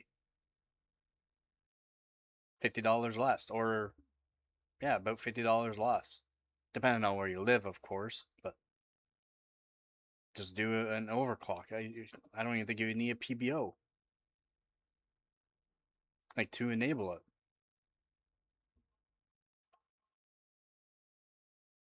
All right, take it easy there, Theo.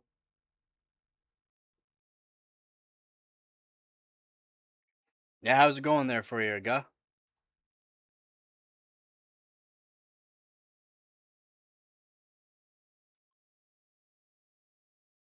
LOD is king for those benches.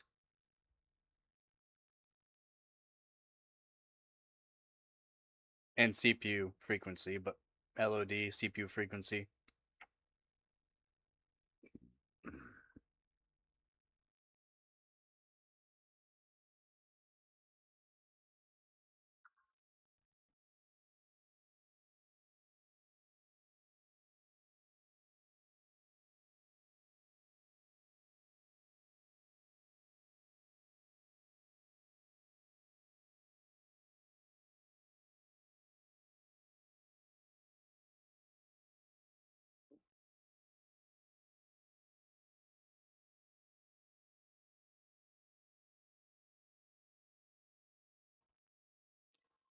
I need to figure out what OBS's issue is.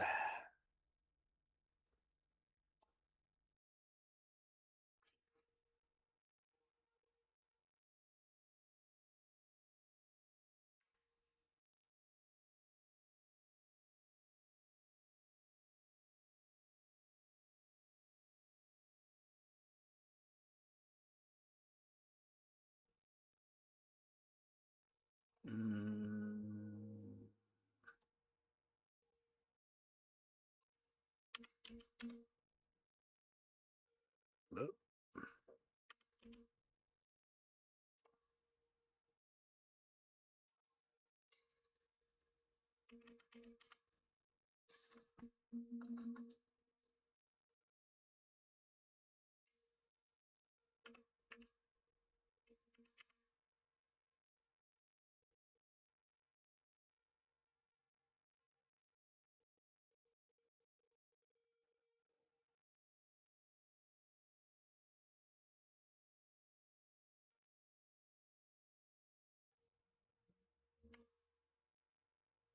Yeah.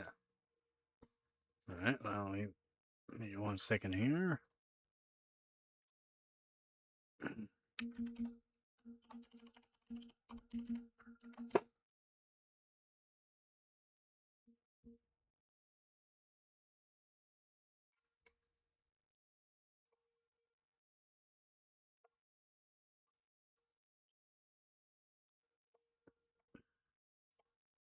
Boom! Cold Canadians.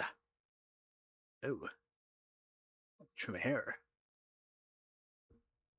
Cold Canadians. Let's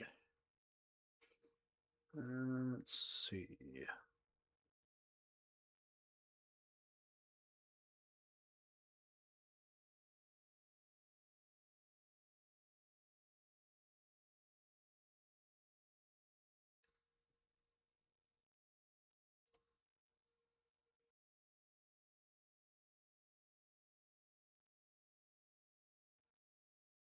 Well, there's your problem. Why do you have 6 performance core, 8 thread on? 3 performance core, no hyper threading.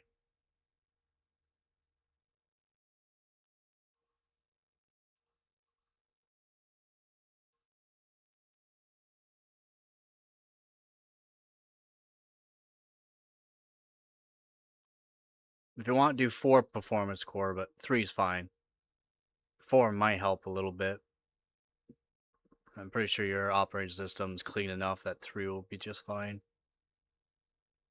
That's your problem.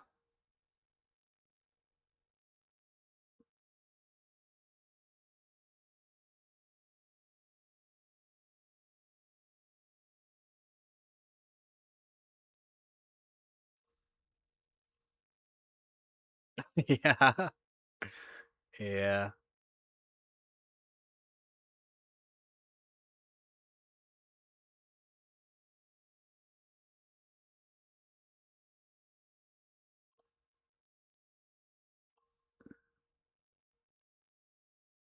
All right. So if you look at see what's a weird name. Oh my god, a 6.8 on a single stage. That's really good on a single stage 6.8. Tractor 6.4. 5.7 with 12,900 KS.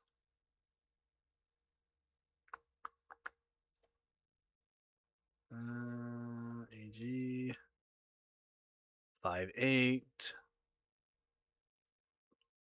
His efficiency is really good. Tante, his efficiency is really good. Papa Morale, he's a good overclocker. 5.2 4770K, but he also did 1.3 gigahertz on the GPU, which helps him. And the 5.2 on a 4770K is pretty good for that bench. And a nice operating system, of course, and LOD. Vita, he did 5.3.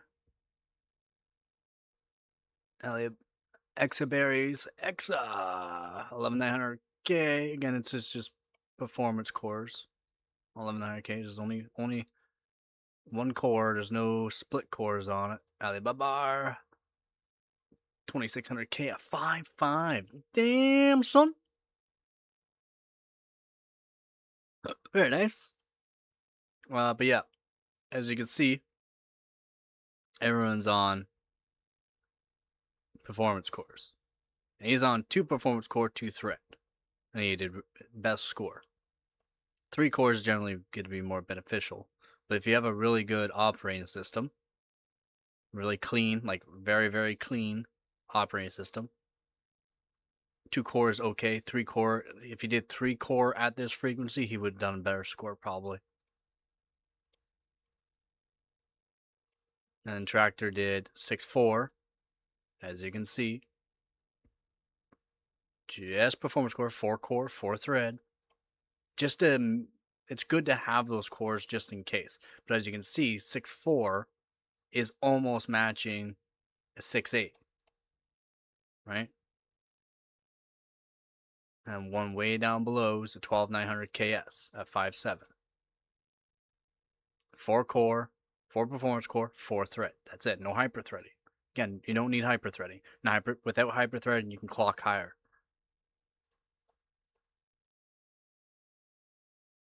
Yes. 4 core is nice to have. 3 core, you can usually boost it 100 megahertz higher. Usually 100 megahertz higher. On, let's say you're doing, oh my god, can't even think right now. Let's say you're doing, oh my god, Aquamark, right? 3 cores, plenty. If you have a really clean operating system, 2 cores, fine. But no hyperthreading. For Aquamark, 3D Mark 2001 SE, 04, 03, 05, no hyperthreading on all of them, okay? 06, you do.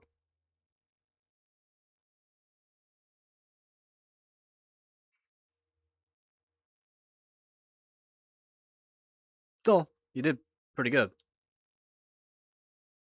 You're still not bad. You can't complain. It's just that's where you're holding yourself back, though. All core. 5.8, not bad, but if it's somehow using an E-core at some point, somehow, that's why your score is lower.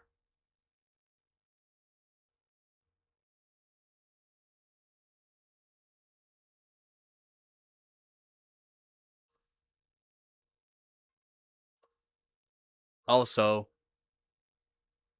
your this right here is not valid, right? This picture. Take your this mark here. So take this when you start it up. Have 3D Mark 2001 SE Pro up in the corner. Let's give me one sec here.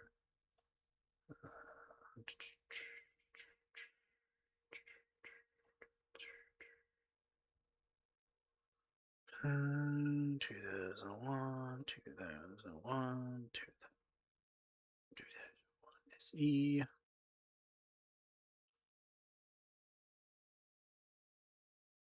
I'm, I'm beating your score with a 460. Do this. 3D Mark 2001 SE up in the corner. You gotta want this when you get it. Just put it beside of it, and then you gotta want to show details, and then show the details on the runs. So game one for the chase, all this. So just show this detail here, the result. So it shows the actual FPS per, and then do your CPU Z memory, and there you go. Bob's your uncle. Yeah. And you also have this covering up this. If you have this covering up the like the main page, you could be covering up whether or not you have it set to a lower bit rate, lower everything. Everything has to be the same in this. Okay?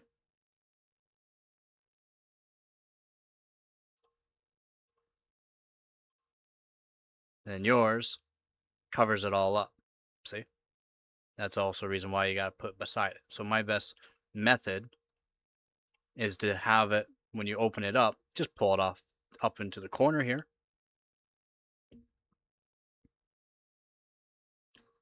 There you go.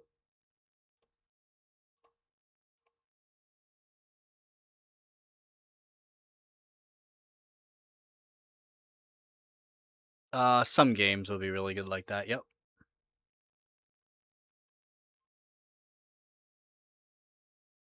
Yeah, it's not a 680. Yeah, exactly. Still, you could get some benchmarking done for you. Send it back.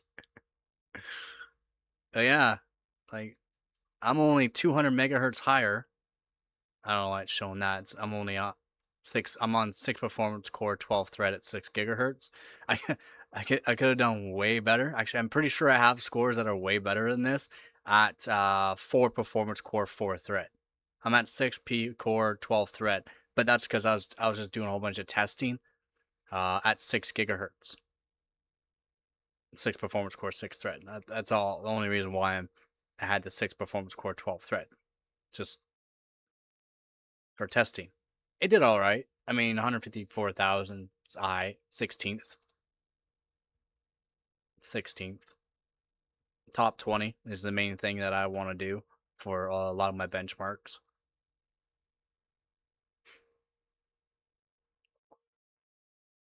Oh man, like Mike's CDM here, one has like probably the most insane GTX 460. I don't even care it's on liquid nitrogen. Nobody cares it's on liquid nitrogen. It's 1.5 gigahertz on it is wild on a GTX 460.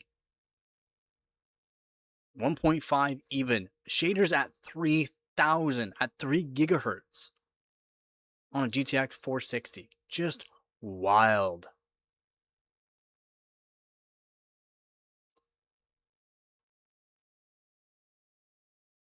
Oh, I thought I commented on this. And they all scored really bad, probably just due to the fact of I don't know if he maybe had the core set wrong. or what, or maybe something's because the LN2 everything got all frosted up and things are not liking it for certain benches. And that would probably be the actual memory, the memory chips onto it, probably not liking it, and then cause an issue because it needed more to use more bandwidth than what 3D Mark 2001 SE will use. Because 3D Mark 2001 SE does not use any kind of bandwidth at all. It only cares about CPU frequency and actual core clock. Memory does help it, but only generally, not like a crazy amount.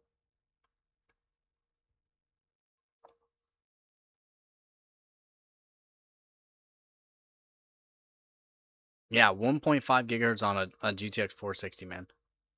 I did 1 gigahertz. I think the best what I was able to do out of it, and I need to go find no, 1.1 gigahertz on water, cold water, not chill, just colder water.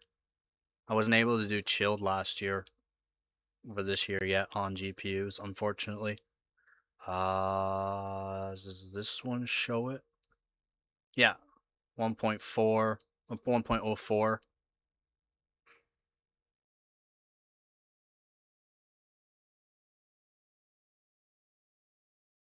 See, max core temp 6 to 17 degrees Celsius. I wasn't even able to do chilled below zero at all. Unfortunate. But yeah. And then with the resistor divider mod for changing the switching frequency for it up to the 900 kilohertz, almost one megahertz. Just like at 20, it was about 22 degrees Celsius for room temp, ambient temp. I was able to do 1.067 gigahertz, and that's not even cold. No extra voltage whatsoever. So I'm hoping I can get a new controller for it. And oh my god, I'm hoping maybe that's the key for these cards is to have a really fast switching frequency. Mine's only a 3-phase too, but doing the switching frequency, oh my god, I was blown away. I should not have put it on Firestrike on uh Furmark because I wanted to test it to see what I can go to on Furmark, so that way I guarantee I can go to a certain point. I shouldn't have done it on Furmark. I think that's what stressed the controller out maybe too much. Yep. I don't think I think the MOSFETs are fine. Yeah.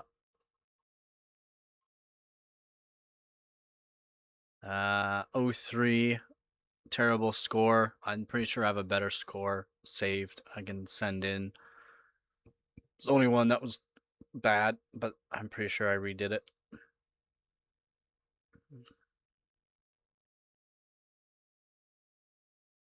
And Big Block also did crazy overclock, about 1.5 gigahertz, just wild. Doesn't even matter. This is just a 2.5D.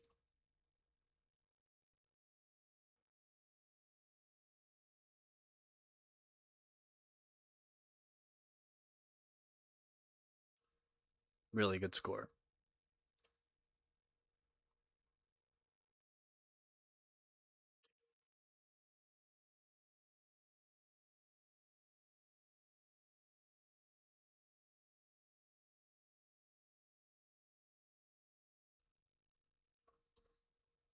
And I haven't done anything this year.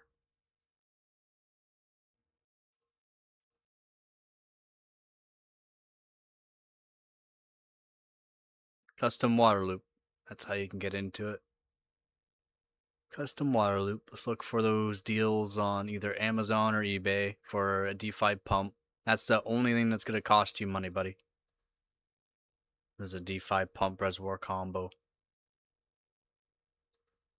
And if you're like me and at the time when the prices were really good, the like D5 pump reservoir combo that I have, it's like a over 500 Canadian dollar thermal take D5 pump reservoir combo I got for $60.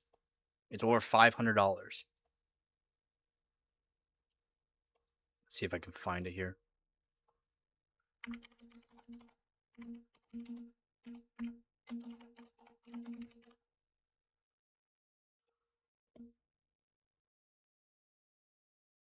Well, you can pick it up for 300 now. They've gone down. At the time, it was 500. You can pick them up for 300 now on Amazon. Let's see. Do they have any deals for it?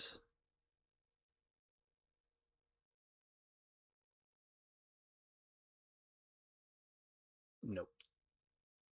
300. Well, this one, is this the same? Yep. 233. No Prime though. Like it's not fast. You can't get it quickly.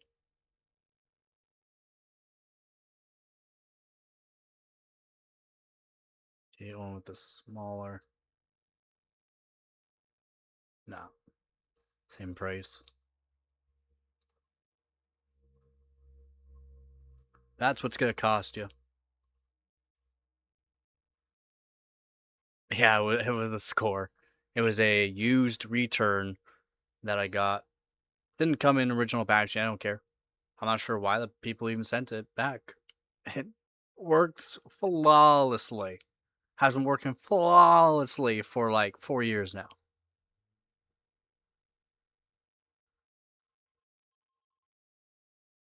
I mean, it's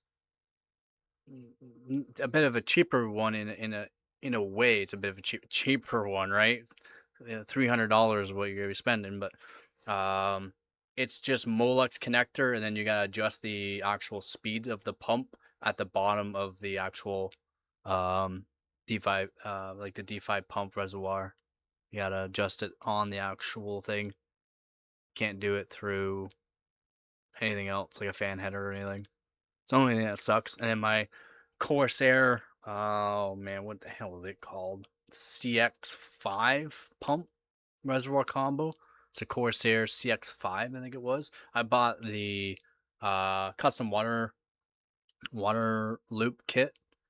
The whole kit was, and that's at the time Amazon had that pay monthly thing, and I got that. But paying monthly, I spent more, but that's fine for only spending what I think it's like $70 a month for.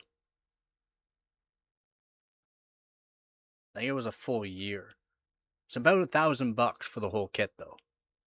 That that DeFi pump reservoir combo alone, even if you're buying it now, I think it's like $400.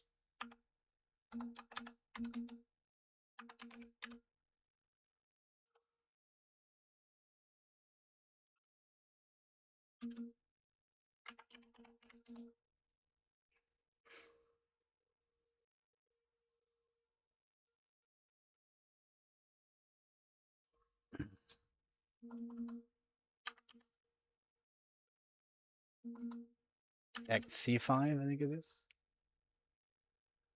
Oh, XD5. Sorry, XD5. XD5. It's like $250 right now. At the time though, it was like close to 400 to get it, just the pump. And I got all the hard lining and all that, and then you got all the fittings too that you would spend a fortune on, and the fittings are really nice. So it was a good deal at the time. Yeah, monthly payments. I can't even do. I don't know why I can't do monthly payments anymore. I'm not sure if they stopped doing the monthly payments or what.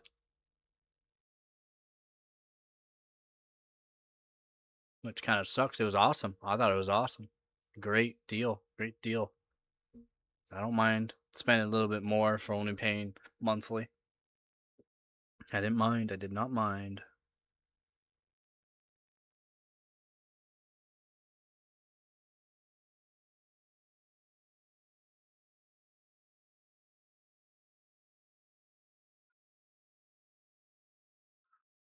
Yep, that's the main thing you want to look for, though, is a D5 pump reservoir combo.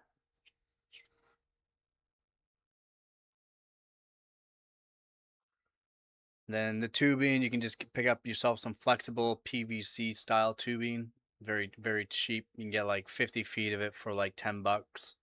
Very, very cheap. Then that's how you can run it. I recommend though to get yourself some nice silicone tubing. Some nice silicone tubing is, especially when you're doing chilled, just makes it so that way, like the PVC, once it starts getting cold, it's like rock solid. With the silicone, like the soft silicone style, same wall thickness and everything, it's still semi flexible. Like still move it around. So like when you're done with the system, you can like take it apart easier because you're gonna want to take apart the GPU. You're gonna want to take off the block off the CPU if you're doing that, and then let it all dry out, right? If not, you can, and then you turn it back on. It could be moisture going into the paste somehow getting in there, and then you got hot spots, or just it's a lot hotter, and then also it could hold moisture onto it when you turn it on. It could drip somewhere, so it's good to take it apart when you're done doing sub ambient and just letting it dry out.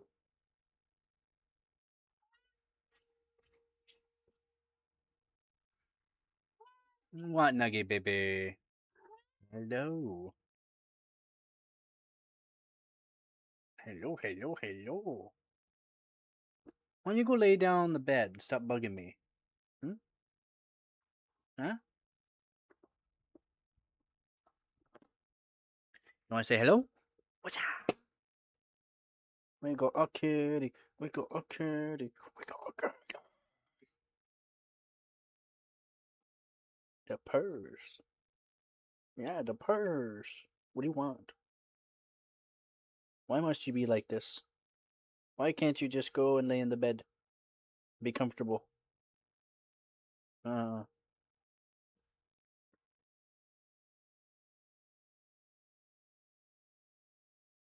hello. Now you got your tail on my face. I don't want your tail in my face.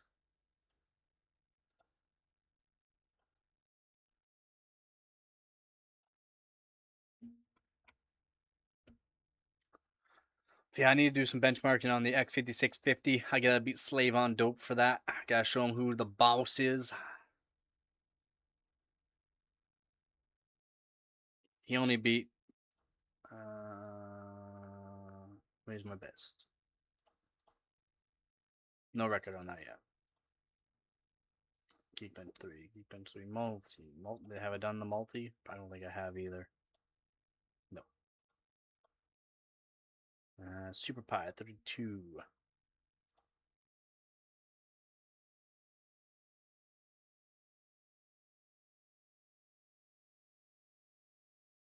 That's pretty good.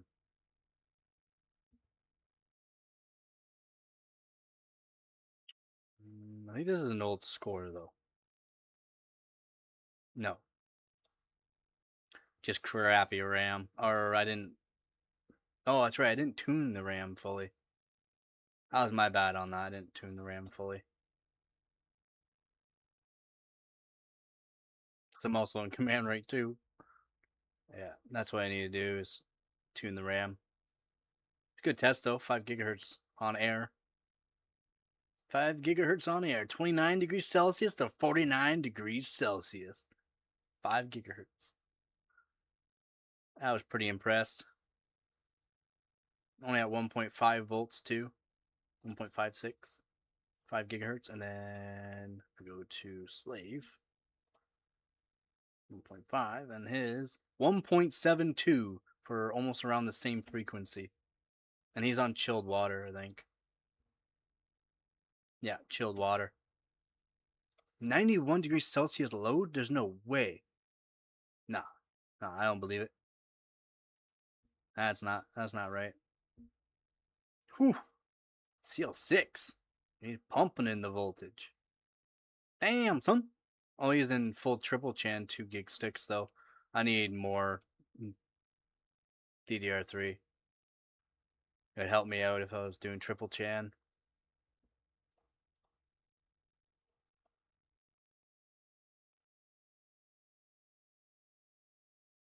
No, oh, he's done on it? on the X5650?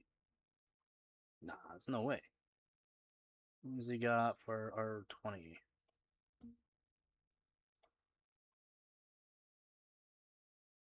Yeah, at 5 gigahertz. It's 60 degrees Celsius? Wow. 60 degrees Celsius. What's his QPI link? Pretty good. QPI link is pretty good.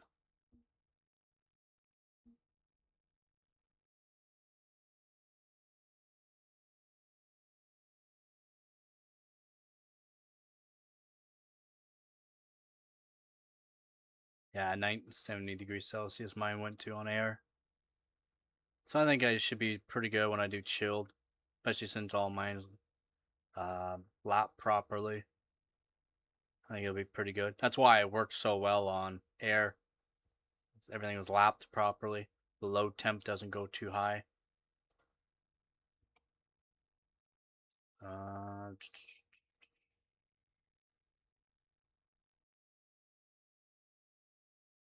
Slave on dope to the Y cruncher. Really? 4.8. 4.8. Still hits 70 degrees Celsius. Wow. Is core temp 17 degrees Celsius on chilled water? Seems kind of high.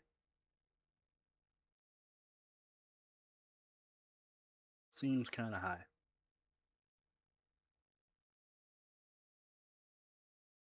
I should be fairly close to that, I would assume. I'd have to get my. Oh man, what does he have? Corsair. Oh yeah, of course he's got some nice Corsair. 2000 CL8s. Dang. Very nice. That's a nice kit of RAM. Pretty sure those are the high voltage ones. The XMP is 1.8 volts.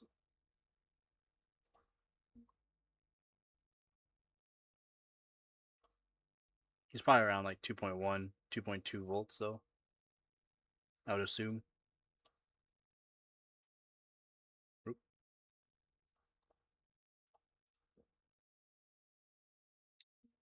And what else? Well,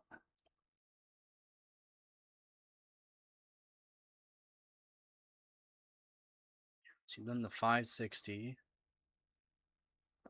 X2 Ultra.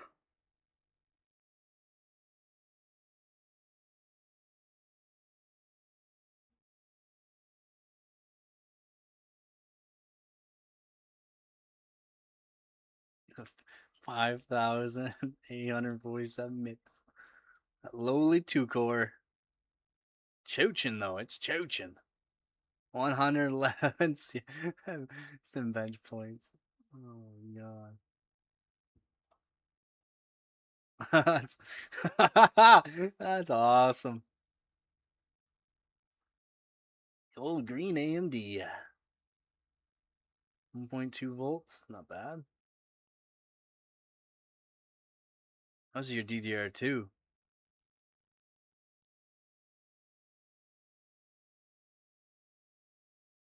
Oh, yeah, it is your DDR2. Yeah, DDR. I was looking at your diamonds at that frequency.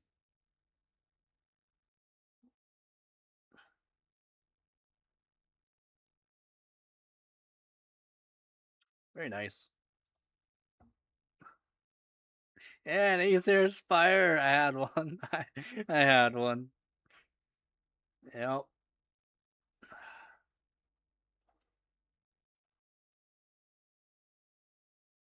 Yeah. Yeah. I can believe it. I can believe it. Let's see.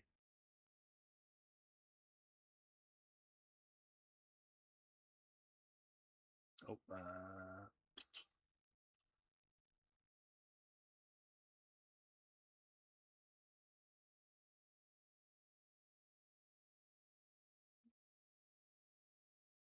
3 hours, 45 minutes for Y Cruncher Pie 1 billion.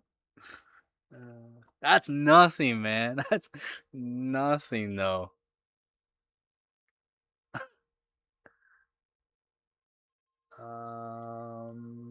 What was thinking?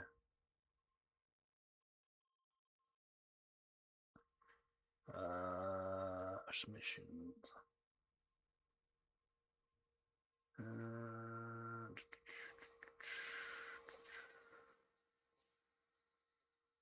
I have to figure out what one it was. Like, talking like 12 hours.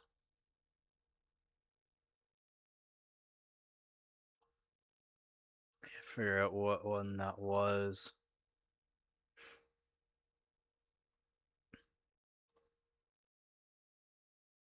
I'll have to figure out what one that was. About 12 hours. Yep. Cheap chips and easy cups. Yep. It's what matters, man. Being able to get them at a decent price to get decent points.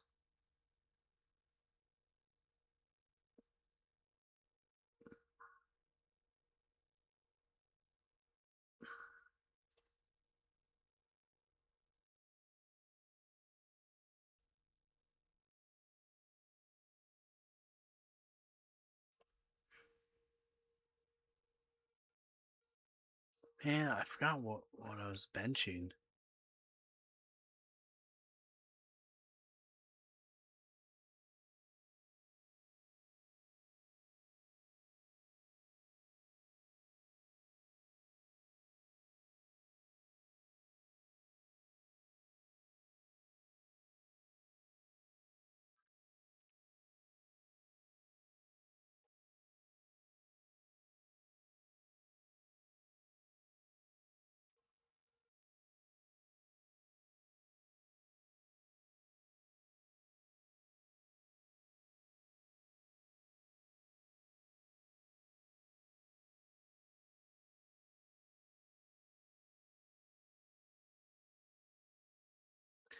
Can't even remember what I was benching.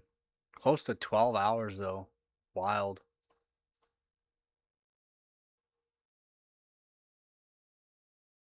Yeah, the longest.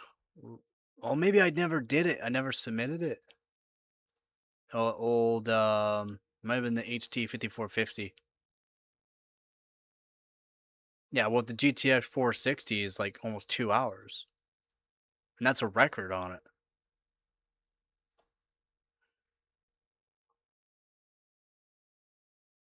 Hour 56 minutes. It's first place too. Almost 2 hours.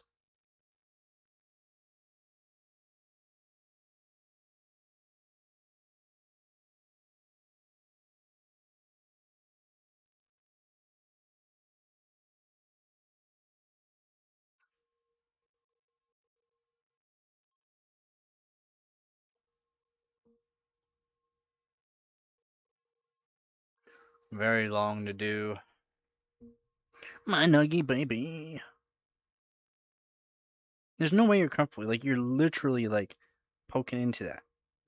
There you go.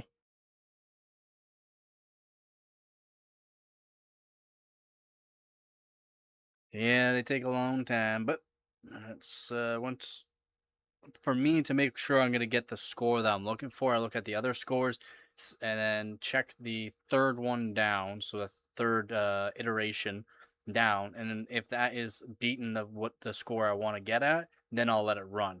But then, like even still, you have to wait like an hour before it does the third iteration, basically at 2C. So it's like, man, sometimes it takes so long. And then, oh yeah, 6 hours down the line, it crashes for some freaking reason. So you gotta rerun it.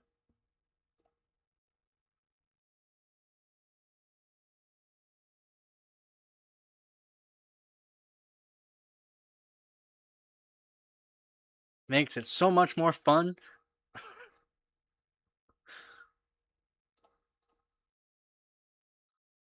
Yep.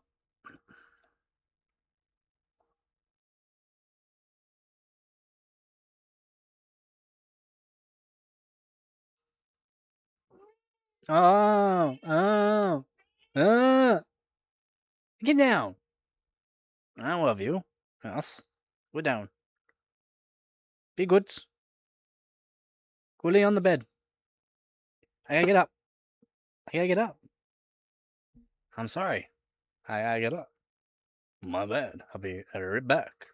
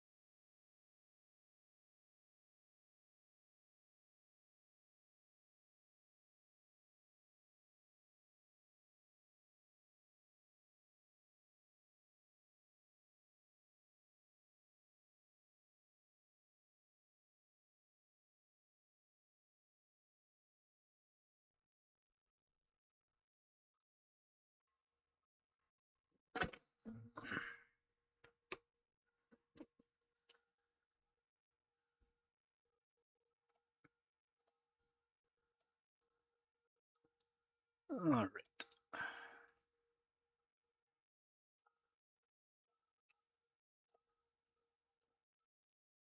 Be ending the stream here.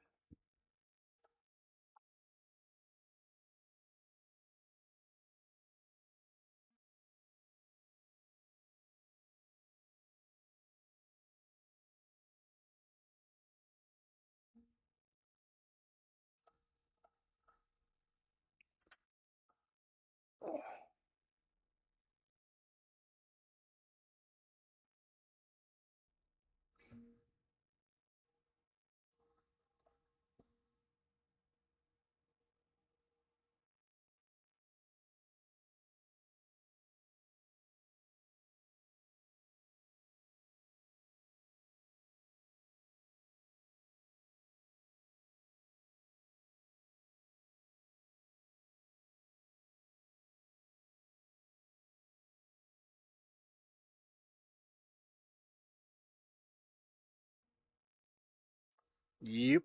You as well. Hopefully your benching continues to do all right.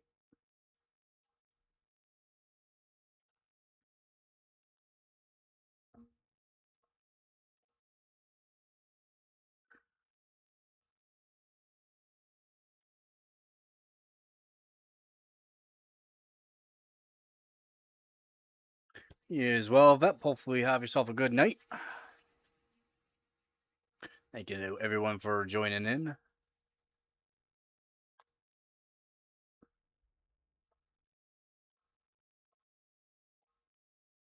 Yeah. And I'm gonna try to have the 2080 Super set up for tomorrow. Still got a lot more benchmarking to do with the RX Vega 56, but I'm not sure. We'll see. Maybe I'll do that tonight. We'll see. A lot of stuff I still got to do. Gotta get videos out there. So, yep, you got her. So again, thank you guys for joining in. That's it for this stream here. As everyone knows, don't forget to get her done.